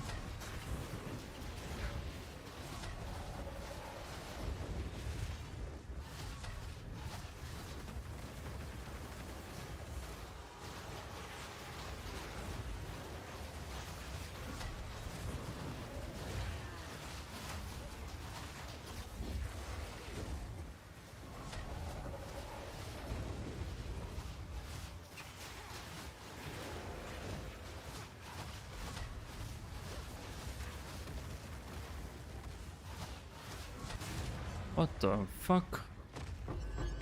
Why was he so strong? What the fuck? Why was he so strong? I wasn't expecting that at all. Oh, welcome back, Rambo. It's going great. Yeah, I'm breezing through. So I finished the campaign and now I'm in the end game. And the end game consists, if you are not familiar with Path of Exile, the end game consists of you playing maps. Maps are just like, well, it's in the name. They're like... there's no way to explain it other than to call it what they are. They're maps, like you check this atlas and all of these different nodes are maps, and you go in and there are a lot of monsters scattered across the map and you kill them all. So that's what you do forever after the end of the campaign. And just right there, I was fighting against a map boss, and they're known for being really strong, and I'm kind of doing maps that are a little bit above my level because I feel really strong and I don't struggle with any other monster that much. I mean, I kill them slowly, but they're really high level compared to how I am. But that boss wasn't taking any damage at all. It was taking way less damage than the bosses from the campaign, but I guess that makes sense because the bosses from the campaign were way weaker than he was. But still, I wasn't expecting the damage difference to be that high. And I was actually close to dying a couple of times. Not that close, but like just a little bit away. And Yeah, what saved me was the fact that my energy shield recharges really fast, 1300 per second, and it's a maximum of 3700, so that's like 3 seconds, a little bit less than 3 seconds, and it only takes 2 seconds to start recharging. So yeah, it's you're right, it seems like a very strategic game. It's fairly strategic, but it also it was more strategic than PoE 1, and if you follow the right strategy and the right build and the right equipment and everything like that, you could just breeze through everything. And they changed that a little bit to Path of Exile 2. I think they added elements of like souls likes and stuff, so the bosses are way harder, way tougher with many moves, and you need to dodge the moves. Unless you're insanely strong, then you can just ignore the moves and burst them down. You can also get really strong, like in Path of Exile 1, maybe not as strong and not as like fast and stuff, but you reach a point where you can ignore bosses and ignore all their moves, even though if you were a little bit weaker you had to dodge everything. But their idea is to have stronger mobs, and compared to Path of Exile 1, stronger mobs, stronger bosses, things that you have to dodge or you die and stuff like that, and kind of souls-like bosses and stuff. So yeah, even though it's very strategic, it has that part of you needing to be like skilled and having that micro aspect of the gameplay where you need to pay attention to what you're doing and not just the planning, like this passive skill tree. I don't know if you've ever seen it before. You've probably seen it before, but this is a passive skill tree. You can, out of all these nodes, you can select 100 of them.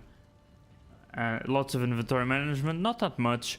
You get a lot of items into your inventory, and there are a lot of trash ones that you don't care about, so you just come over here and you disenchant them, or you sell them to the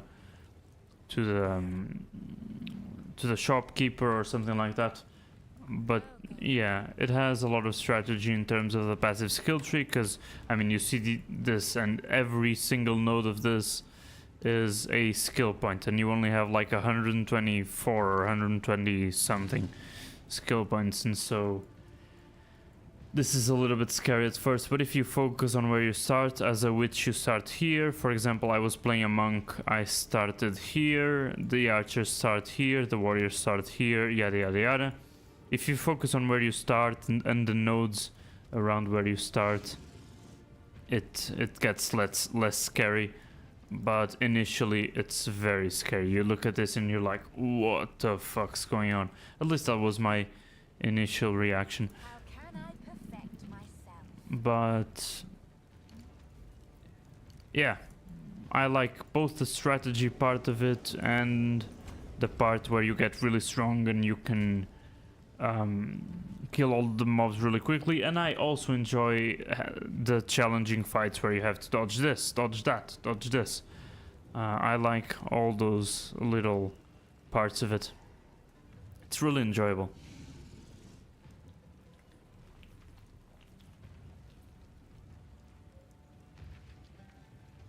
The biggest problem, yeah, so I talked a bit about the inventory management. That wasn't really that tough. Yeah, it looks fun but difficult. Yeah, it's definitely, you have to definitely sink a lot of hours into it to understand everything. For example, every single one of these lines of blue text is a modifier. An item can have 6 modifiers, and there are several different ones. And the ones that you get are kind of randomized. For example, I have another withered wand here, which is similar to this one. You can see it's a withered wand. This one is yellow because it's a rare. This one is blue because it's a magic item. Magics are worse than rares.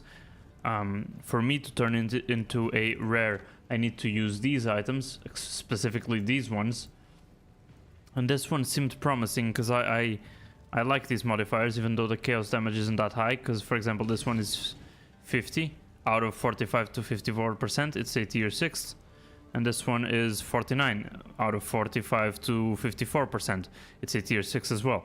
So this one is slightly worse by 1%. There's also this range that you can get the modifier, the modifier value. So not only is it random, the actual modifier that you get, after that randomness you get another layer of randomness, which is the value that you actually get.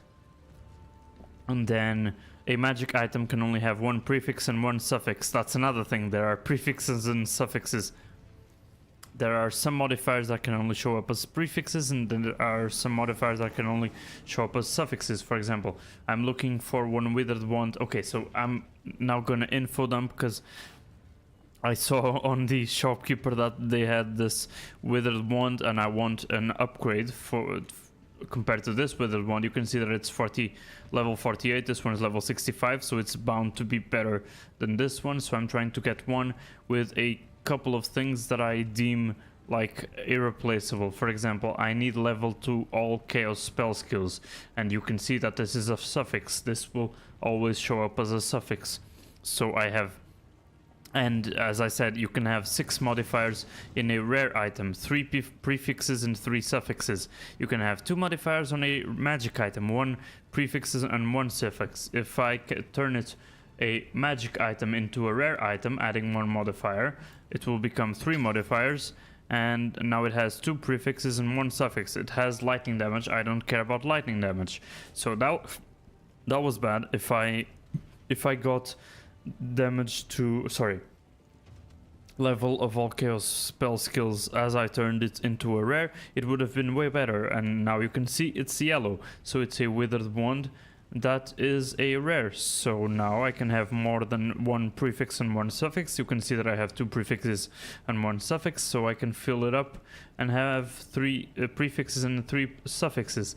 There are several ways of doing it, but because I don't want to use much currency, this is currency. You also have gold. I guess that would be another type of currency, but it's not called that. It makes sense to call it that in real life, but that's not how it's called in Path of Exile 2. So all of these items that convert things and add things to your items are currency. This is just gold. This gold didn't exist in Path of Exile 2. Sorry, in Path of Exile 1. It does exist in Path of Exile 2, of course. But yeah, now I have these Exalted Orbs, and the Exalted Orbs augment a rare item with a new modifier. Why am I using the Exalted Orb level 2? Or a greater Exalted Orb instead of an Exalted Orb normal or level 1? Because this one has a minimum modifier level of 35. So the modifiers that I'll get here, I still don't know what modifiers they'll be, because that's random. But I'll get a certain tier of them, like above a certain tier. For example, I won't get really bad tiers like tier 6, tier 7 and 8 and stuff, I think. I'll only get tiers that are considered above level 35, and I actually don't even know what tiers are above level 35. You need to check online for that. So I guess that's one of the downsides of Path of Exile 2. There are some things that are really not explained and they become really confusing. But in short, a greater Exalted Orb guarantees that the modifier is going to be above a certain amount of tiers that are really, really bad. But I still can't guarantee what modifiers I'm going to get. There are other ways of guaranteeing what modifiers I'm going to get with other types of currency, like these currencies here. But to be honest, I don't think it's worth wasting them on a level 65 wand. The better items have item level 82, 81, 82. Those are the best items ever. The requirement here is what you need to be able to equip it, but what matters is the item level, because the item level dictates the minimum and maximum tiers that you can have on your modifiers. The lower the tier, the better, if I didn't make that obvious. So yeah, there's a lot to it. There's really a lot to it. I've been talking non-stop, and there's so much more that I haven't even scratched the surface of. Yeah, what I'm doing is called crafting, and I'm gonna do a very simple kind of crafting, which is just getting a magic item that has fairly good modifiers, making it rare, and adding more modifiers randomly, and using just Exalted Orbs. That doesn't guarantee that they're gonna be anything. It's just random, and see if I get lucky. So this is just the most surface level crafting. What I was telling you about using these items here is really getting into crafting, and all these catalysts, not the catalysts that much, but mainly these omens, these green omens, and these omens down here are more towards crafting. There's also these things that are new, like those green omens from from the Abyss mechanic. That's something new to this update. And then there are these items, but I don't want to really go over them. What's important is that I'm gonna completely go like trust the RNG, and I already got fucked. Because I got mana regeneration rate, which isn't that bad, and I got light radius, which is awful. You really don't need light radius. It's like the most useless thing ever. Let's see if it can still be saved. Okay, I got 22% increased cast speed, that's amazing.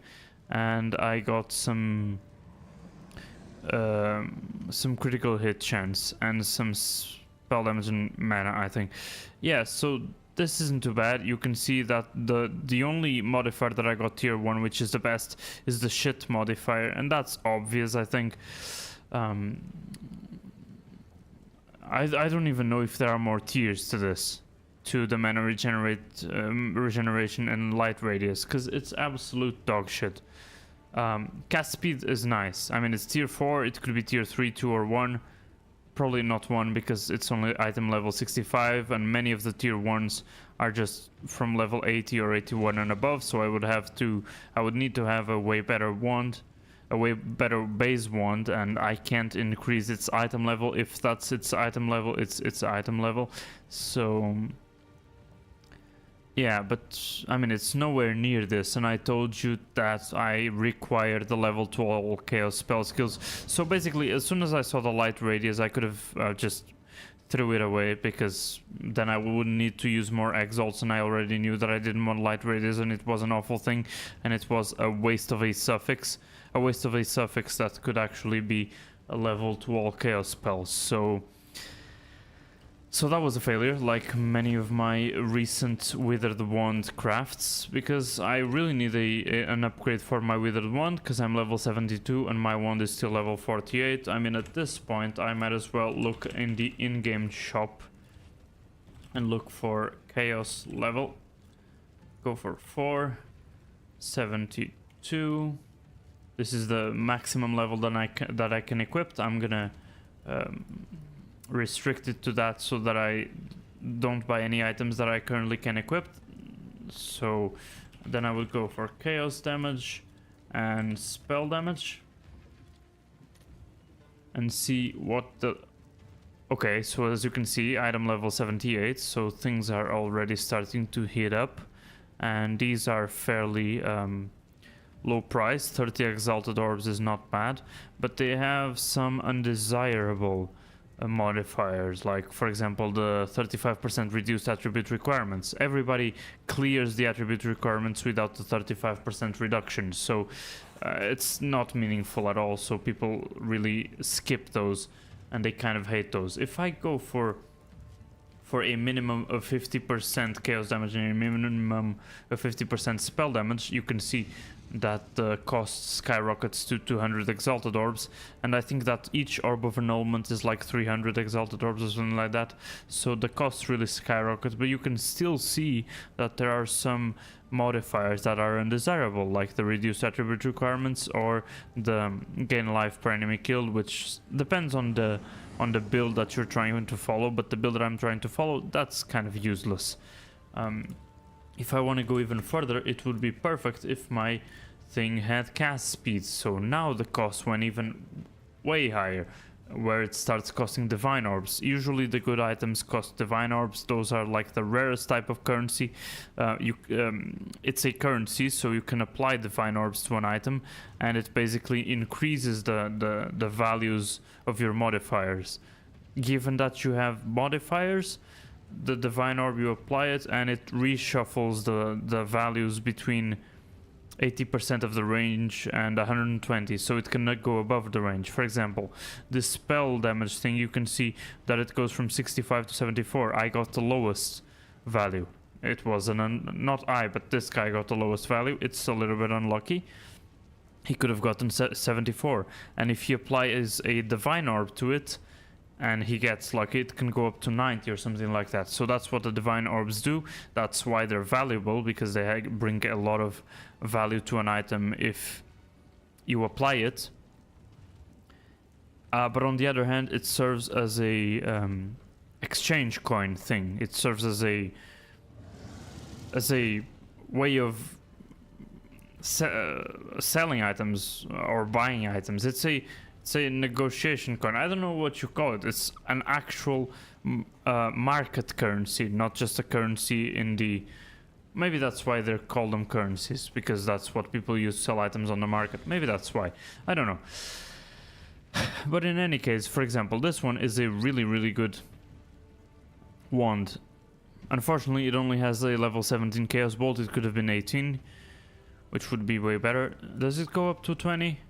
I'm actually curious about that, but this one is a pretty good one because it has... Wait, it wasn't this one, it was something else. Okay, so it has...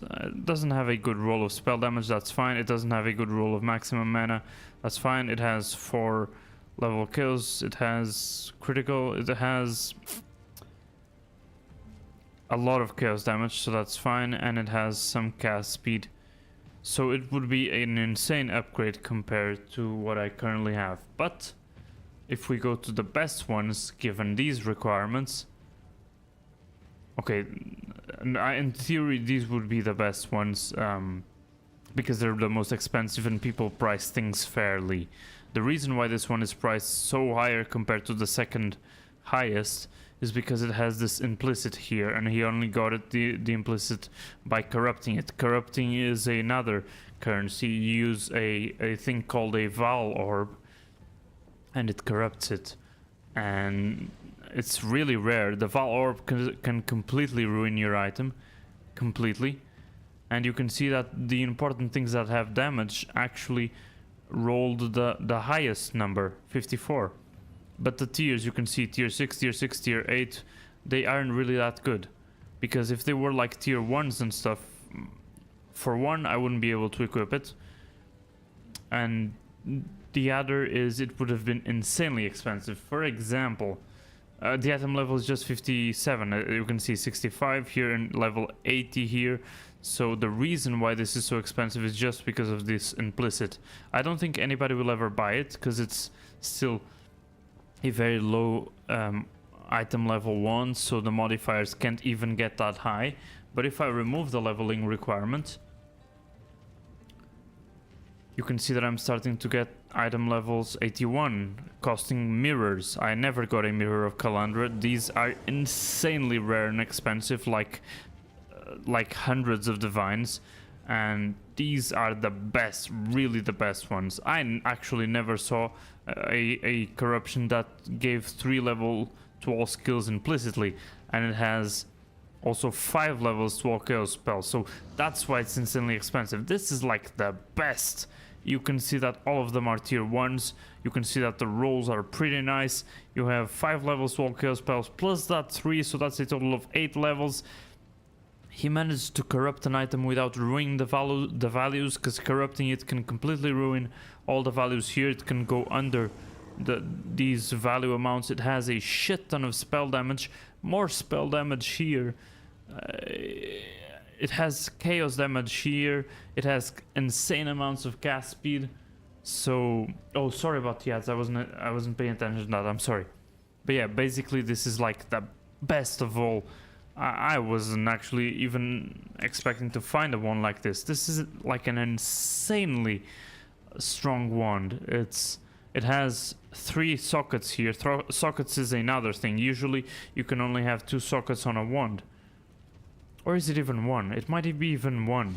This guy managed to get 3 of them because he got a special type of wand that has 2, and then he corrupted it and he got a 3rd socket, I think, and then he got this thing from corrupting it, which is +3 to level of all spell skills. He got insane values of all these modifiers, the perfect modifiers. All of them are tier 1. This is like an absolutely insane item, and it was listed 29 minutes ago, so he managed to get it 29 minutes ago. The amount of like currency and the amount of wands that he probably went through that were all awful is absolutely unbelievable.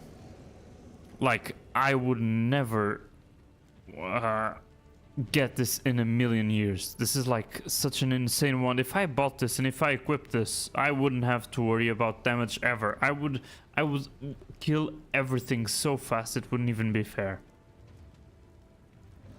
I'm actually insanely surprised that something like this even exists. Because the one by itself gives +8 levels to all spell skills. It's crazy, and it costs 2 mirrors of Calandra. I'd never even dropped one. One mirror of Calandra is like thousands of like hundreds of divines, maybe even more than 1,000 divines, and one divine is like hundreds of exalted orbs, which is what I have the most. But as you can see, there are a lot of insanely expensive ones, but these are the most expensive, and if you want to see the best ones, you look for the most expensive ones, because as I said, people kind of tend to price them fairly. But if I bring back the maximum level to 72, the quality of ones of course goes down, and yeah, this one is still here, even though I don't think anybody will ever pay 250 divines for it. Yeah, any of these would be an upgrade over what I currently have, but I'm kind of like hesitating into buying anything like that, even though I do have the divines, because I don't think it's worth it. I don't think there's anything that's really like, oh, insane.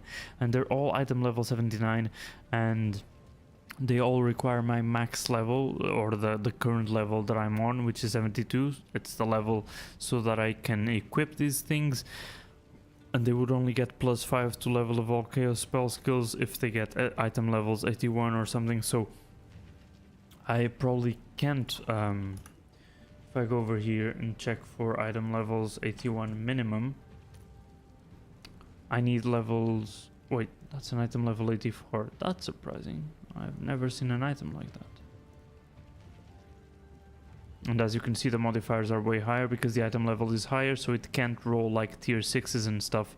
It only rolls the best tiers. Tier 4, 3, 2, 1. 1 is the best one, but this isn't an insane one, but it's definitely way better. And as you can see, it requires a way higher level than I currently am to equip. And now I can really ask for a +5 to level of all chaos spells, and you can see that that cost does increase.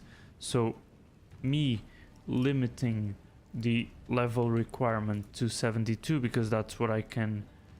Oh, actually there are some level 81 ones with a +5 that I can equip, and these are rare because it needs to be very high item level and a very low requirement level. That's why there are only 2 of them, with cast speed, spell damage, chaos, and a +5. But if I turn this to +4, I go back to the... Actually, there are only 19 results, so I guess these are also fairly rare. So usually I wouldn't look at the level requirement, and that wouldn't be an issue, because usually you would only start looking to buy these best items once you've passed way...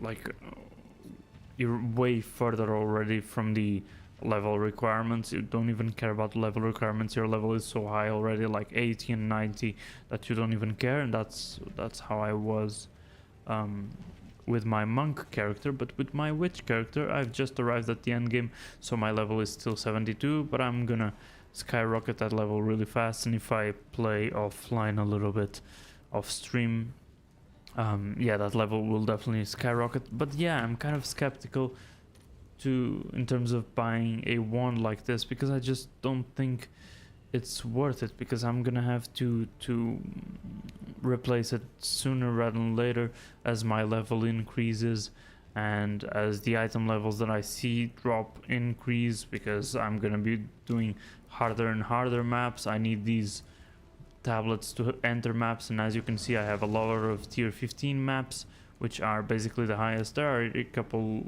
level 16s, but those need some special fiddling to get to. But this is basically the highest tier, where the monsters are the highest level, and so I get those kinds of drops of the highest level, like higher than 79, higher than item level 79, up to level 80s and stuff.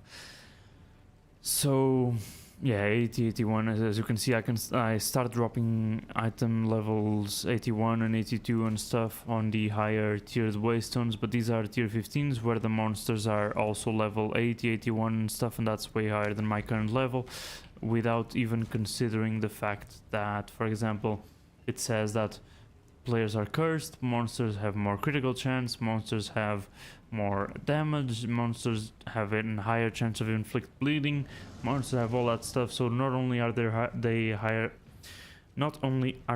level, they also have like extra powers that basically you give to them, and you're like, why would you apply things that make things harder on your waystones where you use on your maps, and all the monsters on your maps have those things? Because when you apply negative stuff here on these blue lines, these positive things here where you get more monsters, you get more magic monsters, your items are rarer, you drop more waystones, you also get these. So the more negative things you have down here, the more positive things you have up here. So that's the trade-off. And yeah, those are that's a very like fast rundown of Path of Exile 2, like a really fast info dump at insanely high speeds, not going over anything very deeply except, well, the shop and the withered ones, because I yapped about that for like 15 minutes. But yeah, that's what Path of Exile 2 is, and it's scary at first. Too many things happening at the same time, too many varying stuff, too many modifiers, too many numbers, too many interactions, too many skills, too many support skills, a lot of stuff. My recommendation would be to just follow a build guide and follow exactly what the build says. A lot of people write build guides, very detailed build guides, not only with the items that you need to use, but also with the skills that you need to use, the support skills that you need to use. If it's a really good guide, it tells you why it makes those decisions and why those decisions are the best, or just maybe other honorable mentions of other decisions that you, or paths that you could take that maybe aren't the best but maybe you like more, and stuff like that. So if it's a really complete guide, it tells you why all decisions are made. It's you follow a guide and try to understand things slowly and you'll get there. That's basically what I did. That's basically what I'm doing, because I've never played this build, and this is a very specific build that needs a very specific playstyle, and I never played anything similar to it. So I was following a build guide, and I mean, I understand a little bit of the interactions because I read what the person said about the interactions and what they're seeking to achieve. And I was talking about the update and saying that maybe the update will be delayed this week, but no, the update was just published on the wiki, and the game itself will update in 15 minutes. I was already thinking of finishing the stream, that's why I've been yapping for 20 minutes with you, Rambo. I mean, I'm yapping, you're just watching probably. But yeah, that's basically it. Let's just go over...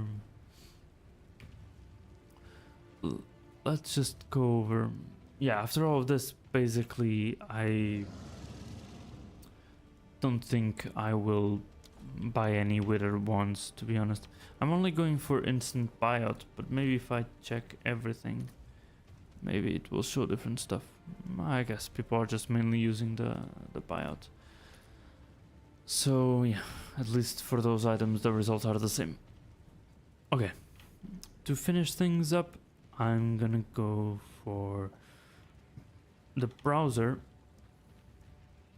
Try to not leak anything, so give me a second.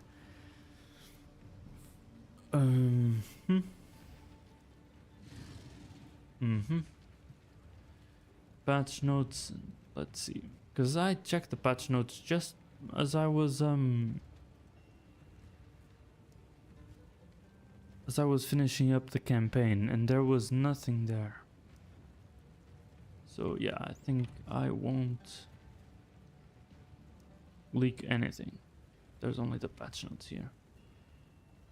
And changing. Give me just a second, because shit's frozen in place. Okay, we're back. Perfect. Okay. So back to the browser, and I gotta capture the right browser. Okay. So 0.3.1 patch notes. This patch contains major changes to the endgame detailed in our recent news post. Yeah, I mentioned briefly there are a lot of things changing in the endgame, and I guess we'll go over it. They mentioned a lot of them, but they said that the full thing was gonna be highly detailed on the patch note, and as you can see, there's a lot to read, so let's see. It increases to the base remnant pickup range. That's the remnants. That's something from the witches and the sorceresses, but I'm not using remnants in any way. Any skill that generates remnants, I'm not using it, because this build simply focuses on chaos damage and curses and stuff like that, and remnants is something different. So towers were a problem, and people complained a lot about towers, and that you need to go to towers first to get your maps stronger, and that's what the precursor tablets are. But now you no longer need towers to use precursor tablets. Instead, tablets can now be placed into the map device to add their bonuses directly to the map. So other things have to change. Instead of them being consumed directly, each map would consume 3 waystones. That would be bad. Sorry, each map would consume 3 tablets. That would be bad, because tablets are rare, and you would need to get 3 or more tablets out of that map, and things would have to change a lot, so that's dumb. So tablets now have a fixed number of uses, and they don't only get used once like it happened when they were inserted into towers. In any case, that's their implicit modifier, so that will always happen. They will always have a fixed number of uses, so you'll probably walk around with the best tablets you know. I don't even know if the tablets that are in my stash will be usable. They'll do that conversion probably. Just probably kind of costly. That's why they need to close the servers and stuff. But now I want to get kicked off the server. When we hear the song change, we'll know that we have been kicked off the server, because I think I'll take more than 15 minutes to read this. So each time you use a tablet while running a map, the number of remaining users on the tablet decreases. Once it reaches 0, the tablet is destroyed. That's obvious. You can use up to 3 tablets with each map. That's what I was saying, but the number of slots available is based on how many modifiers the map has. Running a map with 6 modifiers will enable all 3 tablet slots on the map device. Usually I run them with 4, so that will probably enable 2 slots.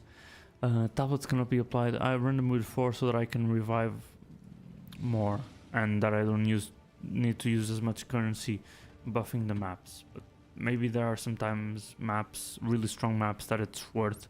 And now there's a reason to use completely juiced maps with 6 modifiers, where you only have 1 chance, 1 opportunity. Don't let it slip. Fuck, I always forget the next line.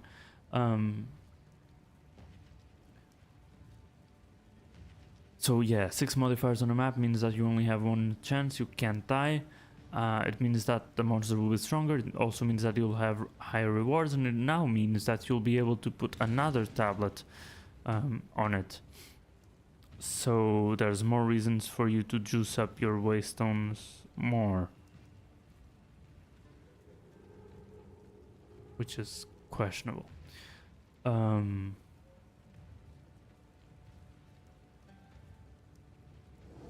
Because you'll need to get that currency back, but maybe now with the tablets you will.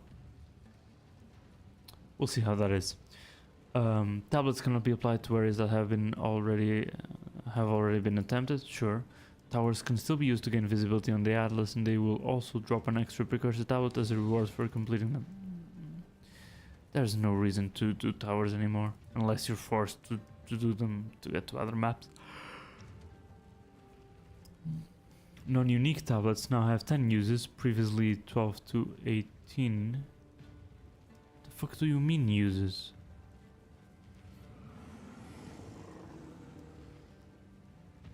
Oh, oh, okay, so they could range between 12 to 18 maps. Okay, that's why now they have uses. Or in case of the Overseer tablet, now it has 10 uses, previously 2 to 4. So that's a buff. This is a nerf. Overseer tablet is for the bosses. It has modifiers that affect the map bosses. As your tablets are not directly applied to your maps, this means that you can now apply the content you desire to every single map you run, assuming you have the tablet supply. However, the ceiling for the amount of content you can apply to a single map has been lowered. Overall, this results in a more streamlined and consistent experience, but in order to not have the ceiling come down too far, we've buffed the modifiers on some towers. So basically, if you had 3 or 4 towers affecting the same map, 4 was really rare, you could have like Breach, Delirium, fucking Ritual, everything. The last one is Expedition, fuck. But now you can only apply 3 tablets, so you can probably have only up to 3 of those. But in any case, the modifiers on tablets. Bountiful now has a value of 15 to 40. Breeding now has a value of 40 to 10. Yeah, I don't know. These are the actual, like...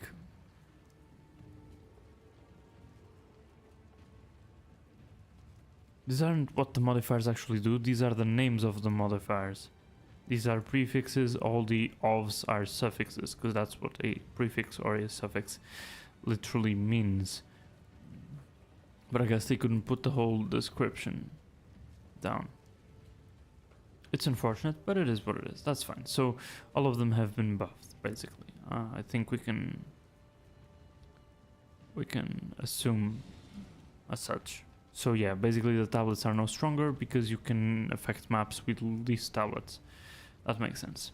We've also added 7 new tablet modifiers. Area contains 1 additional Mesmeric Spirit, area contains an additional license, area is inhabited by 1 additional Rogue Exile, that's really nice. Area contains an additional Summoning Circle. That's interesting. Area contains an additional Strongbox, that's cool. Area contains an additional Shrine, that's cool. Area has 20, I mean, instead of them writing now has a value of, they could have just wrote the whole description of the thing, but that's fine. Area contains additional shrine. Area has a 25 to 50% increased chance to contain a summoning circle. So I guess there's summoners and of summoning. Okay, sure. All maps now contain map bosses. That's what I mentioned at the end when I was going for the end of the campaign. Like a few minutes ago, maybe a few hours ago. Except for some unique maps and hideouts.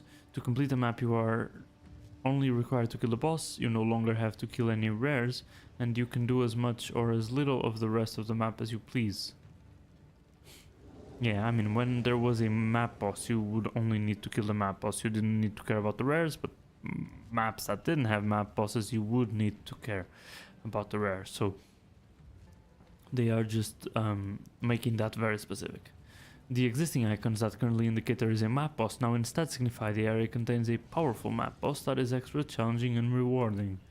The following map boss Atlas passive skills now require a powerful boss to be present in the map. Beyond Reality, Crystal Realm, Direct Worship, Drawn to Light, Old Pirates, Trick and Organized Forces. So I kind of want to check that. Going in, it's talking about the Atlas passive tree, the boss. So I have 4 minutes. Beyond Reality. So that's Beyond Reality. Crystal Realm, Directed Worship, so Organized Forces, with this is powerful map bosses now.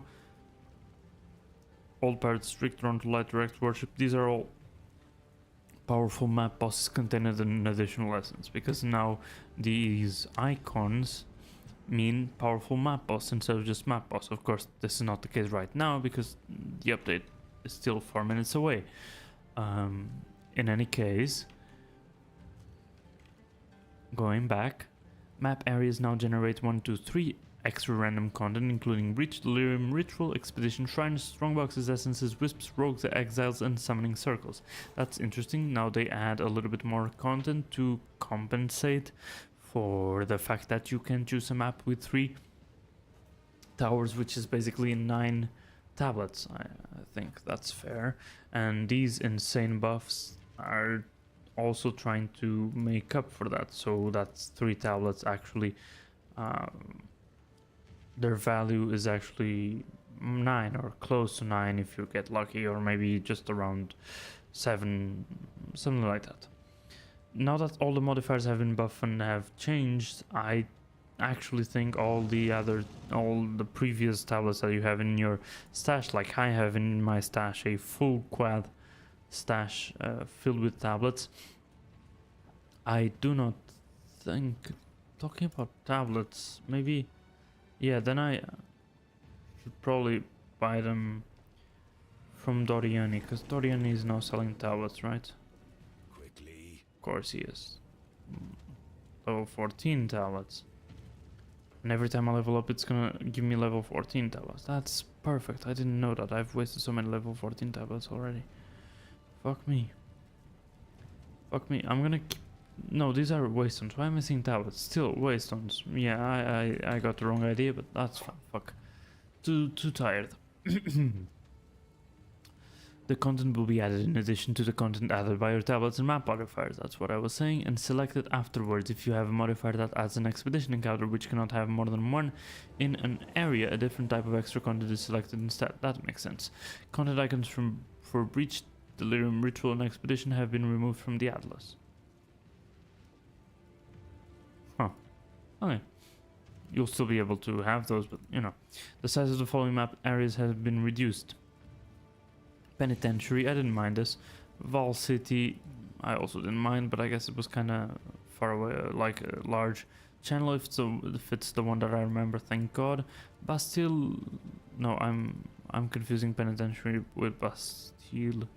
Yeah, I don't like Penitentiary that much, I prefer the Bastille. It was kind of large, but not that much.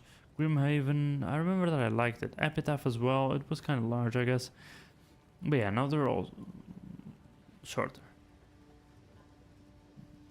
The number of monster packs in lower tier maps has been reduced by roughly 30%.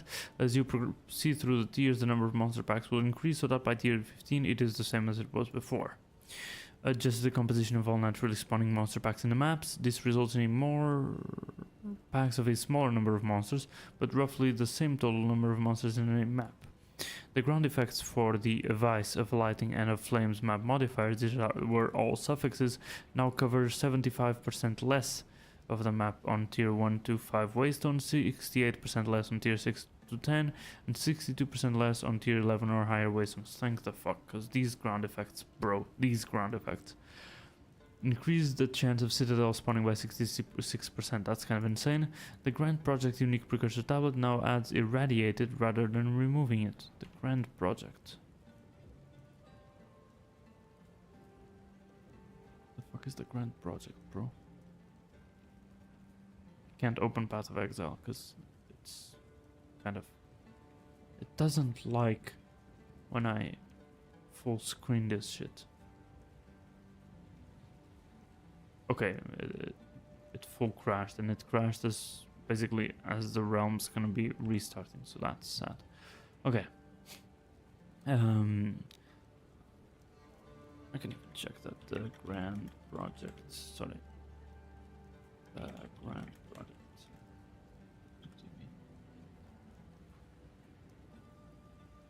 All maps in range can be accessed are irradiated. Plus 1 monster level. Now adds irradiated rather than removing it. So did it remove it or did it add it? Hello? Because it says that it adds irradiation. Maybe that's a typo. Maybe it's the other way around. If it's the other way around, I don't like it. Weird. Atlas maps connected to a sealed vault can now spawn a Val beacon on map completion, which when clicked will drop an idol of Vesta Zunti. Sure. Previously, this item dropped from final rare monster or map boss. Sure. Added visual effects to the atlas around maps near vaults, sandstorms and maelstroms to help guide players. Sure. Updated the Precursor Towers quest to end once you've spoken to Doriana after activating it. Sure. Updated various Doriana dialogue lines to reflect changes made to Precursor Towers and Towers. Okay, I guess that makes sense. The walking sequence from the Sacred Reservoir map has been removed. I don't know exactly what the sequence is. The Well of Souls now shows a more detailed description for the type of passive skill nodes. The reveal modifier options will affect. More detailed description for the type of passive skill.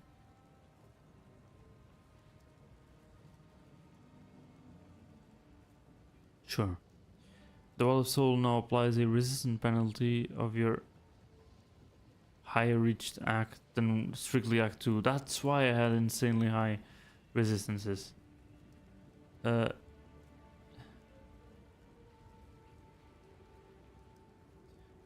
that makes a lot of sense. It didn't really matter because you didn't fight there, but you know. Or maybe even when you fought against... That's why you didn't take damage. No, maybe not. There's no way. Okay.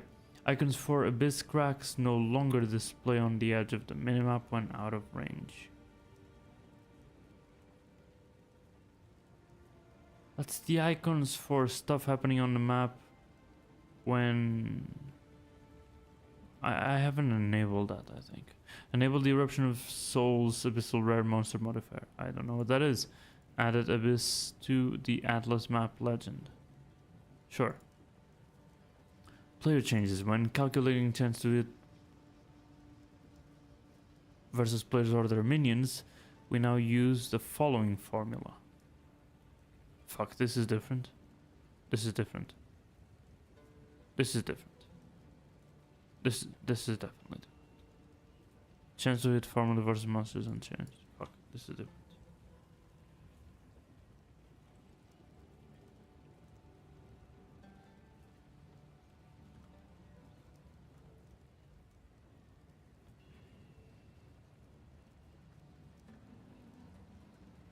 Then it's fucking accuracy.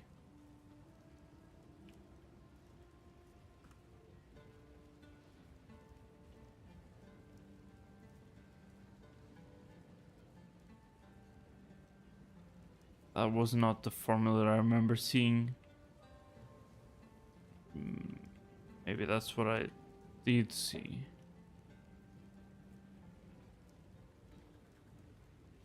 Accuracy rating and the attacker. That's not what I remember seeing. Updated on the 5th of September, so it hasn't been updated recently. That's not what I remember seeing. Evasion rating. Because...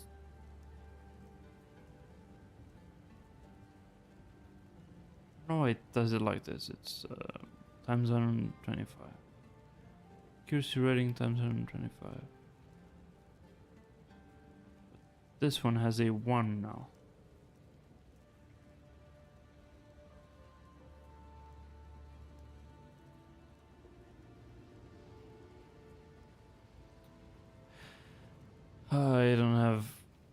I don't have a reliable enough source for me to compare both formulas. Okay. I would have to plot them in a fucking graph. Especially because it has fucking 2 variables. It would have to be a 3D graph. Kill me. Players no longer receive evasion rating scaling with level. Players' base evasion rating is now 7, previous holy shit 27. This will result in all class having a 5% chance to evade baseline level 1 with no equipment.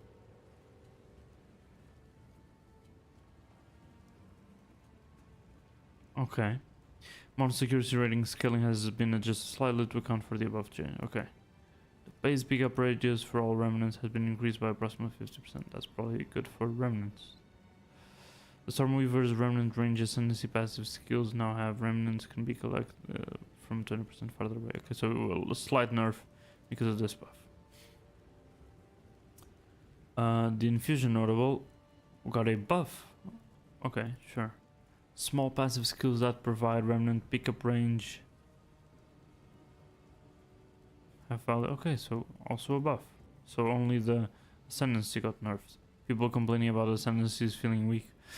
Harmonic remnants support remnants can be collected by 35% further away. Okay, sure. Nerf, big nerf.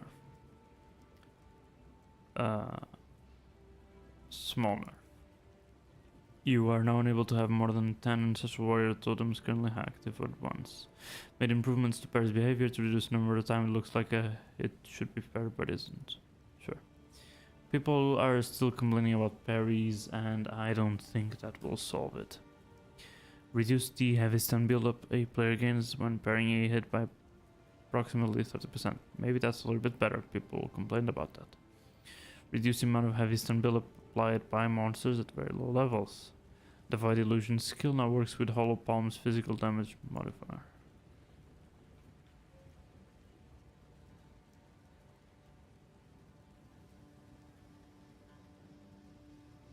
The fuck is this? Creates a short-lived illusory copy of yourself whenever you dodge roll. The copy can be damaged and copies are destroyed. Damaging explosions. Copies created this way have 1% life. What does this have to do with it? Works with the physical damage modifier. I guess they will do more damage. Then. Maybe. The plants from Vine Arrow can now only take poison damage from allies. They could take other types of damage from allies. Never use Vine Arrow much. Persistent buff skills that must be active in all weapon sets now describe this requirement. Huh. There are those? Okay. Whirling Assault now uses pathfinding to avoid obstacles. That's better. General changes. You can now use Orbs of Alchemy on magic items. When used on magic items, the original modifiers are not retained. Okay. Yeah, they talked about this. Enable the Ramirez Requital and Callissus Crescendo support gems, which were mistakenly not able to drop. Have these been data mined? Yes, they have. 10% of damage from hits is taken from supported companion's life before you. You recoup 200% of damage taken by supported minions this way, as life minions from supported skills have 30%.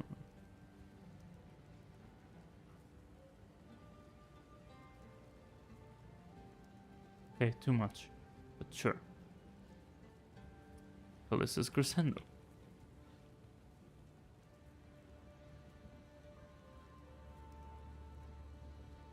Enemies affected by curses from supported skills are pacified.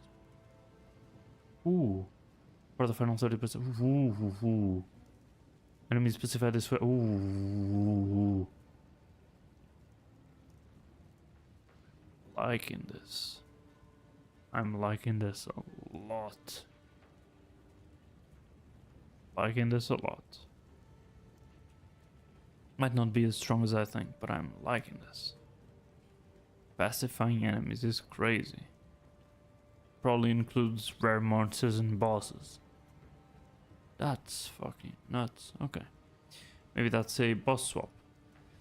Added 779 more fold unique items options that the Twilight Reliquary can yield. So they can yield any unique item. Oh, fuck off.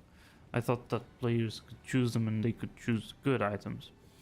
Elzara, the Cover Lord in Selkari Sanctuary, now drops a one-time guaranteed Jin barrier that can be used to obtain your third set of ascendancy points if you have not already acquired them. Oh, go fuck yourself. I had to wait so long to get the third ascendancy. This will drop for new and existing characters regardless of whether they have already... Huh? Okay, so I can go back and kill it for the third set of ascendancy points. Don't care. I can kill the boss again because the boss is no boss. You can only kill once. The drops you can only get once. The good drops. Updated the treasures of Utsal quest steps to be more clear for characters that were defeating the Forge Master in the Molten Vault after having already completed treasures of Utsal quest. Oh, okay. So this was what I was complaining about, where the hammer wasn't dropping. Added Jacob, the town crier of King's March, who will update the town on your journey as you progress through Act 4. Update the town? What do you mean update the town? Like tell the tales and stuff? Maybe. Sure. Character panel estimations for player accuracy, armor, and evasion now use a maximum monster level of 82 for calculations, previously level 84. So now the percentages are probably going to be higher because they were based on monster stuff. The Stash and Merchant UI will now remember your previously entered search terms. Wasn't that happening already? Omen of Whittling will now correctly highlight the security modifiers if they can be re-rolled. That's something that broke a lot of items for people. I noticed that. Oh, the music in Path of Exile is still the music from my hideout, and the servers had closed for so long ago. Yeah, let's update this. Probably can't play it right now, that's fine. Undying Hate now has a keyworded description for unstable desecration, clarifying that preserved cranium currency items have an increased chance to destroy the item.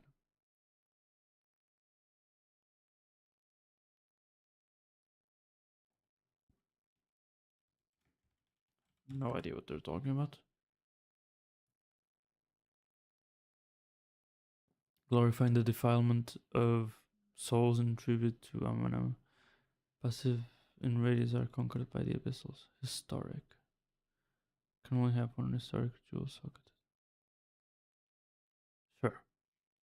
Skipping. Update the description of Zenith's 2 support to clarify that only mana costs are recouped. I think that was clear enough. Update the descriptions of freeze, electrocute, and build up on monsters. Okay. Adjusted density and spacing of packs in the Carry Crossing and Kima. Sure. Added the salvage and reforge bands to Carry Bazaar. Fuck, that took a long time. Added a second sprint animation for higher movement speeds. Ah, interesting. Added a more appropriate gospel reload animation for very slow reloads. Interesting. Changed some supports that were incorrect for flash grenade, lightning, warp. Sure, that's good. Reduced the damage and projectile count of the trained false bombard skill.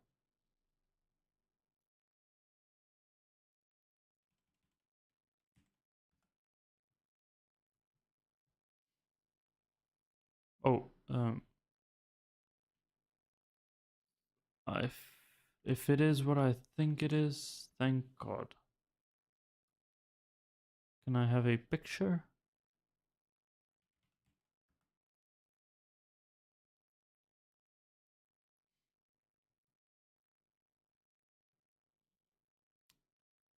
Yeah, I think I know who those are. They did. If it's these, they did do a lot of damage. If they are spectered here, that's why they're like grayed out. Okay, getting into images while I'm streaming could be dangerous, but that's fine. I think that's fine. The Blood Thief Queen monster can no longer be tamed or bound as a specter. Okay. Enable the existing Dark Shard armor set, hood and helmet attachment. Okay, sure. Enable the existing Ancient Dread armor set and Primordial Dread helmet attachment. Okay, sure. Enabled, sure. Enabled, sure. Made adjustments to the audio system. This may help with audio performance as well as some situation where audio would cut out. Thanks the fuck. Improve the performance of the overkill explosion effect from the trampled toe unique boots. Didn't I just get those? I think I did. Performance improvement is good. Improve the performance of abyss cracks and craters. Thank God. Improve the performance of the scorched farmlands. Also was a little bit low, especially when you had abyss cracks and craters in scorched farmlands, especially when you had places overrun by abyss there. Good. Improve the performance in King's March. Yeah, especially when you're getting to the boats. Thank God. Forge hammer aftershocks are no longer silent. Couldn't tell you if they were. Fix the bug preventing fraction mirrors from spawning delirium. Fix the bug where additional monster modifiers on unique monsters were not applying some stats correctly, such as maximum modifiers. Okay, sure. Fix an issue where some map bosses were not benefiting from increased difficulty modifiers. Maybe I would have noticed that if I wasn't blasting through it with Monk. Fixed an issue where some map bosses that changed form during the fight would not benefit from increased difficulty modifiers. Sure. Fixed a bug where Zoling Blood Priest could reanimate and become invulnerable if you killed them and then return to the air. Never did that. Fixed a bug where Ashara the Sand Mother and similar bosses could leap out of their arenas. That's fun, it never happened to me. Fixed a bug where Karash the Dune Dweller could escape the arena in the Sun Cave unique map. Didn't happen to me. Fixed a bug where Aurelian the Great Grand Adjudicator boss fight was not affected by map difficulty. Didn't fight that guy much, I think I died when I did. Fixed a bug where Evelyn the Withered Rose could sometimes ignore you and continue to dance around not fighting you in the derelict mansion map. I killed him way too fast for that to happen. Fixed a bug where the Black Crow map boss could fail to transition to the second phase of the fight. Never happened. Fixed some case where the amorous Song of Death could fail to return to her arena after diving into the water. That's the poop girl. Never happened. Took a while, but never happened. Fixed a bug where you could not re-enter the second arena of the final Act 4 boss fight after the fight begins. Didn't leave. Fixed a bug where Grace Period during the phase change of final Act boss 2 was removed too early. Sure. Fixed an issue that would prevent unique enemies from receiving the appropriate heavy stun buildup from some hits. Sure, it didn't really work with heavy stun. Fixed a... kind of did sometimes. Yeah, maybe I suffered from that with the monk. With the staggering palm. Fixed a bug with the ancestral warrior totem that allowed other totems to bypass their limit. That's probably why they also limited the number up there. I'm getting a little bit too tired, but I'm gonna read the whole list. Fixed a bug where damage over time would reserve all darkness immediately. Never worked with darkness. Fixed a bug where skeletal reavers in rage would stop it dealing damage to themselves if they survived long enough. That was a bug that I heard about from I don't know, some YouTube short. That did some interesting thing with the integer limit. The integer bit limit. Interesting. Okay. Fixed a bug where forge hammers could persist indefinitely if the skill gem was modified while deployed. Come on, stop trying to exploit shit, guys. Come on. Fixed the bug that prevented liberation support from being able to support freezing salvo. I know what freezing salvo is, I don't know what the liberation support gem is. Fixed a bug where Firestorm was still unable to inflict ignite despite no longer consuming ignite. Sure, that's good. Fixed the bug where you could receive heavy stun buildup from enemy hits indefinitely after being interrupted while parrying. Never parried this season. Fixed an issue where you could specter the Expedition Val's Zealots. They now are replaced by their non-expedition version. Sure. Fixed an issue where some Act 4 monsters that were spawned by strongboxes did not function correctly when bound as a specter. Sure. I wonder how people discover these bugs. What the fuck? Too many people playing the game at the same time, doing too many different things, so many bugs. Okay. Fixed the bug where Trigger Living Lightning did not have... Fixed the bug where Trigger Living did not have the cooldown tab, which prevented supportability from the cooldown recovery. Oh, really? Huh. I did use that. Fixed the bug where the Forge Hammer's impact was not causing aftershock. Permanent yawning now. Especially while reading. Fixed a bug where Forge Hammer's impact was not visually displaying when it was ancestrally boosted. Fixed a bug where certain passive skills that granted maximum fire resistance were not applying to the Smith of Kitava's Forge and Flame Ascendancy passive skill.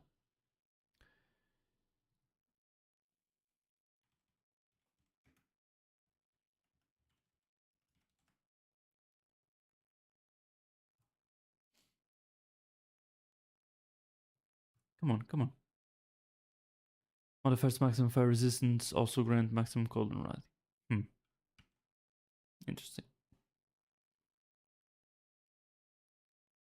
Fixed a bug where network latency could be reported directly when idle, particularly at high latencies. Okay. Fixed a bug where strongboxes did not spawn monsters in the following maps. Yeah, this happened to me way too many times. I thought it was... Yeah, of course it was a bug. Okay. Fixed a bug where barrels created by the rotting demolitionist monster could block players. Sure.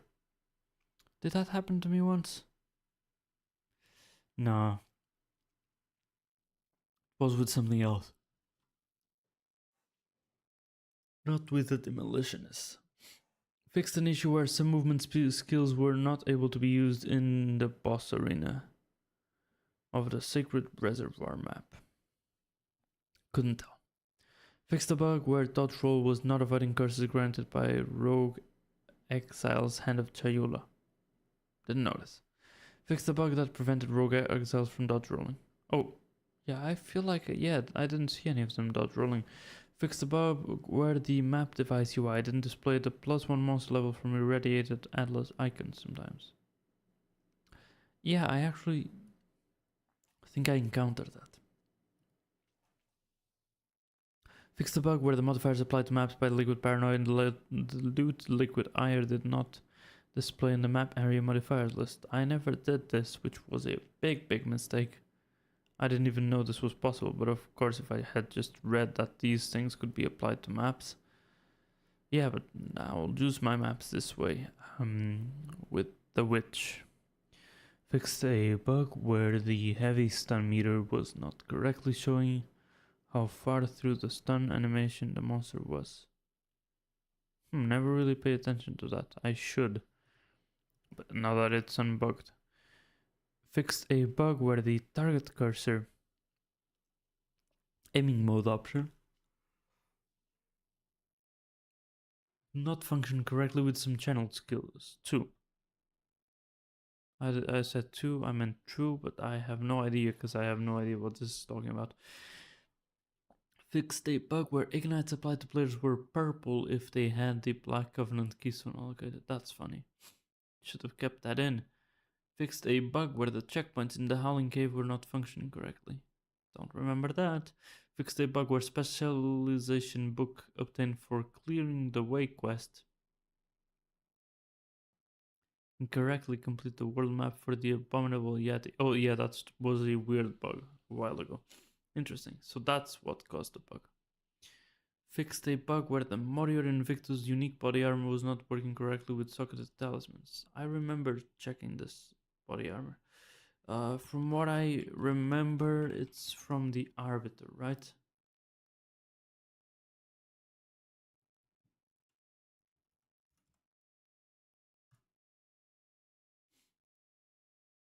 Three random socket modifiers. So yeah, it has modifiers that affect sockets, and it has 4 rune sockets. So I guess it, from what I can understand, armor, vision, rating, and energy shield. First of all, that's crazy, and then yeah, it can have some crazy socket modifiers. I don't know how many socket modifiers there are, but there are a couple. And oh, it says here 12 attributes per socket field. That's meh. This is fair. It can go up to 28% to all resistances, elemental resistances. So I mean, it's not insane, but it's okay. Okay. Very interesting. Very interesting for some builds. Okay, it's against you have. That's okay. This is interesting. This is meh. So I guess the best would be these, and these. Okay, you get what I mean. Those 4. If I got those 4, or was it 3? Whatever. Those are interesting. Fixed a bug where some music, most notably Yuna's, was not playing. Oh, really? You don't say. I tried that like 15 times across both campaigns on stream, and it never happened. Because, I mean, the music is banger, and it just never happened. Fix the bug where some... I mean, I don't know if the music is banger, but the music of the whole game is banger, so Una's probably is too. I remember that they released something. Una's song. POV2. Hey, let's hear it. Is it fucking playing? Sirens call, strong as the tide.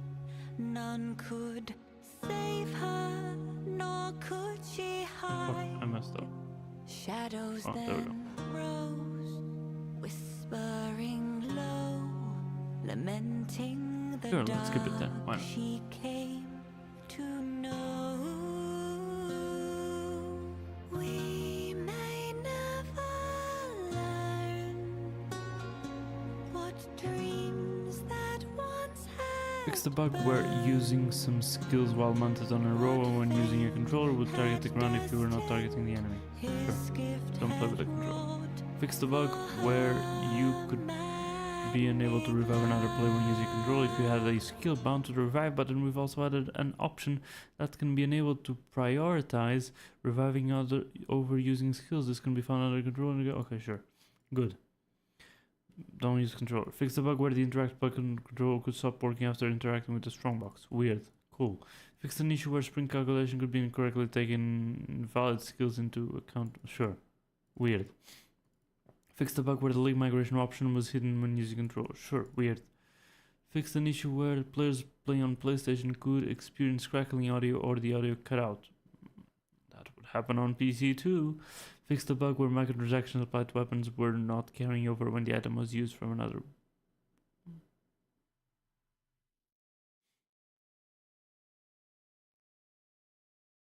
Sure.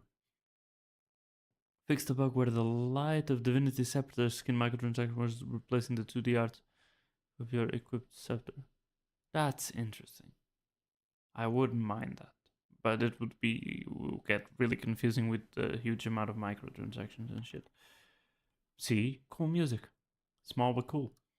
Fixed a visual bug with the overgrown gargoyle portal effect microtransaction. Sure.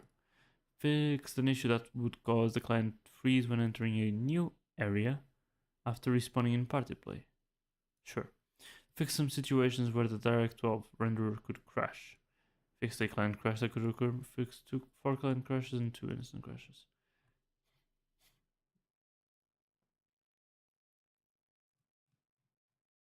Okay, from when I started reading to when I stopped reading, now there are 7 more pages. Yeah, I would also like an answer to this.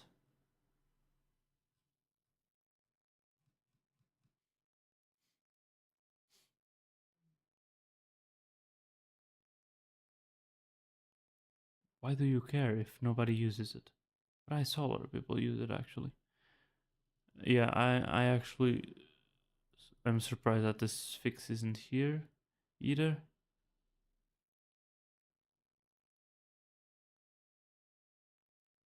Don't know what he's talking about. Yeah, I could deal with this. Have no idea what this is.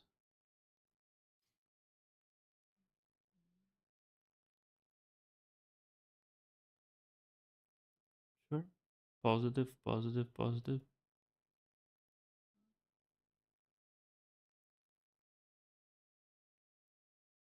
Have no idea what you're talking about. The fuck? They talked about it. Not only console FPS, they improved the FPS for everything. Whatever. Don't know what this is. Don't know what this is. You think this is a bug like I did, but it's not. It says it's enabled to dissipate. If it's enabled to dissipate, it's not like it's enabled to automatically dissipate it. You can't dissipate it.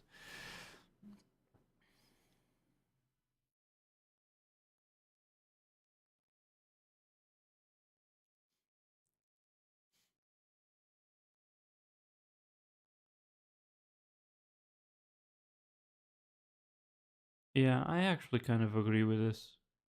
It's fine. Yeah. I don't know what he means by this. This isn't English.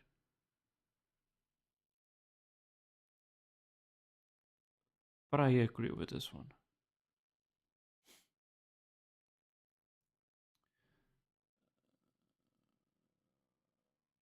Some of them do get 2 or 3 times stronger, even more than that. So stop crying, and that's even better in general. These people don't think so. Even if you might not get the bonuses from 3 or 4 towers, you can consistently maybe get in all maps bonuses from 2 towers if you have good rolls on tablets. You see? Because there were some maps that you had to do that only had one modifier or like one irradiation from towers or like 2 towers irradiating it. And if you were in a juice situation, 3 or insanely rarely 4 for like a map or 2. 4 is just for like one map or 2, but people didn't like towers, not only because towers were kind of boring to clear and they tried to fix that and people still didn't like it.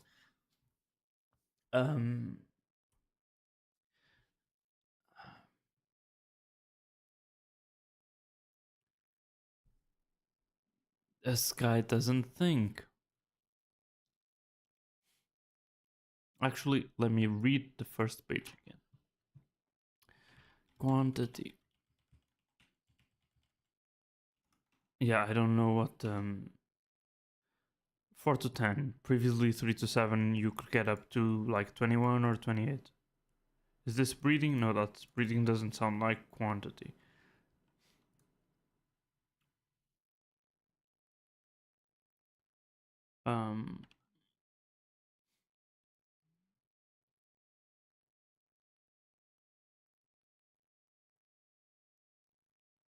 Quantity of, I don't even know what he's talking about, but I feel like there is some lack of logic in this. Don't know what this is. Shut the fuck up. Yeah, and this is another thing that I didn't even mention. So this is definitely dumb logic. I know that this is dumb logic. These are gonna get double juiced, I think. That's the answer for that. Yeah, I agree with this. A cloud of shield, a sap of nightmares doesn't provide life leech from chaos heats. Sure. You make me jump through hoops to summon them and now nerf them again. Don't know what he's talking about. Oh, so it's plundering. Is it plundering? 4 to 10? It's not breeding, it's plundering. Usually 3 to 70. Huh? That's not fucking 3 to 70, there's no way. There's a parenthesis missing.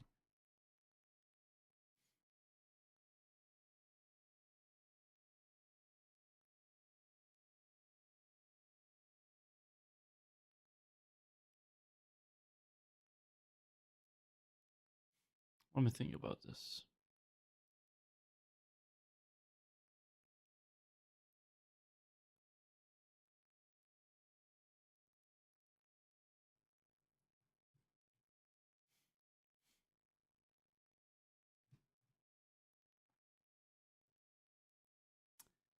I think it's fair if the other ones have been buffed more.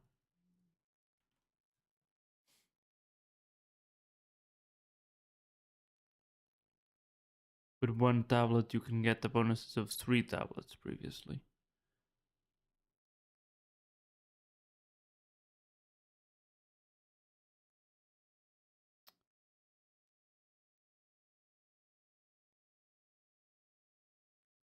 Yeah, I don't know, but then if you had 3 towers, you could have 9 tablets. I'm not sure.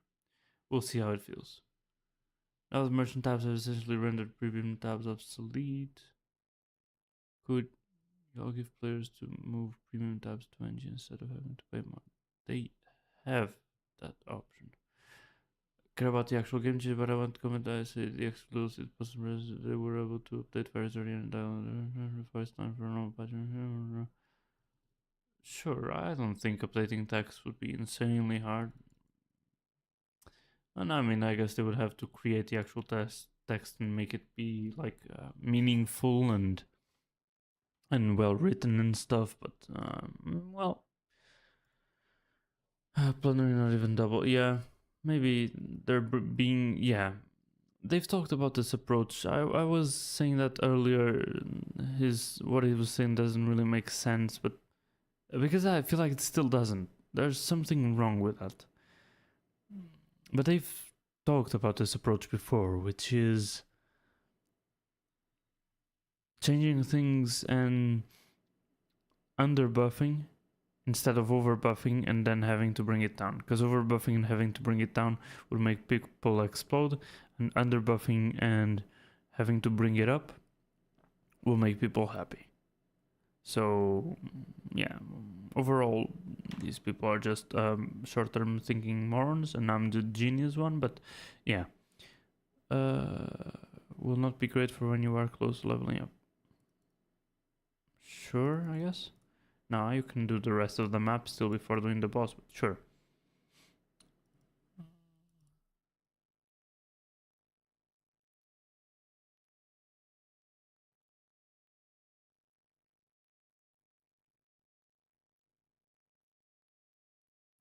He's talking to his mirror. It's fine. See?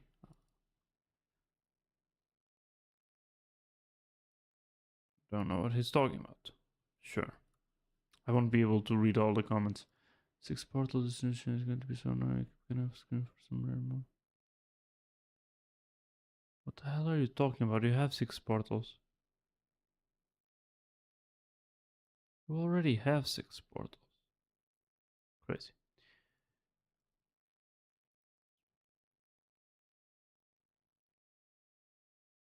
Fuck.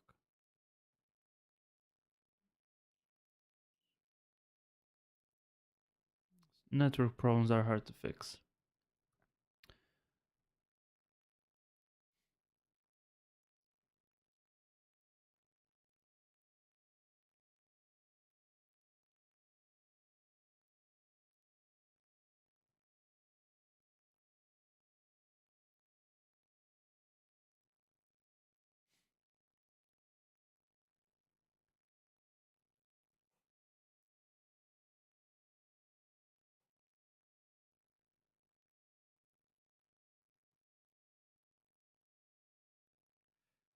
They might be right, kind of.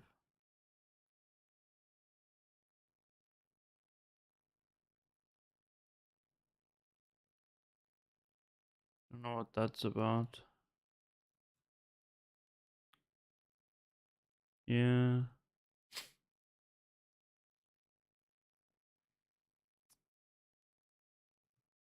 Hmm.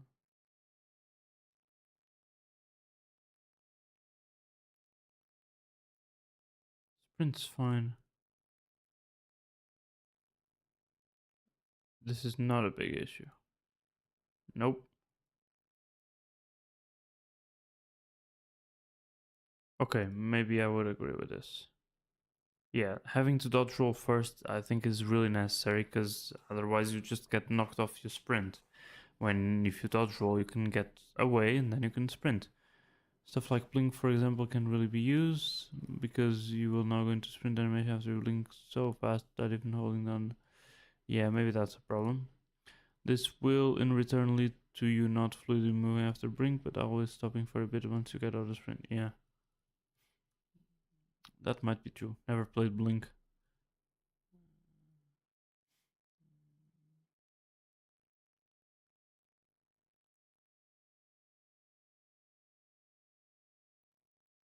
Why do I think... When did he post this? Uh, Either he just got the map immediately after reading the fix and it's not fixed, or I don't fucking know. Didn't get any FPS tank in delirium. I have no idea what this is.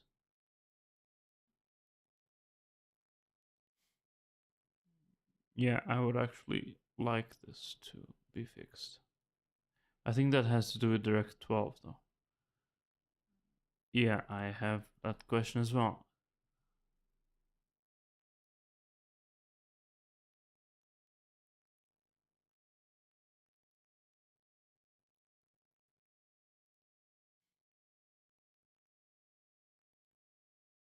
No, it says can now spawn, which might not spawn an idol of Estus only. From what I understand, it's kind of rare. Maybe I'm reading that wrong. Also true.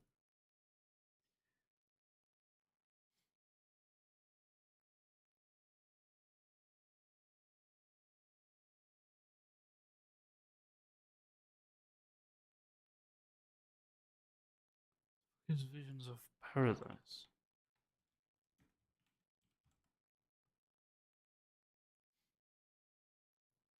Can't believe I'm opening up for extra life.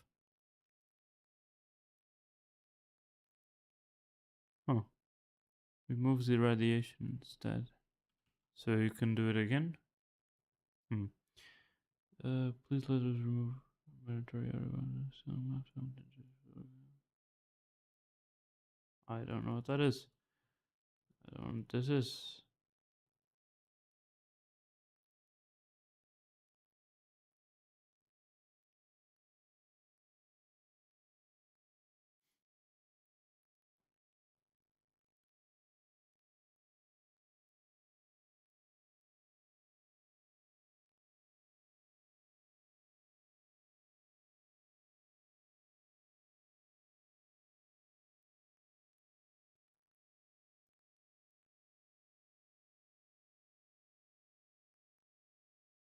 And now this guy's complaining that the game is like PoE 1.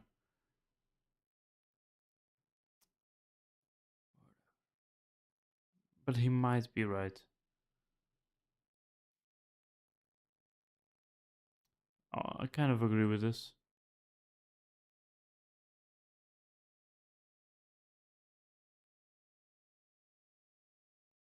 I kind of agree with this.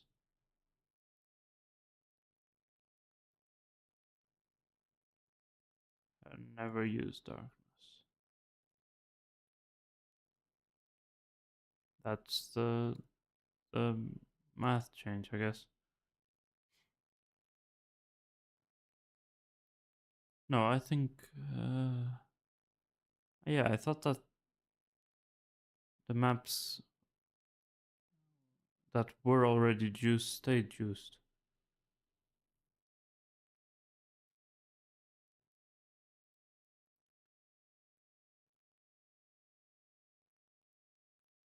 They might be right.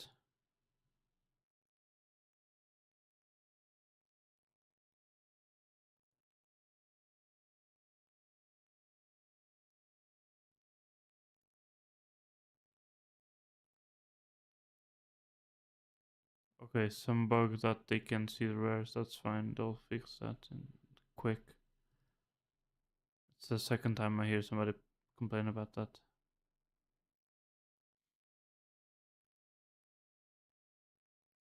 Third time.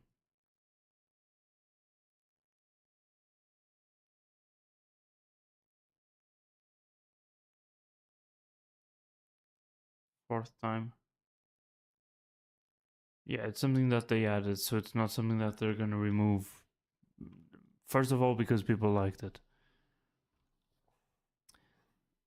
And then because they didn't say they would remove it.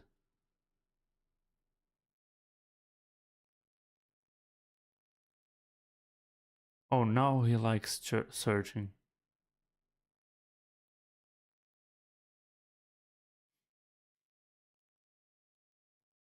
He's probably the only person who wanted this.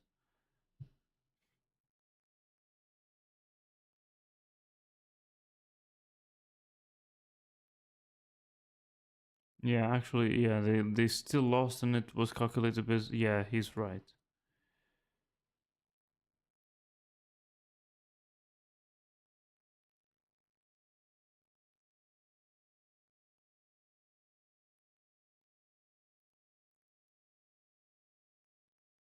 He might be kind of right. But yeah, that's about it. Yeah, some valid concerns were raised, I'd say. I don't know if I share any of them.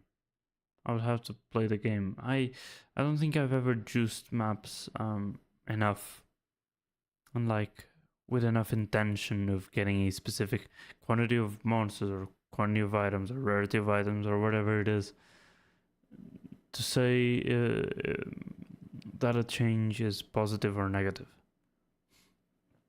That a change like that. And this is too big of a change, because on one hand the floor has definitely been raised for maps, because you won't have modifierless maps.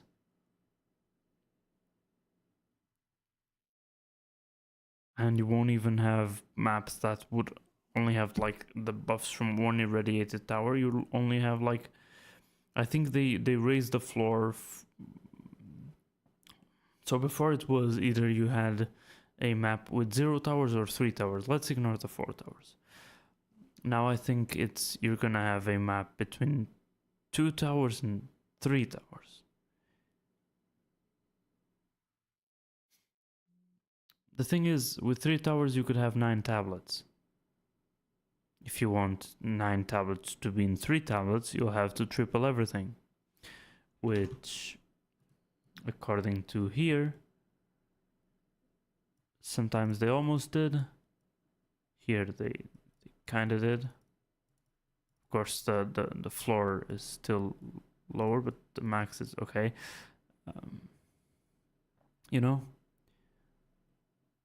some places they did even more than that. But I guess it's modifiers that people say that aren't valuable enough. But they've changed stuff, and it's because they themselves have said this before, which is they prefer to underbuff stuff than to overbuff, so that they can correct up instead of correcting down if they feel like it's not enough, or if it's too much, right? If correcting down. But yeah.